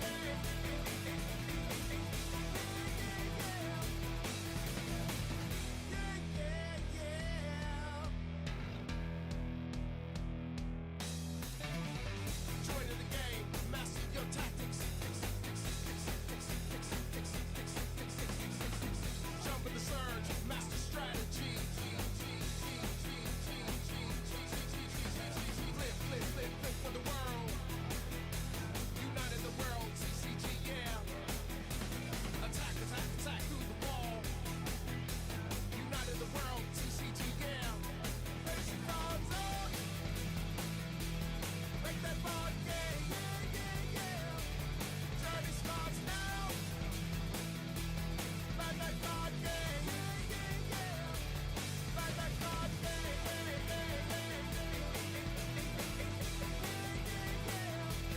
Find that card game, yeah, yeah, yeah.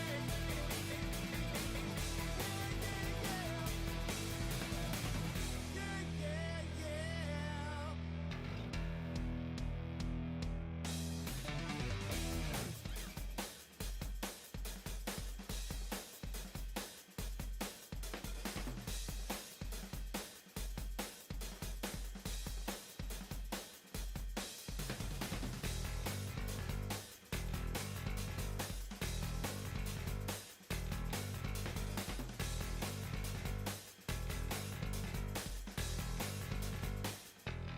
Raise your cards up. Make that board gay. Yeah, yeah, yeah. The journey starts now. Find that card gay. Yeah, yeah, yeah. Yeah, yeah, yeah. Dominate the field. Master your tactics. Dominate the stage. Master strategy. Deck to the world. United the world. TCG, yeah. Stack to the top. United the world. TCG, yeah. Bandai card game. Make that board game. Yeah, yeah, yeah. Journey starts now. Bandai card game. Yeah, yeah, yeah. Bandai card game.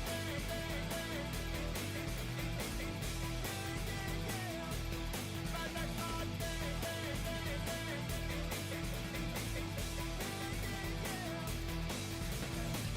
Yeah, yeah, yeah.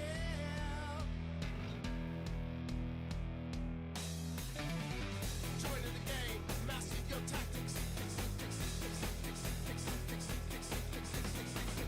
Jump in the surge, master strategy. Flip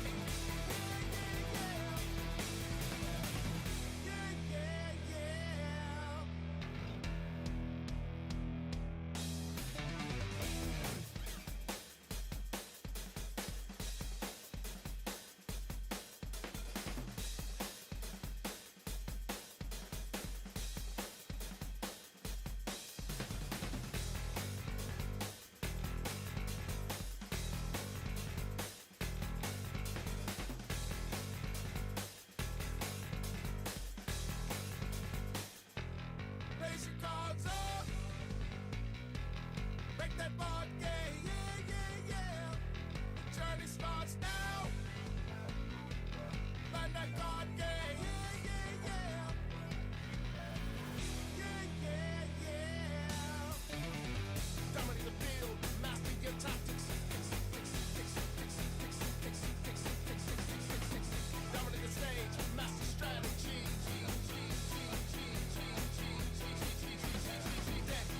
Deck to the world. United the world, TCG, yeah. Stack to the top. United the world, TCG, yeah.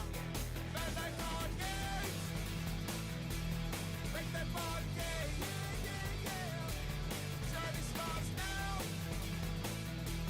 Bandai card game, yeah, yeah, yeah. Bandai card game, yeah, yeah, yeah. Bandai card game, yeah, yeah,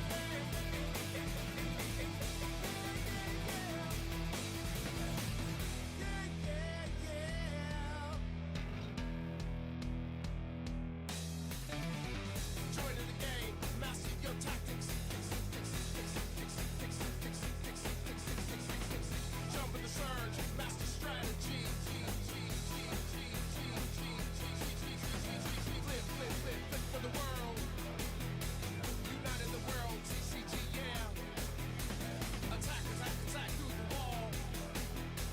United the world, TCG, yeah. Face your cards up. Make that board game, yeah, yeah, yeah. Journey starts now. Find that card game, yeah, yeah, yeah.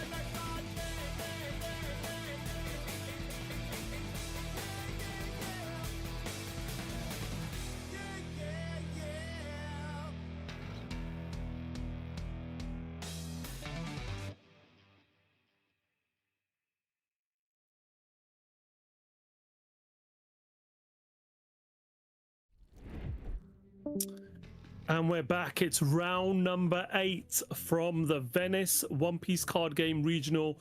And Nathan, we've got another couple of purple decks on board, haven't we?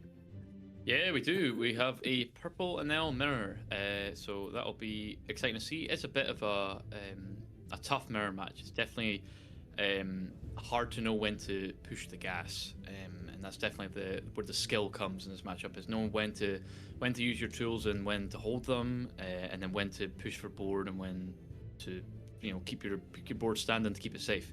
So definitely going to be a good one to watch. It will be a bit of a slog, as it will be probably a lot of passive play, but we'll see how it plays out. Yeah, absolutely. We've got Fabi on stream this time. So yeah, Fabi, as we know, finished top 16 in Toronto as well, I think last week, representing Europe out there in North America, and has come back to Europe on this stream now to showcase what is capable with this particular deck. Yes, it'll be really interesting mirror match. I've played this a few times myself. It is pretty much, it reminds me a bit like the old sort of Sakazuki mirror match, Oh yeah. It's who can control the board the best, essentially. Yep. As soon as you let your opponent maintain those characters that they've put on board, it starts becoming a bit of a slog to try and then overcome that. So you constantly are battling for controlling what your opponent has played last turn, essentially, and making sure it's a bit like a tennis match. We're going to and fro. 1 minute, one person's got 3 or 4 characters on board. They pass the turn over.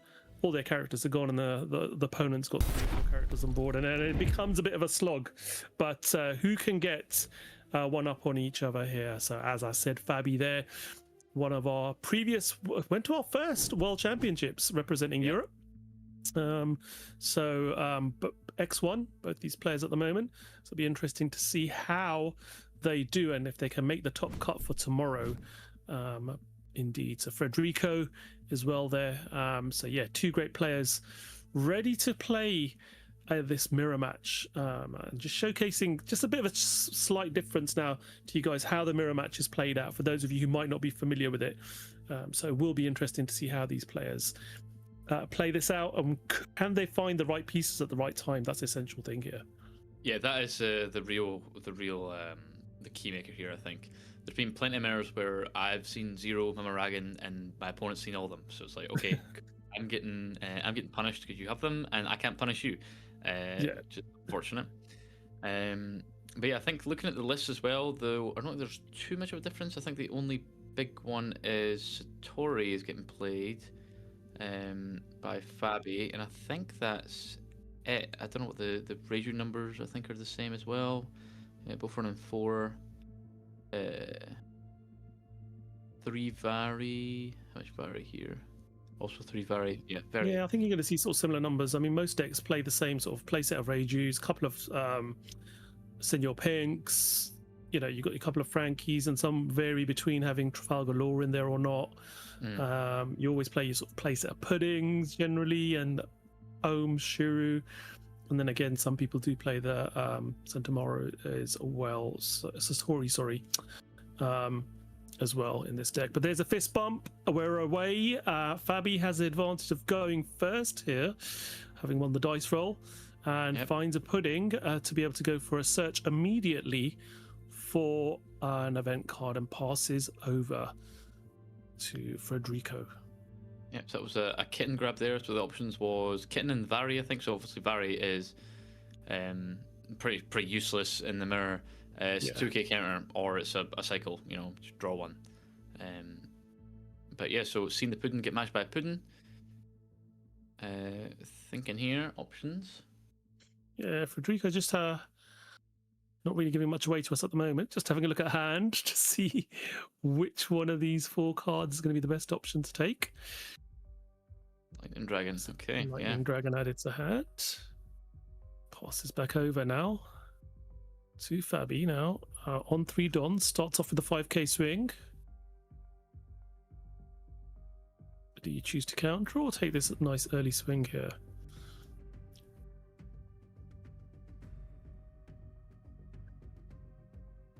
I think generally speaking in the mirror you take the first one. Yeah. So yep, he does. Satori now comes down, Don -1, draw a card.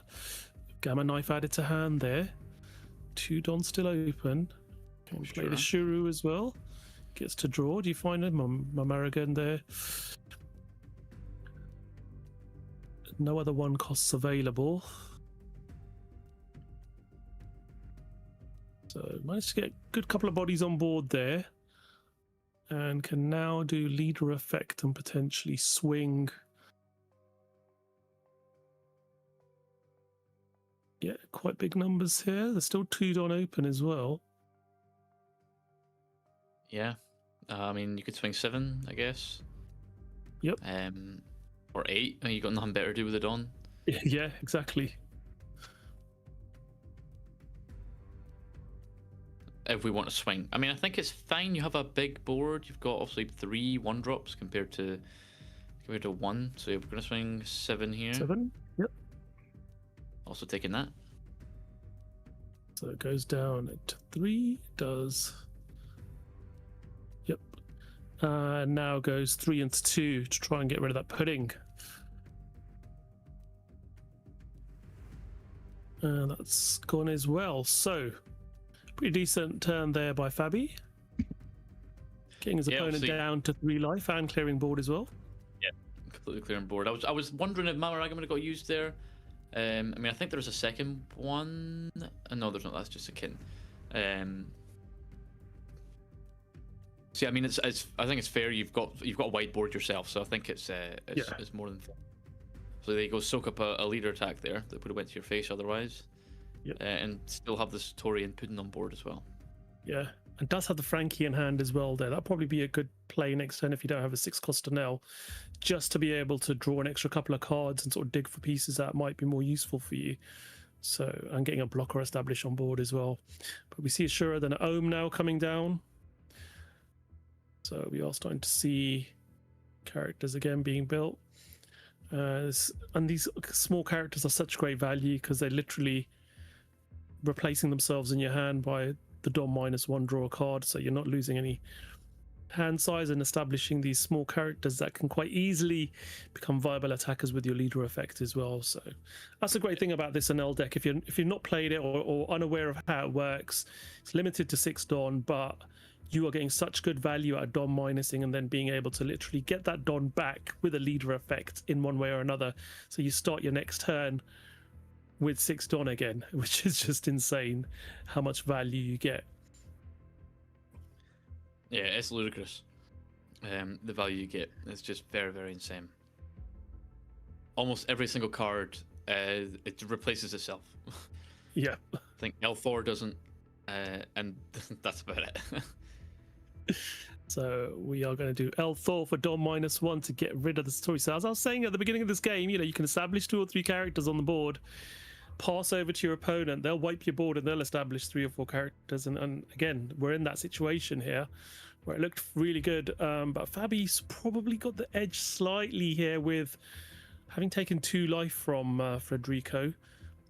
But unless you can establish something here and be able to deal with a couple of these characters, it's going to become a bit more awkward going forward. It does play the Frankie for 4 Don -2, crushing a card from hand, which will be a Reiju, to draw 2. Does draw into an Ohm there, so he can play an Ohm now as well. And it looks like a Lightning Dragon event, I think. Yep. I think we drew Secret NL there as well, which is good. Yep. Good to have that. Here comes Ohm. Another So Secret NL. Yeah. 2 Secret NLs in hand now, which is really good going forward. So again, establish a couple of characters on board. Can't swing with them. Does have leader that can swing. Can you deal with either of these Ohm? You got an L-Thor. L-Thor can deal with one of them. Yep.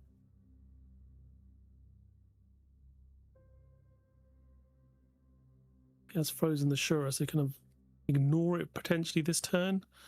Yeah. You will L-Thor, yep, get rid of one of the Ohms. +1 on his leader.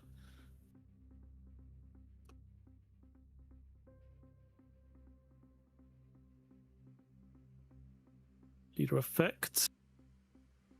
Not going to attach to any characters because they can't attack, but does give him an extra Don to be able to swing 8 now. Yep. really life. whittling away at life here. You know, Yeah. no can used at all. So you got a huge hand.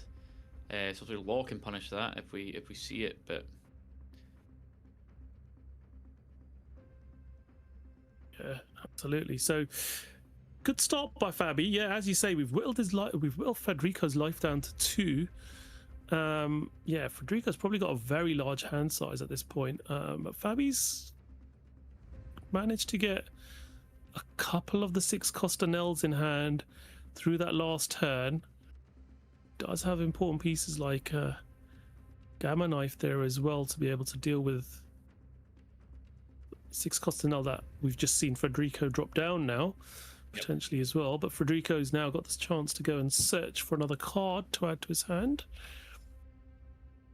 Looking at the 5 available again, smartly just checking his hand, double checking to make sure that whatever's picked is the optimum pick. Massive hand size, as you said, Nathan. yeah, I mean, with so much there, you probably got everything you want already. So I mean, just take. I mean, obviously, you can take anything you want. So whatever best suits.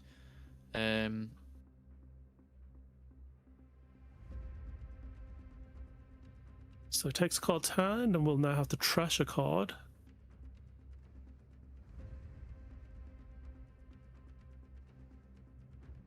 Let's trash.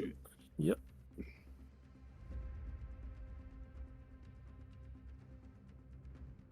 Okay, he's going to rest the Frankie.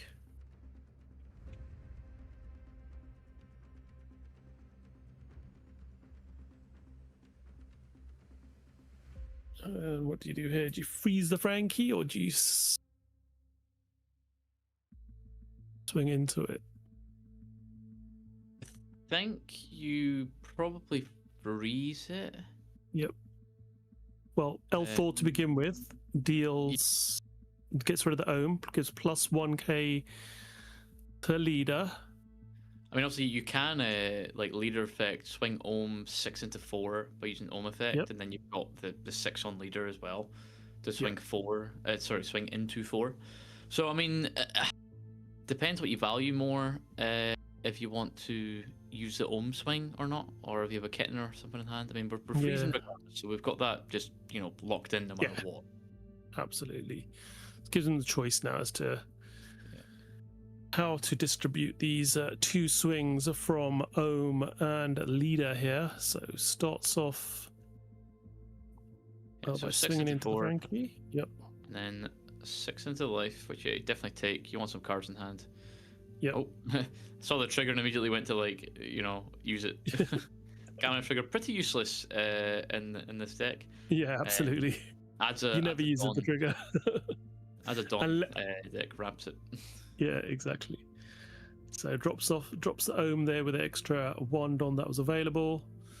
Vary just to cycle there. And passes the turn. Back over to Fabi now. Fabi draws for turn, up to 6 Dawn again. Yep, so feeling really good as Federico here. I mean, your board is great. You've got 2 ohms. You've got nothing on Fabi's side that can just freely swing into them. You've got your 6 cost in L. You must be feeling great. Yeah, exactly. Also, you are on 2 life. That is a scary-ish factor. But I mean, what can threaten you? Yeah. You'd think Fabi would try and establish potentially getting an L down himself, or maybe if he does have access to it, maybe an L4 to try and get rid of one of those characters and swing into another one. Well, there's an L4 there, so I mean, you could L4 the stood ohm, swing leader into the rested ohm. Yep.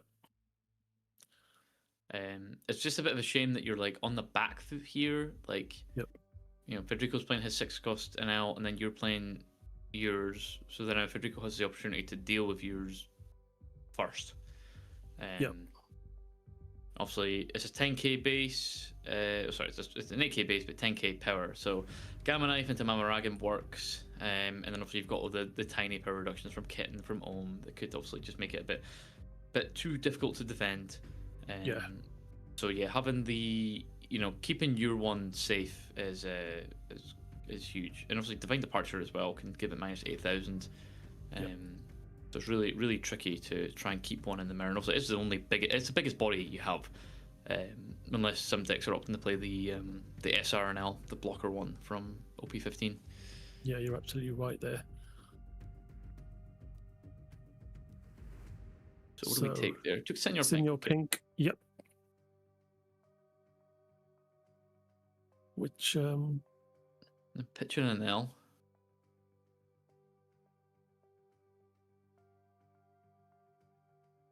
do you have any way to deal with the 6 into Ohm?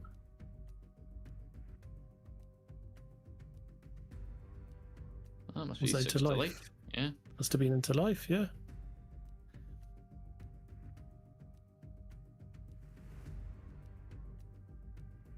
I mean, yeah, I guess at this point you just race for life. I mean, Federico has the opportunity to remove the NL here if they have the tools, right? But Yep. from Fabi's perspective, I think you definitely try and push life. You know, you get rid of one ohm, one's still there. Really, the power reduction is kind of meaningless right now because you need a Gamma Knife or Divine Departure in the first place. So here's Senor Pink coming down. Active Dawn, get an event back, grab back Mama Ragan. Probably going to see Gamma Knife coming down now, are we? Yep. Yes, we are. The perfect combo. Dawn -2, Mama Ragan to rest it. And now it's a viable target to be swung into. You can't obviously get rid of it by effect, but you can obviously swing into it. So, and you can cost reduce it and, power reduce it and rest it using effects. So it does now give you the opportunity to swing into it with your Enel. Remember, counter events here are your Enel gets plus 2k or 1k with the counter events, the free counters that we have. It's not necessarily just your Enel leader, your Enel characters also get that as well. So those events are very good counters for them, is for your characters as well. But when they're reduced down to 5,000 power, it becomes very difficult to decide whether to counter, especially when you've got a 10k body swinging into it. That could be a 14k body, depending on what you choose to do. But we are going to freeze that. Reduce it by 1,000 more. Yep, Let's get confused between these lightning kittens and dragons. Yeah. Got a zoo coming on here. Kittens and dragons. I mean, I think we leader effect and swing 6 into 4 with Ohm. Yep. So we'll go.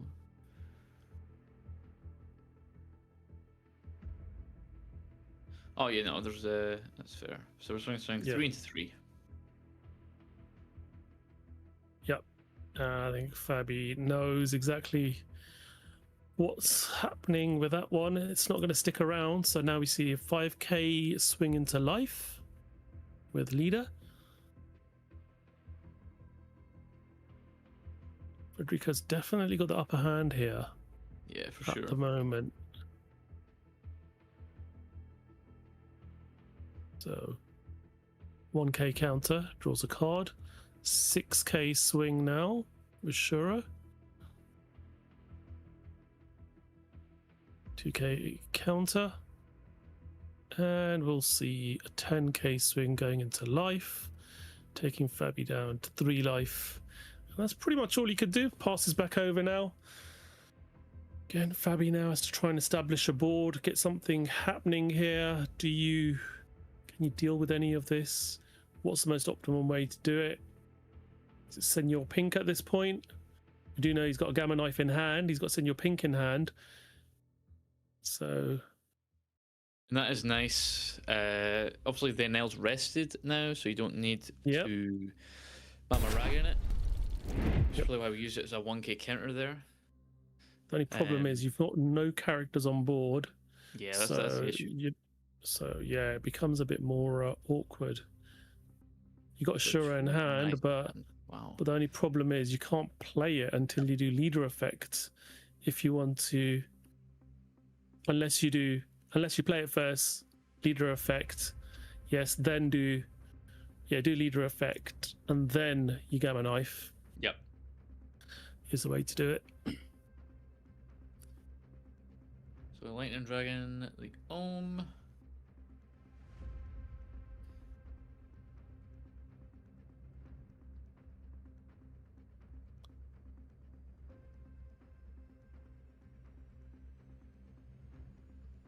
So we could leader, get 2 active, and then have 4 rested. Put the 4 rested on Shura. Correct. Yep. Could Gamma Knife, then L, I guess. I don't think it's good though, because it only makes it a 5k base, and you're swinging like 6, 7 into it. But no, we're just going for 7 at life, I think. Yeah, it looks like he is. Yeah, I think Fabi's understanding the predicament he's in is just like, I need to win the race here. Yeah. Like, I can't establish a board, and I can't remove yours. Yeah. Effectively, so I need to just go face and hope this is enough. Yeah, he's trying to capitalize on that early pressure that he applied, reducing that life down. So it seems to be the most only viable way to sort of push here. So we're going to see the Elthor to get rid of the Stud Ohm, and then plus 1000 to Shura and swing 7 again. Yeah. So what do we discard here with Divine Departure? The Shura. No. I don't think you need Gamma Knife anymore. I think I would get rid of that. But I'll get rid of the Shura, sure.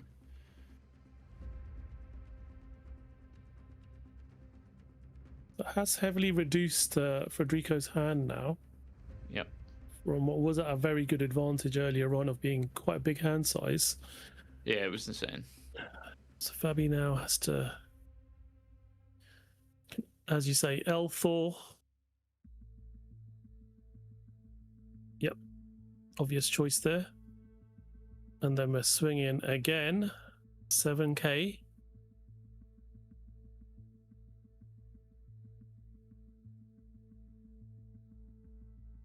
Oh, how's Federico going to respond to this one?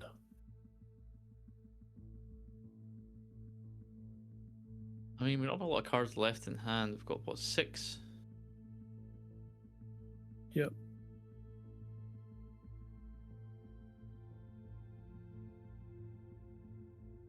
It looks like 5 cards potentially there in hand. Decides to take that one. And turn passes back over now, so what do you do here? Shura should be fairly straightforward to get rid of. And then it's a Signal Pink that you want to target. Or do you just pressure life here as well? But you do need to, and you got to respect the fact that Fabi could come big next turn with the leader attack, Signal Pink.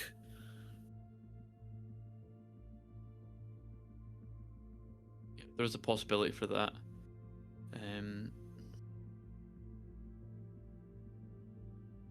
We know that Fabi's got quite a few events in hand. So again, as we saw earlier on, you can attach the Don to the leader, swing big, and then use your Don minusing to then get those Don off the leader to be able to use leader effect to be able to pump that Signal Pink up quite considerably, or even just split between that Shura and Signal Pink. That Shura's not going to stick around though, so that's going to be gone.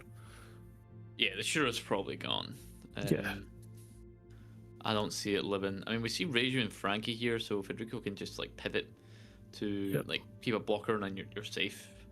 I mean, Reiju is fantastic because it forces some interaction before Mamaragan. Yep.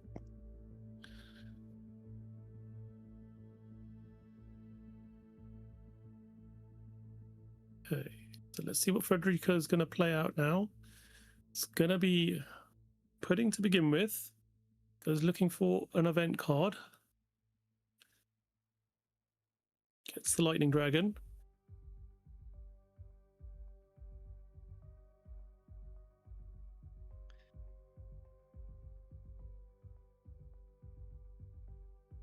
So Shura is now frozen. Gets another draw off that. Swings 6 with Signal Pink. I completely forgot about the Senior Pink on Federico's side. I'm just so used to staring at the alt. Also, That yeah. Yeah, I just completely forgot that was a 6k dagger. Yeah, forget the sophisticated looking Senior Pink regular version. So used to the cosplay alt art. Frankie coming down. Yep, door -2 here. Rushing a card from hand to be able to draw 2. So trushing a pudding. Draws 2. So establishes a blocker. But more importantly, he gets to draw 2 cards as well.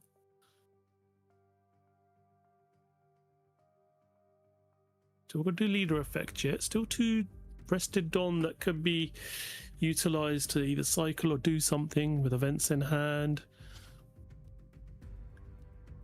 And you reduce that Senior Pink.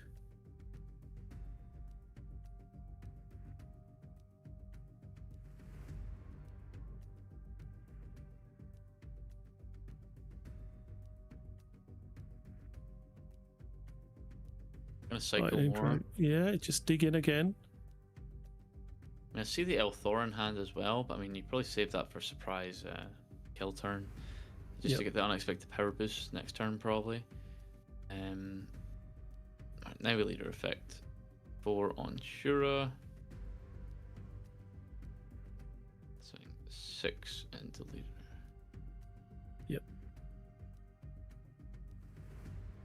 I mean, he could here do Gamma Knife into Elthor as well, to be able to get rid of the Senior Pink, and then do another swing into life for 6 with leader.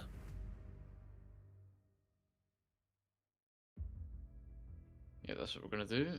Yeah, Gamma Knife, Senior Pink. Is it Elthor in hand? Yep, we're going to get rid of that. Bump the leader up by 1000 power, and then swing 6 into life now. So you are really pressurizing Fabi here now.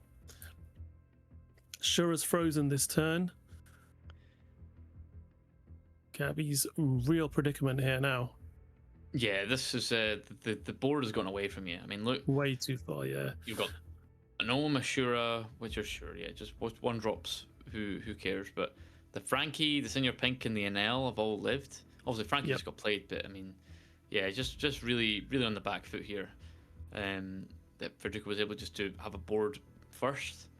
Obviously, Fabi did go first in the game, like went turn 1. But yeah, obviously, just Federico had more stuff.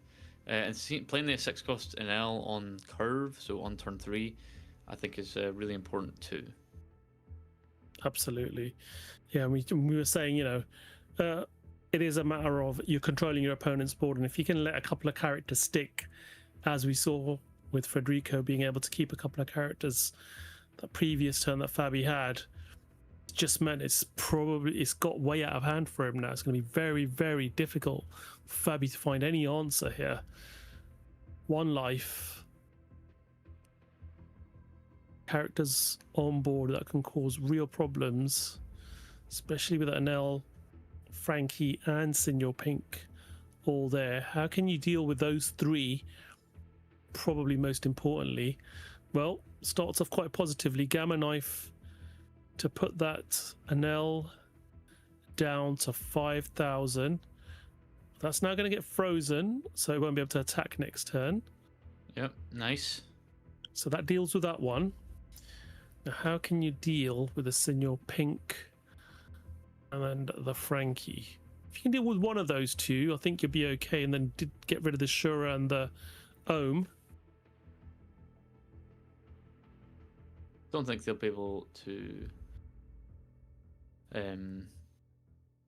Like, you're gonna struggle to get rid of the Shura and Ohm, I think. Yeah, he just drew into Elthor there. He just drew into an Elthor. Oh, well, yeah.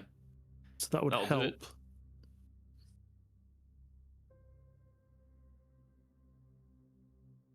Having to use his, yeah, well, he's got 3 Don open here. Yep. I want to use this wisely. Do you swing with your leader first?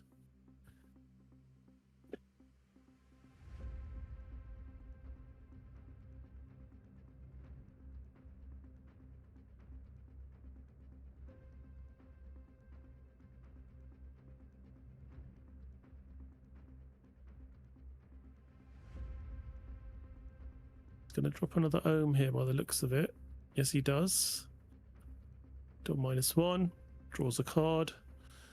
2 Don still available. He's got another Gamma Knife in hand. Rests that. Drop this Frankie down to 0. Thor the Frankie. Gives +1 to his leader. If he had a Rushura here, that would have been a perfect turn, but I don't think he has. Yeah, it'd be really good if Rusher was there. Yeah. So he's now got 7 on leader. He's going to swing into... What's he swinging into here? Probably life, I'd imagine. Yeah. Yeah, swinging into life. I mean, you're feeling pretty confident because next turn, obviously, the NL is frozen, right? So Yep. you only have to worry about Senior Pink and Shura or Ohm and leader. And I mean, you've got, I think, probably like 5 in hand, so you should be relatively safe. Yep. Well, now he is going to freeze something else down. Yes, in your pink will not be able to swing either. So, pretty successful turn there. Got rid of the Frankie blocker. Managed to freeze both the Nell and the Senior Pink, meaning that Ohm and Shura are the only 2 attackers here, as well as the leader. Yeah, very much a good risk mitigated there. Yeah. Obviously the biggest bodies now, you know, you didn't have to spend removal into them in terms of like swinging bodies because you didn't have any. So being able to just to lightning dragon them both, very, very nice. Yeah. You know, with Fabi's survived to the point of like, I just need to get through, you know, this much damage. And we saw with Enrico, was it last game, right, last round on stream, that 6 Dawn and a leader and a 1-drop body, you can get big numbers, right? You can do the 9 on leader, then pull the Dawn back, and then get the 4 rested, and you know, swing 10-10, or if you got any of Thors and more than that. You know, it's actually a reasonable amount here that could explode from Fabi next turn. Yep, both checking each other's trash here now, just to see what's being used, what hasn't. They both know what sort of, you know, there's a core of this NL deck which everyone knows they play sets of, so they'll know exactly what their opponents have still got potentially in deck or in hand.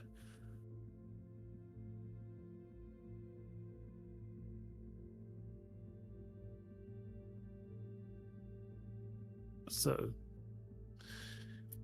how's Federico gonna respond here? We've got 20 seconds left on the clock here. Both players on 1 life each.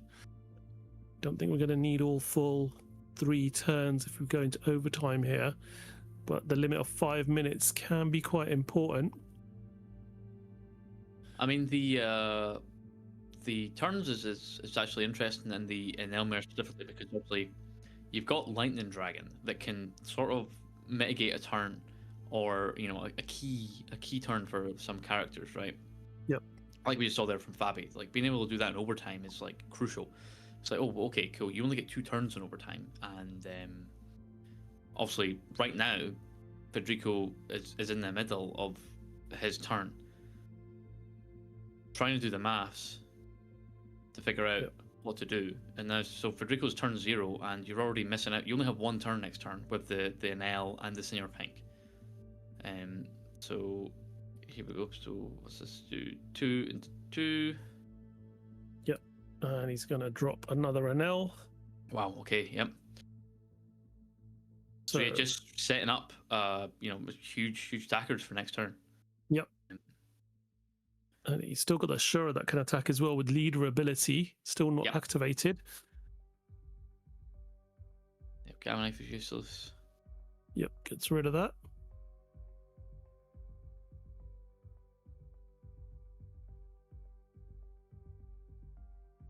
Leader effect being played. 1 active Dawn, +4 rested going underneath Shura. 7k swing into life, which Fabi will take. Card goes into hand, passes back over to Fabi now. No blockers on board. How many cards does Federico have here? I don't think a lot. Yeah. but that pile does look a little bit misleading. Okay, it looks like 4 or 5. Yep. So again, got to do maths here. Got to think.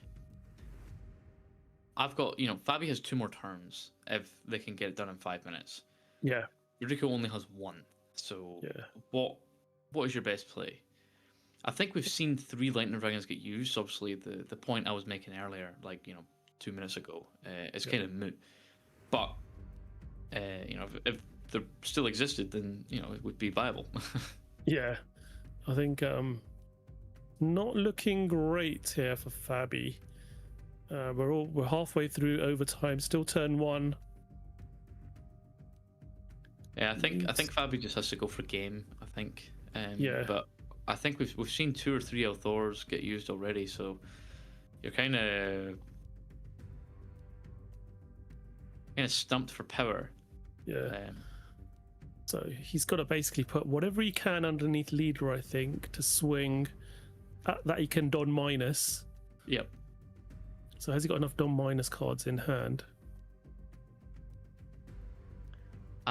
Honestly, no. What there's none. We've got Vari and Althor. That's it. Yeah. So I mean, also you could draw into them. And Yeah. also we see Puddin there, maybe gonna get used. Obviously, the important thing here as well is for Federico is obviously this is quite a crucial turn, and obviously it's going to take a lot of time to do the maths. But yeah. because Federico has the life, Federico's fine with time. Take your time, absolutely. make your decision. I'm winning the tiebreaker if we do go over 5 minutes, so I'm more than happy with that. And I think here, okay, takes it. Okay. Takes 7, so we've got 4 active Dawn left. Yeah, you're gonna try and find something. Maybe find a Mamaragan that. Yep. What is that? Kitten, No. yep. Kitten. So we're kitten 1. Kitten to draw. And then we've got the Elthor as well. Yeah.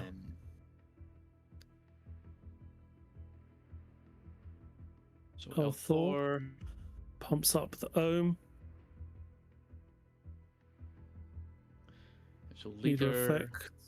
2 on ohm, 4 on ohm. So Yeah, swing he's in, gonna go. 9. Is that enough? Rag and draw. So that's 3k, 4k, 5k. That's enough. That's enough. Yep. Yep. Federico So- wins it. Yeah. Oof. Close game. Yeah, pretty much. Very yeah, close they're game. pretty much at time there as well, almost 20 seconds away. But yeah, Fabi did exactly what he could do there in that Yep. particular moment. And I think the big moment there was Federico was able to establish characters on board. Fabi had to pass back over with 2 characters on board, and then Federico just went super wide, and there's no way for Fabi to be able to deal with that with 0 characters. And that 6 cost that was just dropped last turn as well by Federico really did cause, it meant that it was out of reach, I think, for Fabi there. Yeah, you had to push for lethal that turn. Yeah, exactly. Because you were not living the 2 10k swings before even any Dawn got attached. Exactly. The next turn. So really good showing. Obviously, that was a long match, and that just shows how Purple NL can be. Like, you've got 2 good players, playing the best deck, and obviously the mirror is very, very difficult to play. It's very, very long. You could definitely make some mistakes if you're playing this as you would be. When it gets to like that time later on in the round, like getting to overtime, think about your decisions, doing the math on lethal, and also the other tiebreaker thing to keep in mind is deck size as well. I think it goes life deck size characters if I remember right. So Yep, that's correct. Yeah, well, that's good. I haven't had to judge in a while in terms of looking at deck size for a tiebreaker, so I have to remember. Yeah. I have to remind myself. So yeah, fantastic game. Players obviously the last ones to finish because they obviously had time to come to the table, which is in a separate room from the main area. So we're going to be doing round 9 very quickly now. Pairings should be coming up very, very soon for our penultimate round. So don't go too far. We'll be back for round 9 very shortly.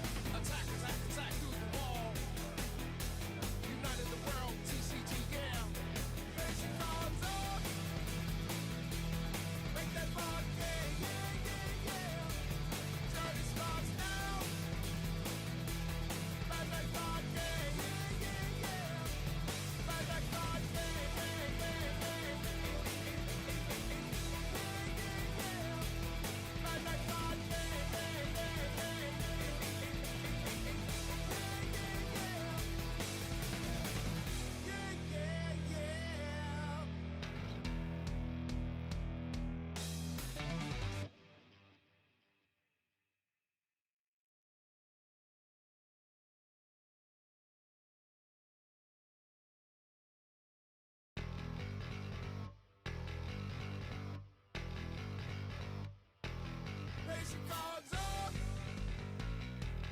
Make that board game. Yeah, yeah, yeah. The journey starts now.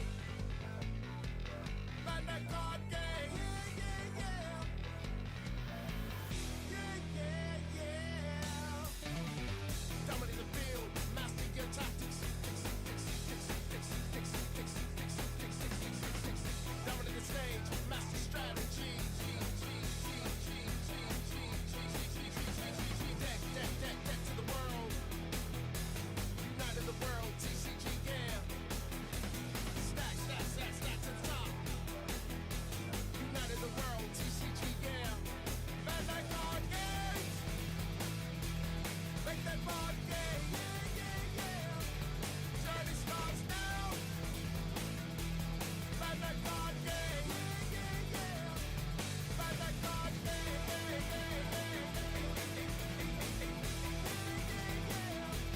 Bandai card game. Yeah,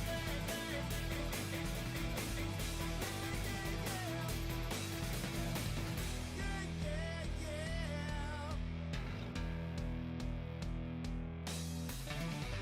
Join in the game, master your Hello, everybody, and welcome back to round 9 of the Venice One Piece Regionals.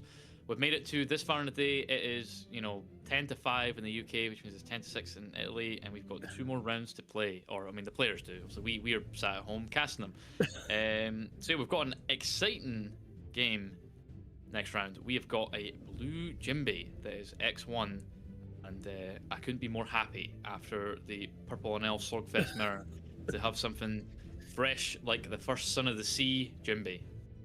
Absolutely. And do you know what? Just seeing that deck, it's 29 degrees actually here, just outside London, and I'm roasting in my studio. I would love to be in some sort of pool of water with all these official type cards being shown on screen.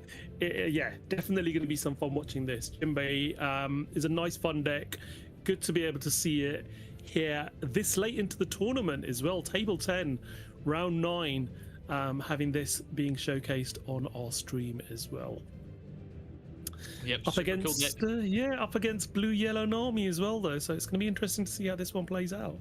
Yeah, rough matchup for Jinbei.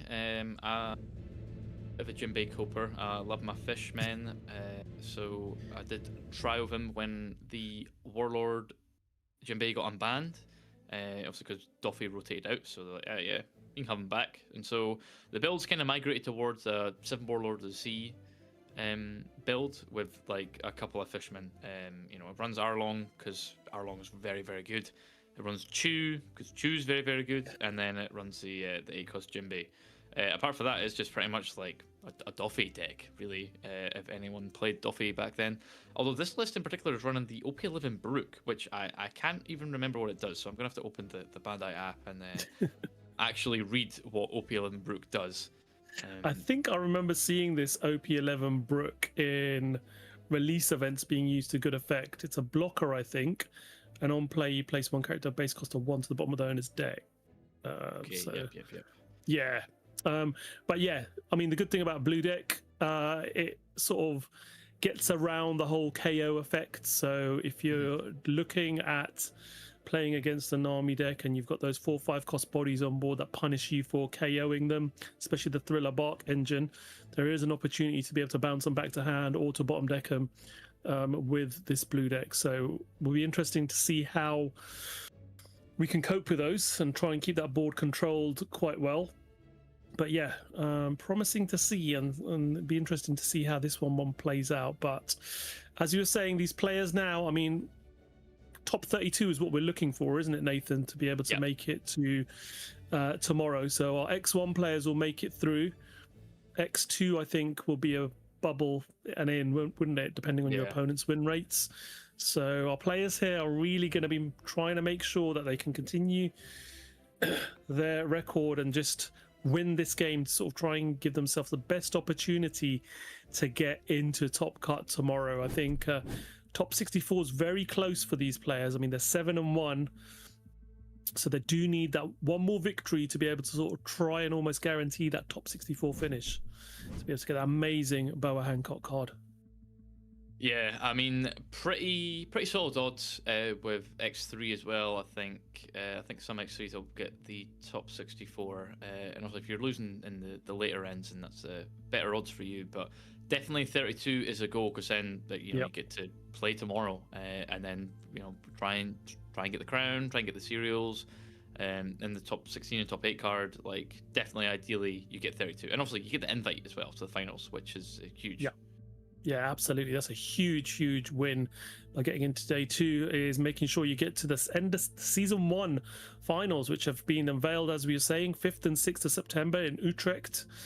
So put that date in your diary, make sure that you're fully aware of it. And then obviously on the 4th, we have got the Flame Fruit tournament as well. So it'll be interesting to see that in Utrecht as well. So we do have Fedemecho versus Mr. Zero here. That's their gamer names here, and it'll be interesting to see how this one plays out. Looking forward to this as these players are getting ready now. Yeah, definitely. I'm just looking at the name list, see they're in different. Is running one Marco, which I think is the real uniqueness, I guess. It's one Hiyori, one Skyland Zoro as well. But apart from that, it's just a bog standard Nami with Thriller Bark stuff included.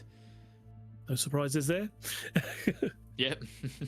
It's pretty much what you expect in this Nami deck, isn't it? A Thriller Bark engine of, 4 of each of those Thriller Bark cards. You've got your Hogbacks, Peronas, Gekamorias, and Kumasi, the 2K. Kumasi. Yeah, the Kumasi. Yeah.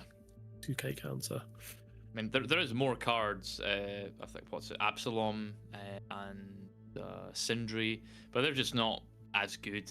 Yeah, these 4 are the most core of yeah. this engine, aren't they? So, yeah, absolutely.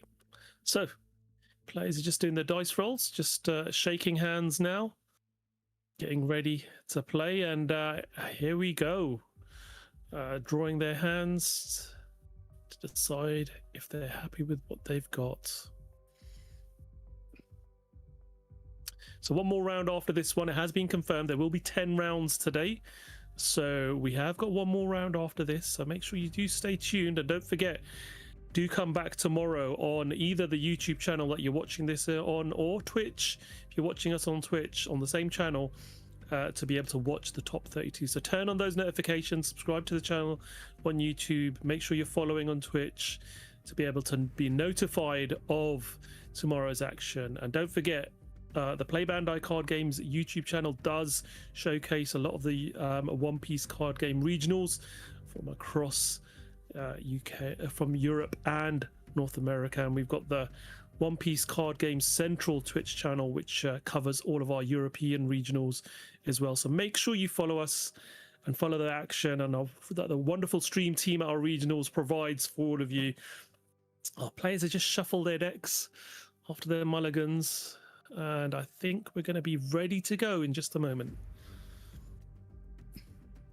Getting those final bits set up before we get into Jinbei action. Exciting. Very refreshing. What do you think we're going to see tomorrow, Nathan, as far as Top Cut's concerned? Same as usual? Do you think it's business as usual? Do you think we'll see something different? I think it'll be business. I don't think there'll be anything really different. I expect majority Purple and L, and then Nami being the second most popular after that, and then Lucy, Ace, maybe some Croc. Obviously, Croc has been good the last 2 weeks, so I think more people have probably picked up Croc. And maybe Red Green Luffy, we did see a lot of it today, but I don't know if it'll be any enough to push through. But apart from that, I think that is that's it. I think some Mihawk as well. Yeah, absolutely. You do get the sort of odd sort of single decks sort of make Top Cut as well. Sometimes you do still see, green, purple, Luffy sneak in here and there as well. Yep. If they can find all their pieces, and a few of the others, and maybe a yellow and L might be able to sneak in as well. Not going to see huge numbers, but maybe 1 or 2s of tomorrow. So hopefully we get some decks that surprise us and get in. I remember a few weeks ago, I think we even saw a Bello Betty make it into top 32. which fell away. But yeah, really interesting to see. But we are getting some characters on board now. So obviously we did a search for Sengoku, got Arlong, and then now we have got Jinbei in hand as well. There are obviously a couple of Jinbeis. This one is, I think, the 8 cost. Yeah, the big 8 cost Jinbei, which is quite, quite a good card. Very good. When a card's trashed from your hand by effects, this character does gain rush in this turn, and on play you may rest 2 of your done cards, draw 2 cards, return up to 1 card with a cost of 7 or less to the owner's hand. Really does help you to, you know, negate a potential attack on the next turn if your opponents establish a character, maybe like a Nico Robin. Yes, you're giving them the opportunity to play it again next turn, but you're not going to get punished by that swing coming in from it. Yeah. And also, depending on the circumstances, they might not even be able to get the heal. Yes. Because they do need to trash a card from their life in the first place. So you come down to 0 first. And also, if you're playing the 8 cost Jimby, you're going to have a 10k rusher, as everyone else you have on board already. There's a classic Warlord combo there. I was going to say, this is like going back in time, isn't it? That old Dofi combo, but the new artwork for that Edward Weevil. Yeah, the SP, very nice. I think that came out, what, was that come out EBO4? Or was it... I think it was, I think it came out in, EBO4, so it's probably the OP14 EBO4 half, So very nice card indeed. Yeah, very good.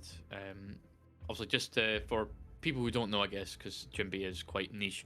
Jimby's leader effect is activate main, trash card for hand, give the 2 Arrested Dawn to one of your Fishman or Merfolk leader or character cards. So, doesn't give them to the Warlord part of this deck the way it's built now, but obviously Jimby is half Warlord, half Fishman, and then obviously you've got the leader, and then all the little 1-drops like Arlong and Chew as well. So being able to swing 7 despite already paying 4 Dawn only for the cost of a card in hand is like very powerful. And later on in the game, when you push for lethal, decks like Lucy do the same, where they can just trash their hand just to get in like that extra much power. Obviously, Jimby is kind of capped with the only 10 Dawn possible, and a multiples of 2 as well. So, but still, you can just get unexpected lethal out of nowhere if your opponent's not planning around it.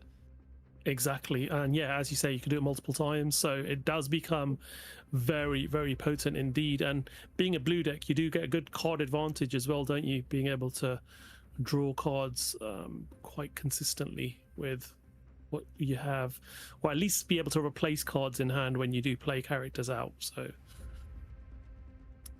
we do see the Boa Hancock being dropped there. Yep. Very strong. Obviously, searchable twice in this deck with Arlong and Sengoku. And it's obviously great into the NL matchup. And this matchup is kind of whatever. It's an 8k body. That's the important thing. Absolutely.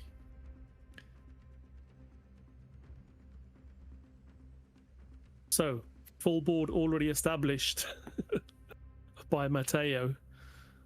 And as we were saying earlier on, can bump up those smaller characters as well.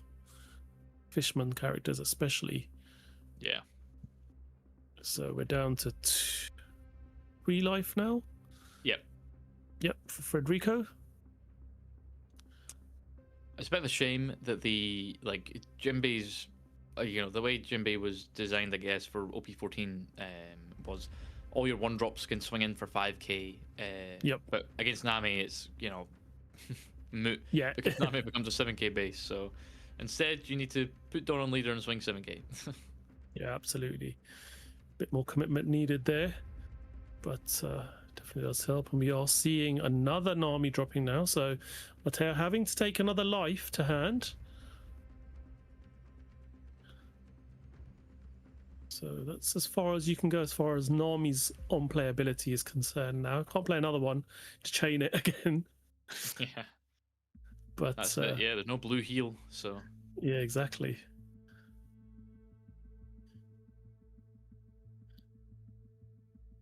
So now Frederico is just deciding what to do here. Does have the Don attached to leader, and now he's going to see promo girl come down. Yep, very strong.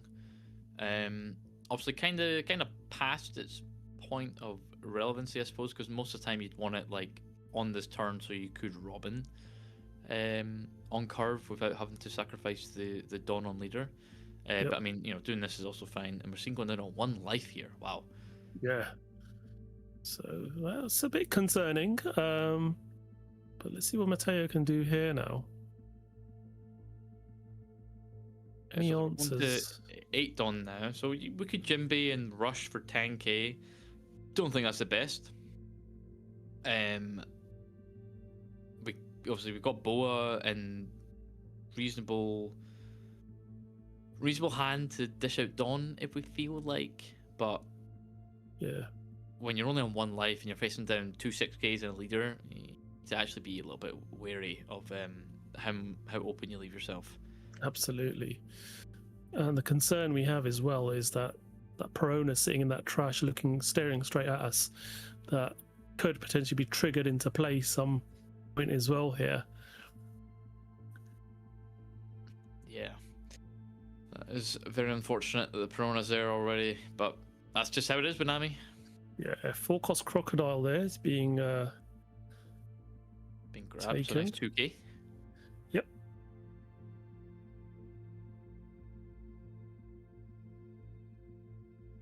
Now seeing a 7k swing into leader. Yep, go get the 7Ks here. Force the 2 cards out of hand initially. Yep. So what are we going to see being used here?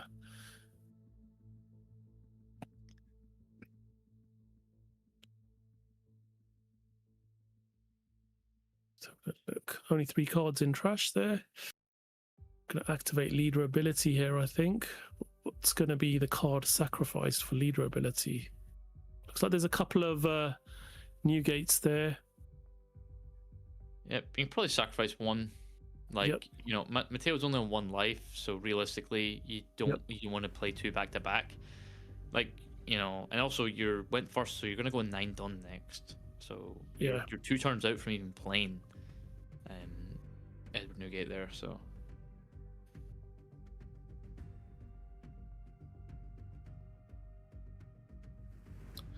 the first attack has been countered. Leader is now activated, so it's going to be 7,000 power till end of this turn now. So what else do you play? So another Boa Hancock coming down. nice. This is a special Chinese 2nd anniversary artwork. 7k swing into life.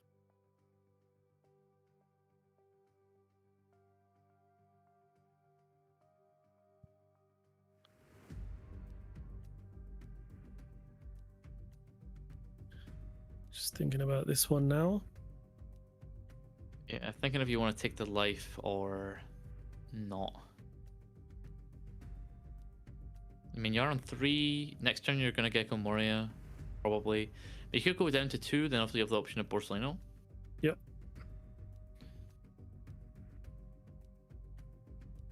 It does have a Borsellino in hand. Also has a Zeus in hand as well that could be utilized to potentially get rid of a body. Then be able to play Borsellino after. So does decide to counter with Hiyori on that one. The 2k counter. We are now seeing an 8k swing coming in, and that one does activate a trigger in the form of Hogback, and Prone is going to come out, stopping an attack coming through from Jinbei here. Yep. So that leaves it at that. And Matteo passes back over, having got Frederico down to 2 life, but also helping establish another character on board in the form of Perona. So we've now got 2 Namis and a Perona, plus the leader, obviously. We're on our, 9 Don turn here for our Nami player? 9 Don against 1 life, no blockers. So yeah. I mean, you could try and pressure here. Only one of your Namis can attack, but everyone else can. Yep. You know, you could like, you could put 3 Dawn on the 5-cost Nami, swing 9, see if Mateo takes it. If he takes it, then you know, load up the 6 on leader, swing 11. Or you know, obviously if it blocks a 9, you could just fall back to a Borsellino. Borsellino, yeah. Yeah. Because we did see the Perfume Femur get used there for leader effect, so you know, I don't think you're particularly scared about you know, bypassing the Borsellino. I mean, I think the safest play is probably just Gecko Moria. But you know, you could go for game if you feel like, you know, wanting to try and end the round earlier, I suppose. It's gonna start off with a 7k swing. Yeah, start with 7 with Nami.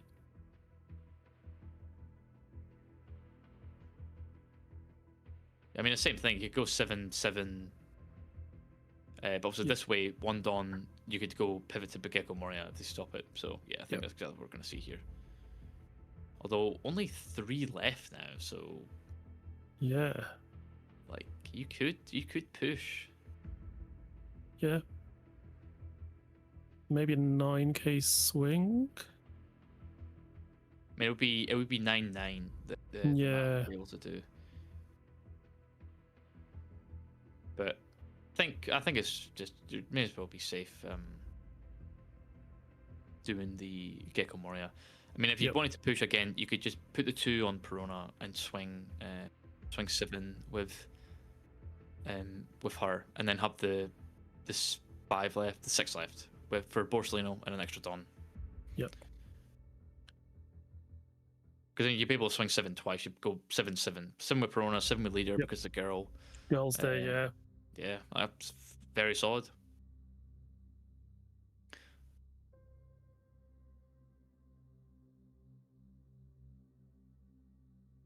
So it looks like Federico was considering that 7k swing there with Perona. Yeah.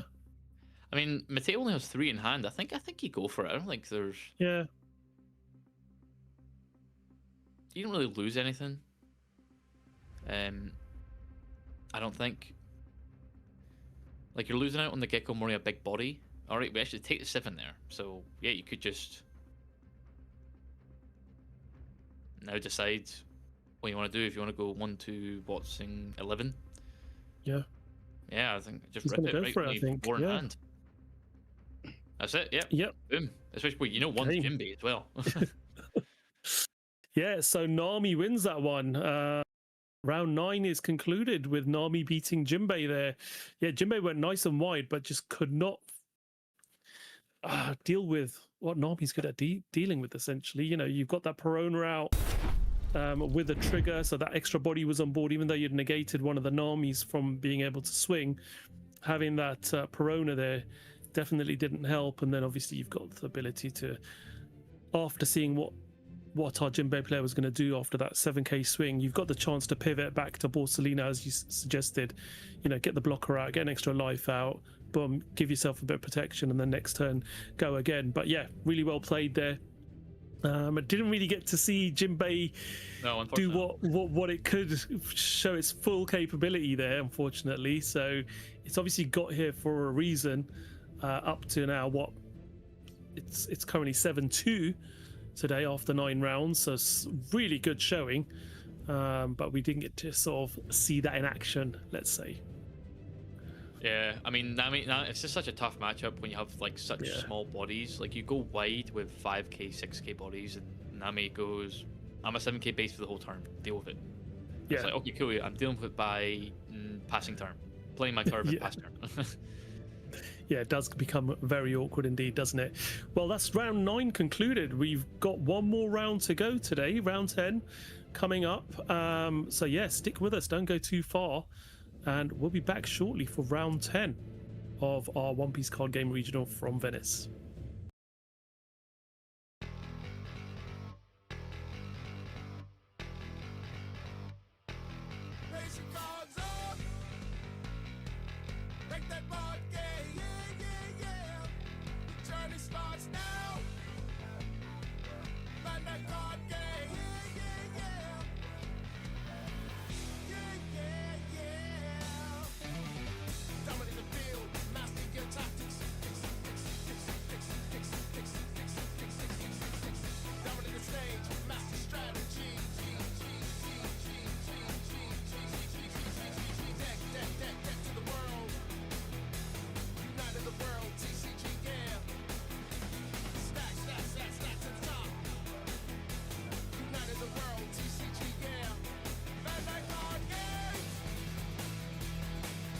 board game. Journey starts now. Play that card game. Play that card game.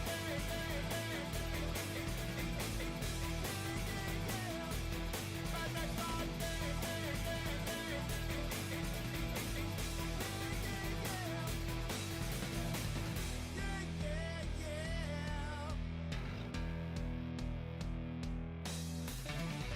Join in the game, master your tactics. Jump in the surge, master strategy. Flip for the world. United the world, CCG, yeah. Attack through the wall. United the world, CCG, yeah. Place your cards up. Make that board game. Journey starts now. Play that card game. Play that card game.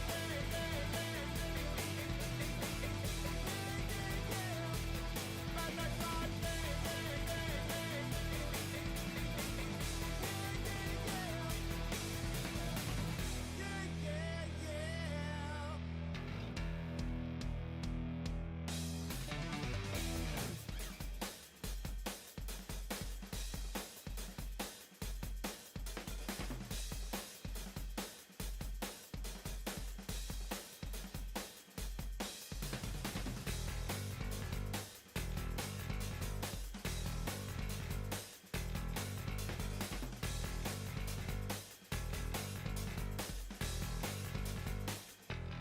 Raise your cards up. Break that board game. Journey starts now. Play that card game.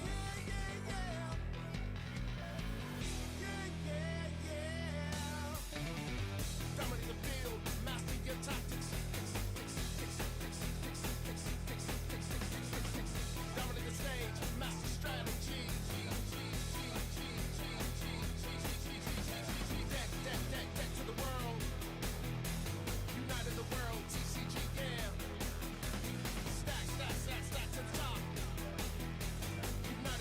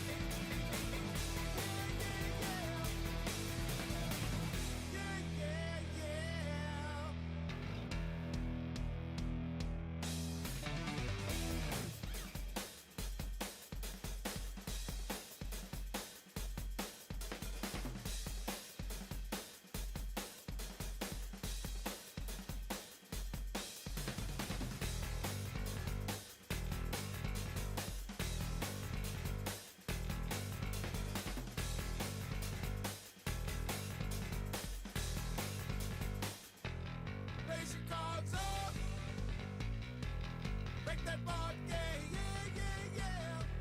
The journey starts now.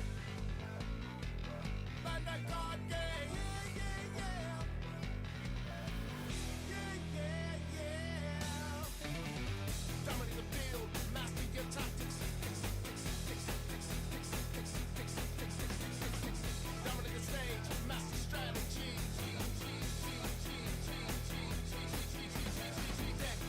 Deck to the world.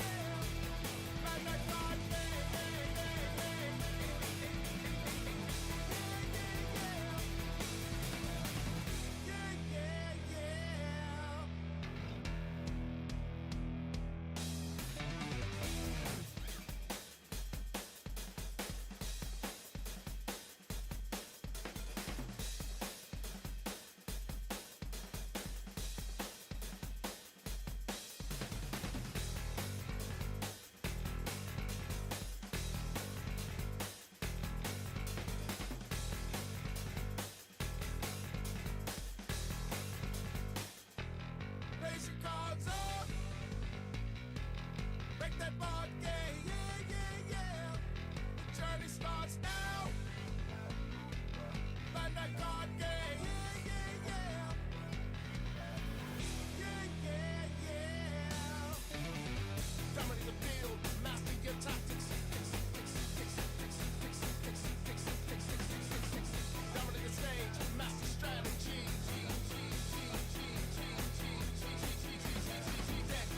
Deck to the world. United the world, TCG, yeah. Stack to the top. United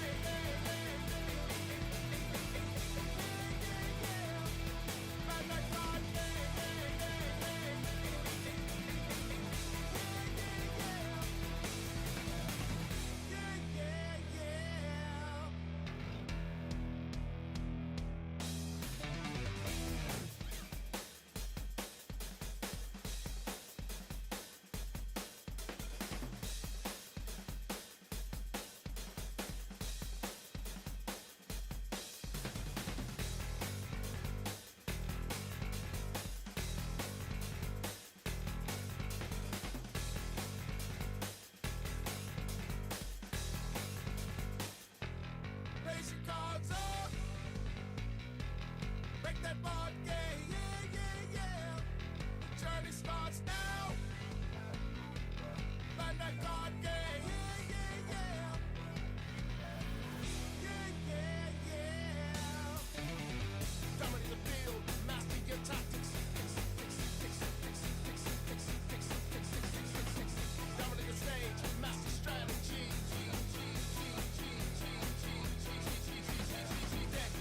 Deck to the world.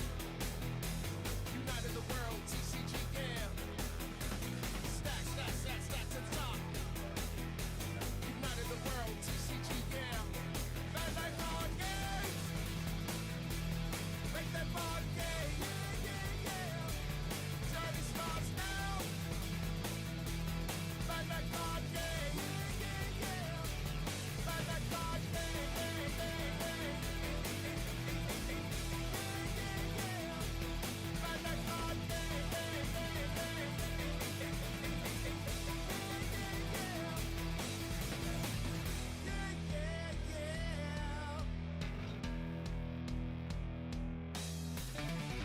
Joining the game, master your tactics. Jump in the surge, master strategy. Flip for the world. United the world, TCG, yeah. Attack through the wall. United the world, TCG, yeah. Raise your cards up. Make that board game, yeah, yeah, yeah. Journey starts now. Find that card game, yeah, yeah, yeah. Find that card game, yeah, yeah, yeah. Find that card game, yeah, yeah, yeah.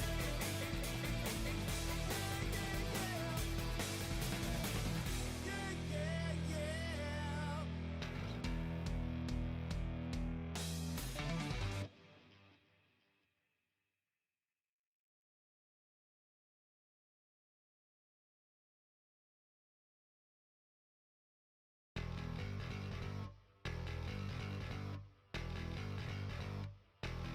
Raise your cards up. Make that board game. Yeah, yeah, yeah. The journey starts now. Find that card game. Yeah, yeah, yeah. Yeah, yeah, yeah. Dominate the field. Master your tactics. Dominate the stage. Master strategy.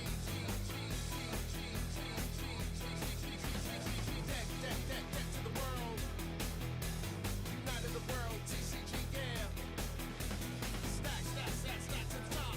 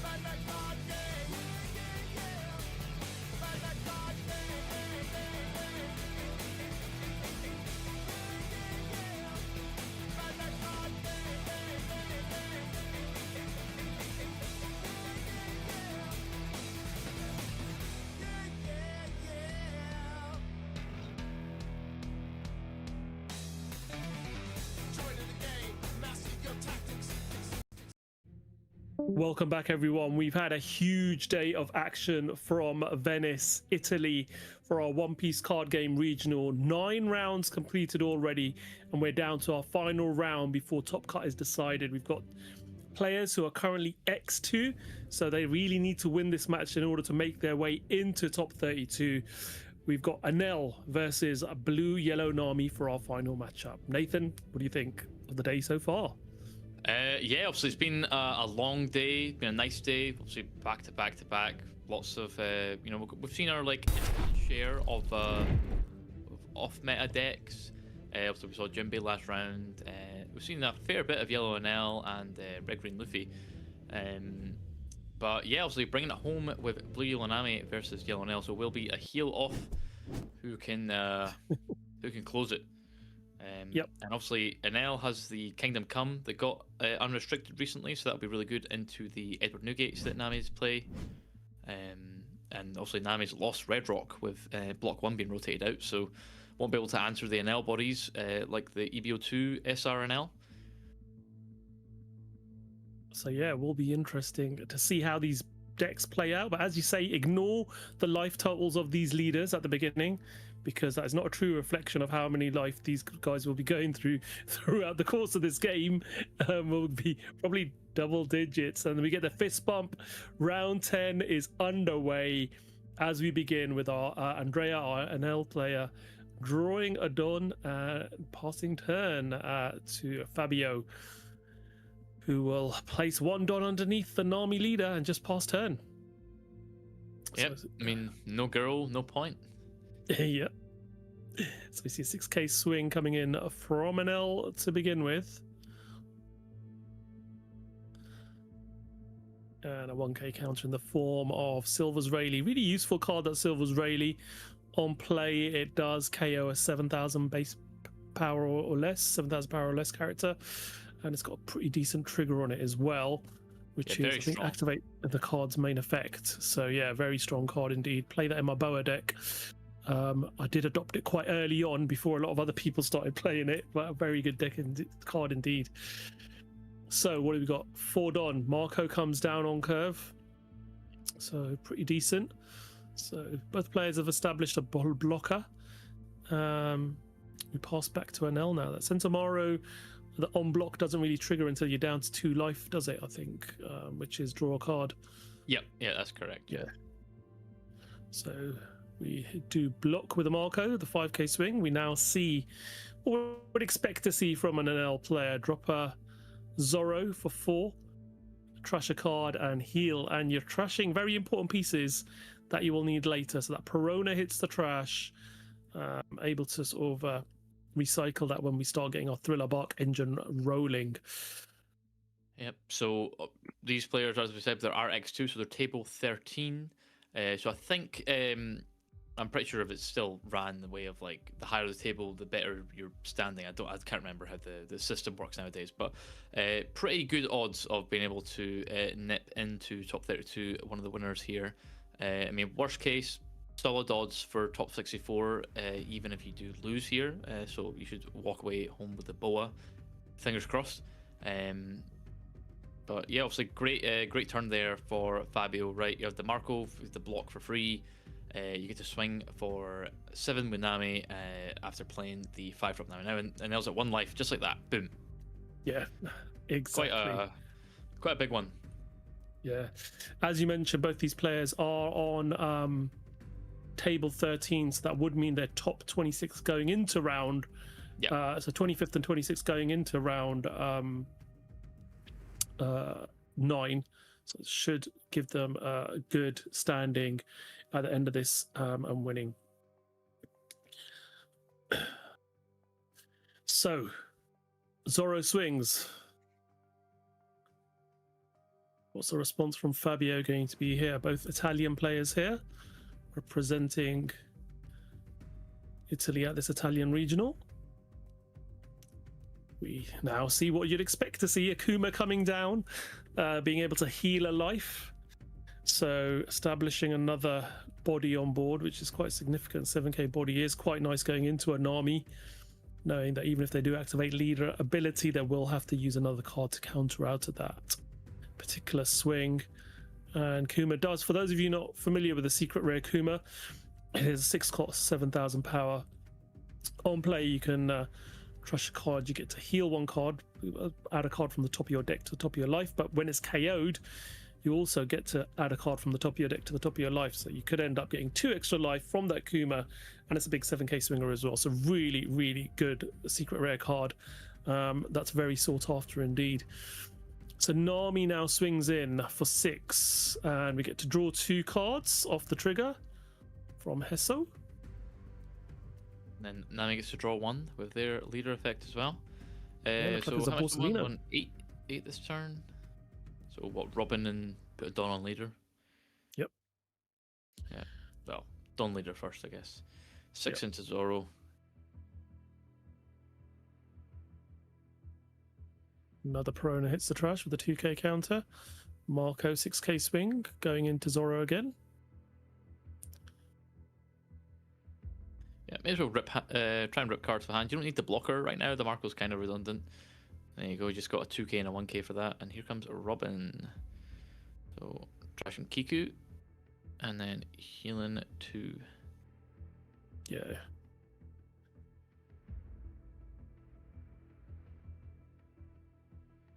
So yeah, that Nami player's now got more life than they started with. Up to 5. Yep.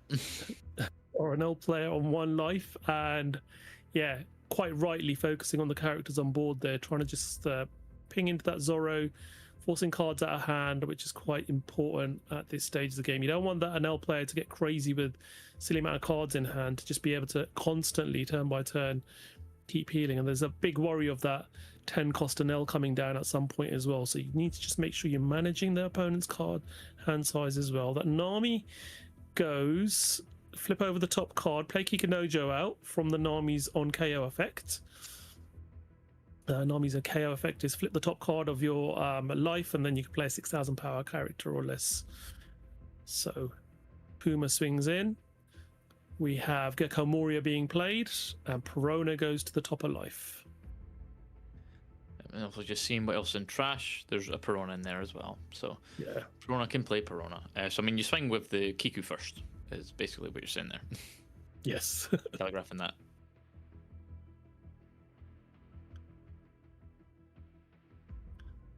So we are now on the 10 on 10 for Fabio here. Yeah, definitely losing the board battle there. Facing down the 10k, 7k, 6k bodies. Yep. And next turn we're probably going to see the 10 cost an L from EBO2 come down. So turned on. Surprise, surprise. What are you going to see here? Mr. Edward man. Newgate. Yep. 2 Don underneath Nami. 2 Don underneath Kikunojo. Rightly so. And now you'll swing with Kikunojo, I suppose, into a character. Yeah, probably go I would into assume Zoro. here. Yeah. I mean, you could push life because if you get, Oh, Okay, going fine. into life. Okay. well, of course you got the trigger right, so you can't. Yep. Can't swing the leader first, even though it's smaller. Yep. So you're just putting Andrea down to 1.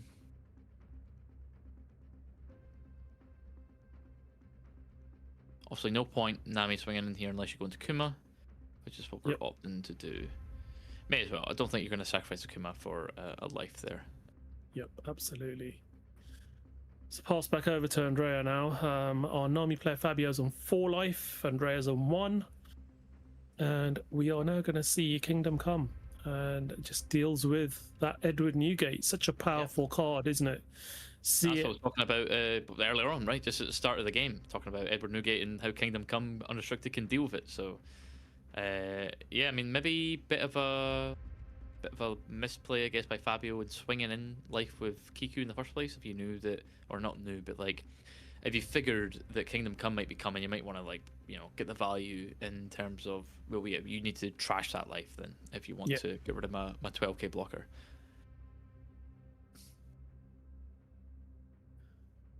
So we do see Kikunojo go, but obviously the heal from that, so back up to 5 life again. Is there a trigger there? Looks like potentially a thriller bark trigger. Yep. May as well play Hog back out if it is a thriller bark trigger.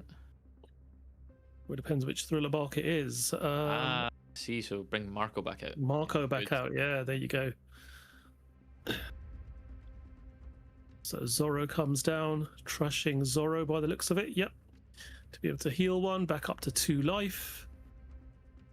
And going to pass back over to Fabio now. So what can Fabio do here? Still in a fairly comfortable position on 4 life, just back to where you started with. But the threat looking at from across the board is looking quite bad. You know, you've got that Kuma 7,000 attack, that big old Gecko Moria with 10,000. Zorro's just been established this turn, and you still have that blocker Centimoro on the board as well. So Yeah, you definitely are like losing the board battle here. Absolutely. And also Kingdom Come is so strong, especially in L, right? It's unbelievable. So we're actually swinging in there with 6. So Newgate comes again. I think I saw a second Kingdom Come in Andrea's hand, so Yeah. unfortunate what's about to happen next. Yeah. So we could see that Newgate go again, but while we are playing it, we are getting forward on attached back to character. So essentially that's cost you 6. You've also got to draw 2 trash ones, so you've got an extra card off it. So you now see the block. Yep. And now you're going into the Kuma for 7.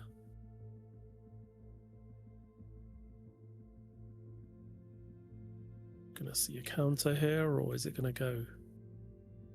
Yeah, I mean, it's interesting that Fabio is like not respecting the Kingdom Come again. Yep.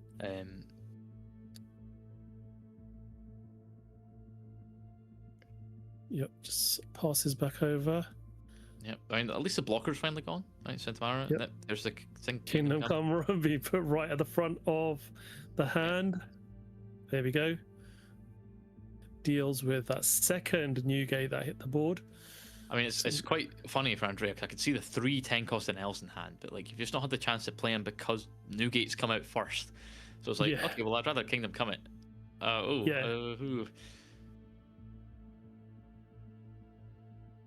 Okay, targeting the Marco now with that Gecko Moria. That's dealt with. Yeah, not going to target that Nico Robin for obvious reasons. Going to leave that on the board. Definitely Does do not heal your want to target damage. Nico Robin as an L there, because the an L's leader effect is only on the opponent's turn, which obviously Exactly. makes sense. But specifically for Robin, that when you're taking a damage, then you don't want to misplay into that, thinking you could do your own leader effect on your turn and just get a free swing into Robin. So All right, so 6 into 6 Zorro.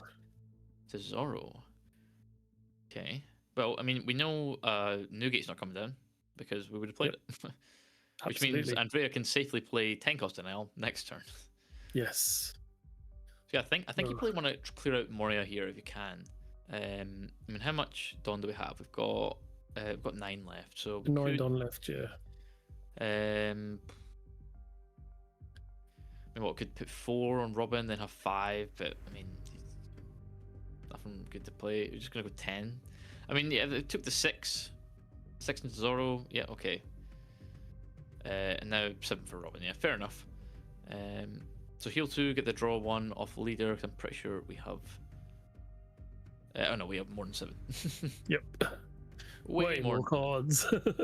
Yeah, definitely can't draw there. So That's so funny. There's 2 Kingdom Comes in hand, so there's 4.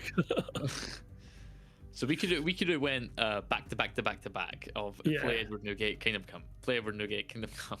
It's absolutely insane, isn't it? That all 4 right in hand. Right. Swing 7 now with Kuma. Do you have an answer? Yes. Leader is +2. It's only a 1k counter, or we just take it. Yeah, Porcelina's Porcelina. useless. You're not getting down a 2 life anytime soon. 10k swing. Ooh, Interesting. So going into Robin. I mean, obviously we know the Tenkos and L's come down, so it's pretty free to take into Robin there. Yeah.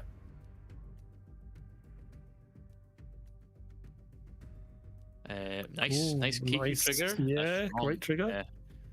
That's honestly very good here, because now you can actually go for lethal if you feel like it. Because what Andrea has 4 in hand, 5 in hand. Five cards in hand. Yeah. Yeah, you could very well go for it. Yeah, absolutely. You can push for game here. And I think with Andrea's hand, but I think we know he can go for it, right? Yeah. There's 2 Kingdom Come still in there, 1 in L. So we know there's 3 bricks in hand. Oh, we're swinging 6. That's crazy. Yeah. But unfortunately, we need to take it. That's insane. Insane. I mean, you get rid of Kingdom Come here. Oh, yeah, gets rid of the Gecko. Moria, yep. Okay. Okay, well, Fabio's probably thinking, right, I just need to get two in, and there's 4 cards in hand. I mean, yeah, swing 9. Yep, 100%. 9. Yeah. Yep, take it, and then Take everything on your leader and go for game. 14. Boom. That's it. There we go. 14 at life with leader, and that is game for Fabio. Blue Yellow Army beats Anel fairly convincingly in this matchup, and the Kingdom Come got rid of 2 Edward Newgates back to back, and could have got rid of 2 more, as we were saying earlier on, if they did end up being played. Yep. But well done there to Fabio for winning that particular game. Yeah, very well. So, yeah, well played indeed. Good showing in the Nami deck, and obviously that Kiku trigger, into lethal. Why not? It's astounding that the 6k was enough. I don't think Fabio was expecting to go for lethal there. But it's just what you had to do. Absolutely, yeah. No, that's we would have thought 7k swing probably would have been the sweet point there with the Kiku, but yeah, going 6 and seeing that your opponent react and taking that definitely is a big tell. So worked really well in that sense, and yeah, fantastic win there for our Nami player. Absolutely amazing matchup there. But we've had a great day of action as well, haven't we? I mean, I think we've had a good showcase of different decks on stream. We've got more events coming up though as well, so don't forget, we've got Top Cut tomorrow, which we'll talk about in just a moment, but we have more One Piece card game regionals around the corner. In Lucha on 6th and 7th of June. We've got another regional there, Toulouse. We go to France then on the 27th to the 28th of June for our penultimate sort of regional for the region. And then 4th of September, we have got our Flame Fruit Colosseum matchup in Utrecht. And then the next day, that weekend, the 5th and 6th of September, that's right, it's been revealed yesterday, our European final, Season 1, will be held in Utrecht at Jaarberg's, in a fantastic venue. Is where our first ever European Championship finals were held back. I remember being there, commentating on the first one there, and being there for multiple visits since. A fantastic venue, as you were saying, very central for all of our European players to get to. Very good access, beautiful venue, beautiful city to be able to host our Season 1 finals. Really looking forward to that later on in the summer. But just coming back to today, we've had an amazing tournament, 1,024 player tournament in the beautiful Venice in Italy, and our players have now dwindled down to 32 left in our top cut, which we'll be showcasing tomorrow morning. We'll obviously come over and tell you the breakdown in the morning, who's made it, how they've made it, what kind of decks have we got. But it changes from a best of 1 format that we've seen today for 30 minutes plus 5 minutes overtime to a 1 hour best of 3 format, and your overall seeding affects whether you get to choose to go first or second. So it adds quite a bit of dynamic, doesn't it, to playing day 2? Totally different to playing a day 1 event. Yeah, it really does. Obviously, the higher seed gets to choose, as you said there. So whoever is number 1 seed is choosing if they go first or second the entire top cut, which is very, very strong.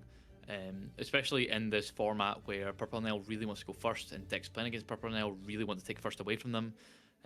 It's very, very strong having that the power of the top cut seed. But obviously, you should be rewarded for going 10-0, or if you're number 1 seed, why? Yeah, 100%.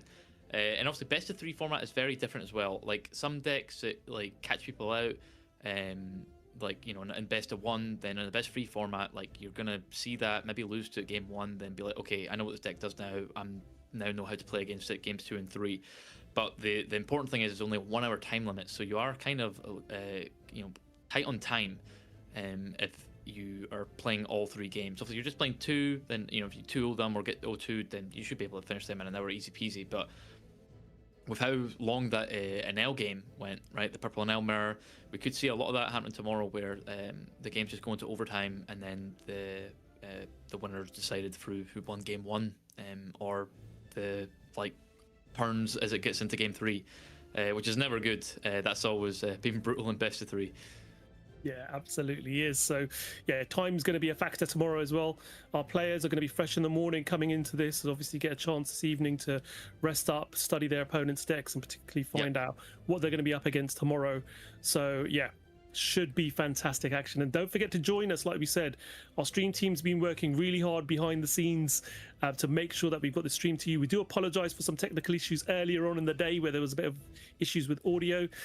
Those have been corrected throughout the day, so hopefully you've had a pleasant stream watching this on either our YouTube channel or our Twitch channel. Make sure you turn your notifications on for tomorrow when we go live in the morning for our top 32. We'll be here with you fresh and early, giving an update of our top 32 breakdown and what decks you can expect to see, as well as our feature matches throughout the day, taking you through to that final to decide who our Venice Pirate King or Queen is going to be at the end of the day, winning this regional. But Nathan, have you got any more words before we go? No, I think you've got everything. Yeah, obviously we apologise for the technical stuff, and obviously if you've got any other feedback for me and Taj or Bandai as a whole, email them. I think they'll be more than happy to receive feedback like that about the whole stream as a whole. And then obviously, catch us tomorrow, and we will do the top 32, and obviously the 5 rounds of follow after that. Yeah, there's a bit of a heat wave going on in Europe at the moment and the UK, so just make sure stay hydrated, and these players are going to bring us on fire tomorrow as well with action on stream. So have a great evening, and we'll see you guys in the morning. Take care.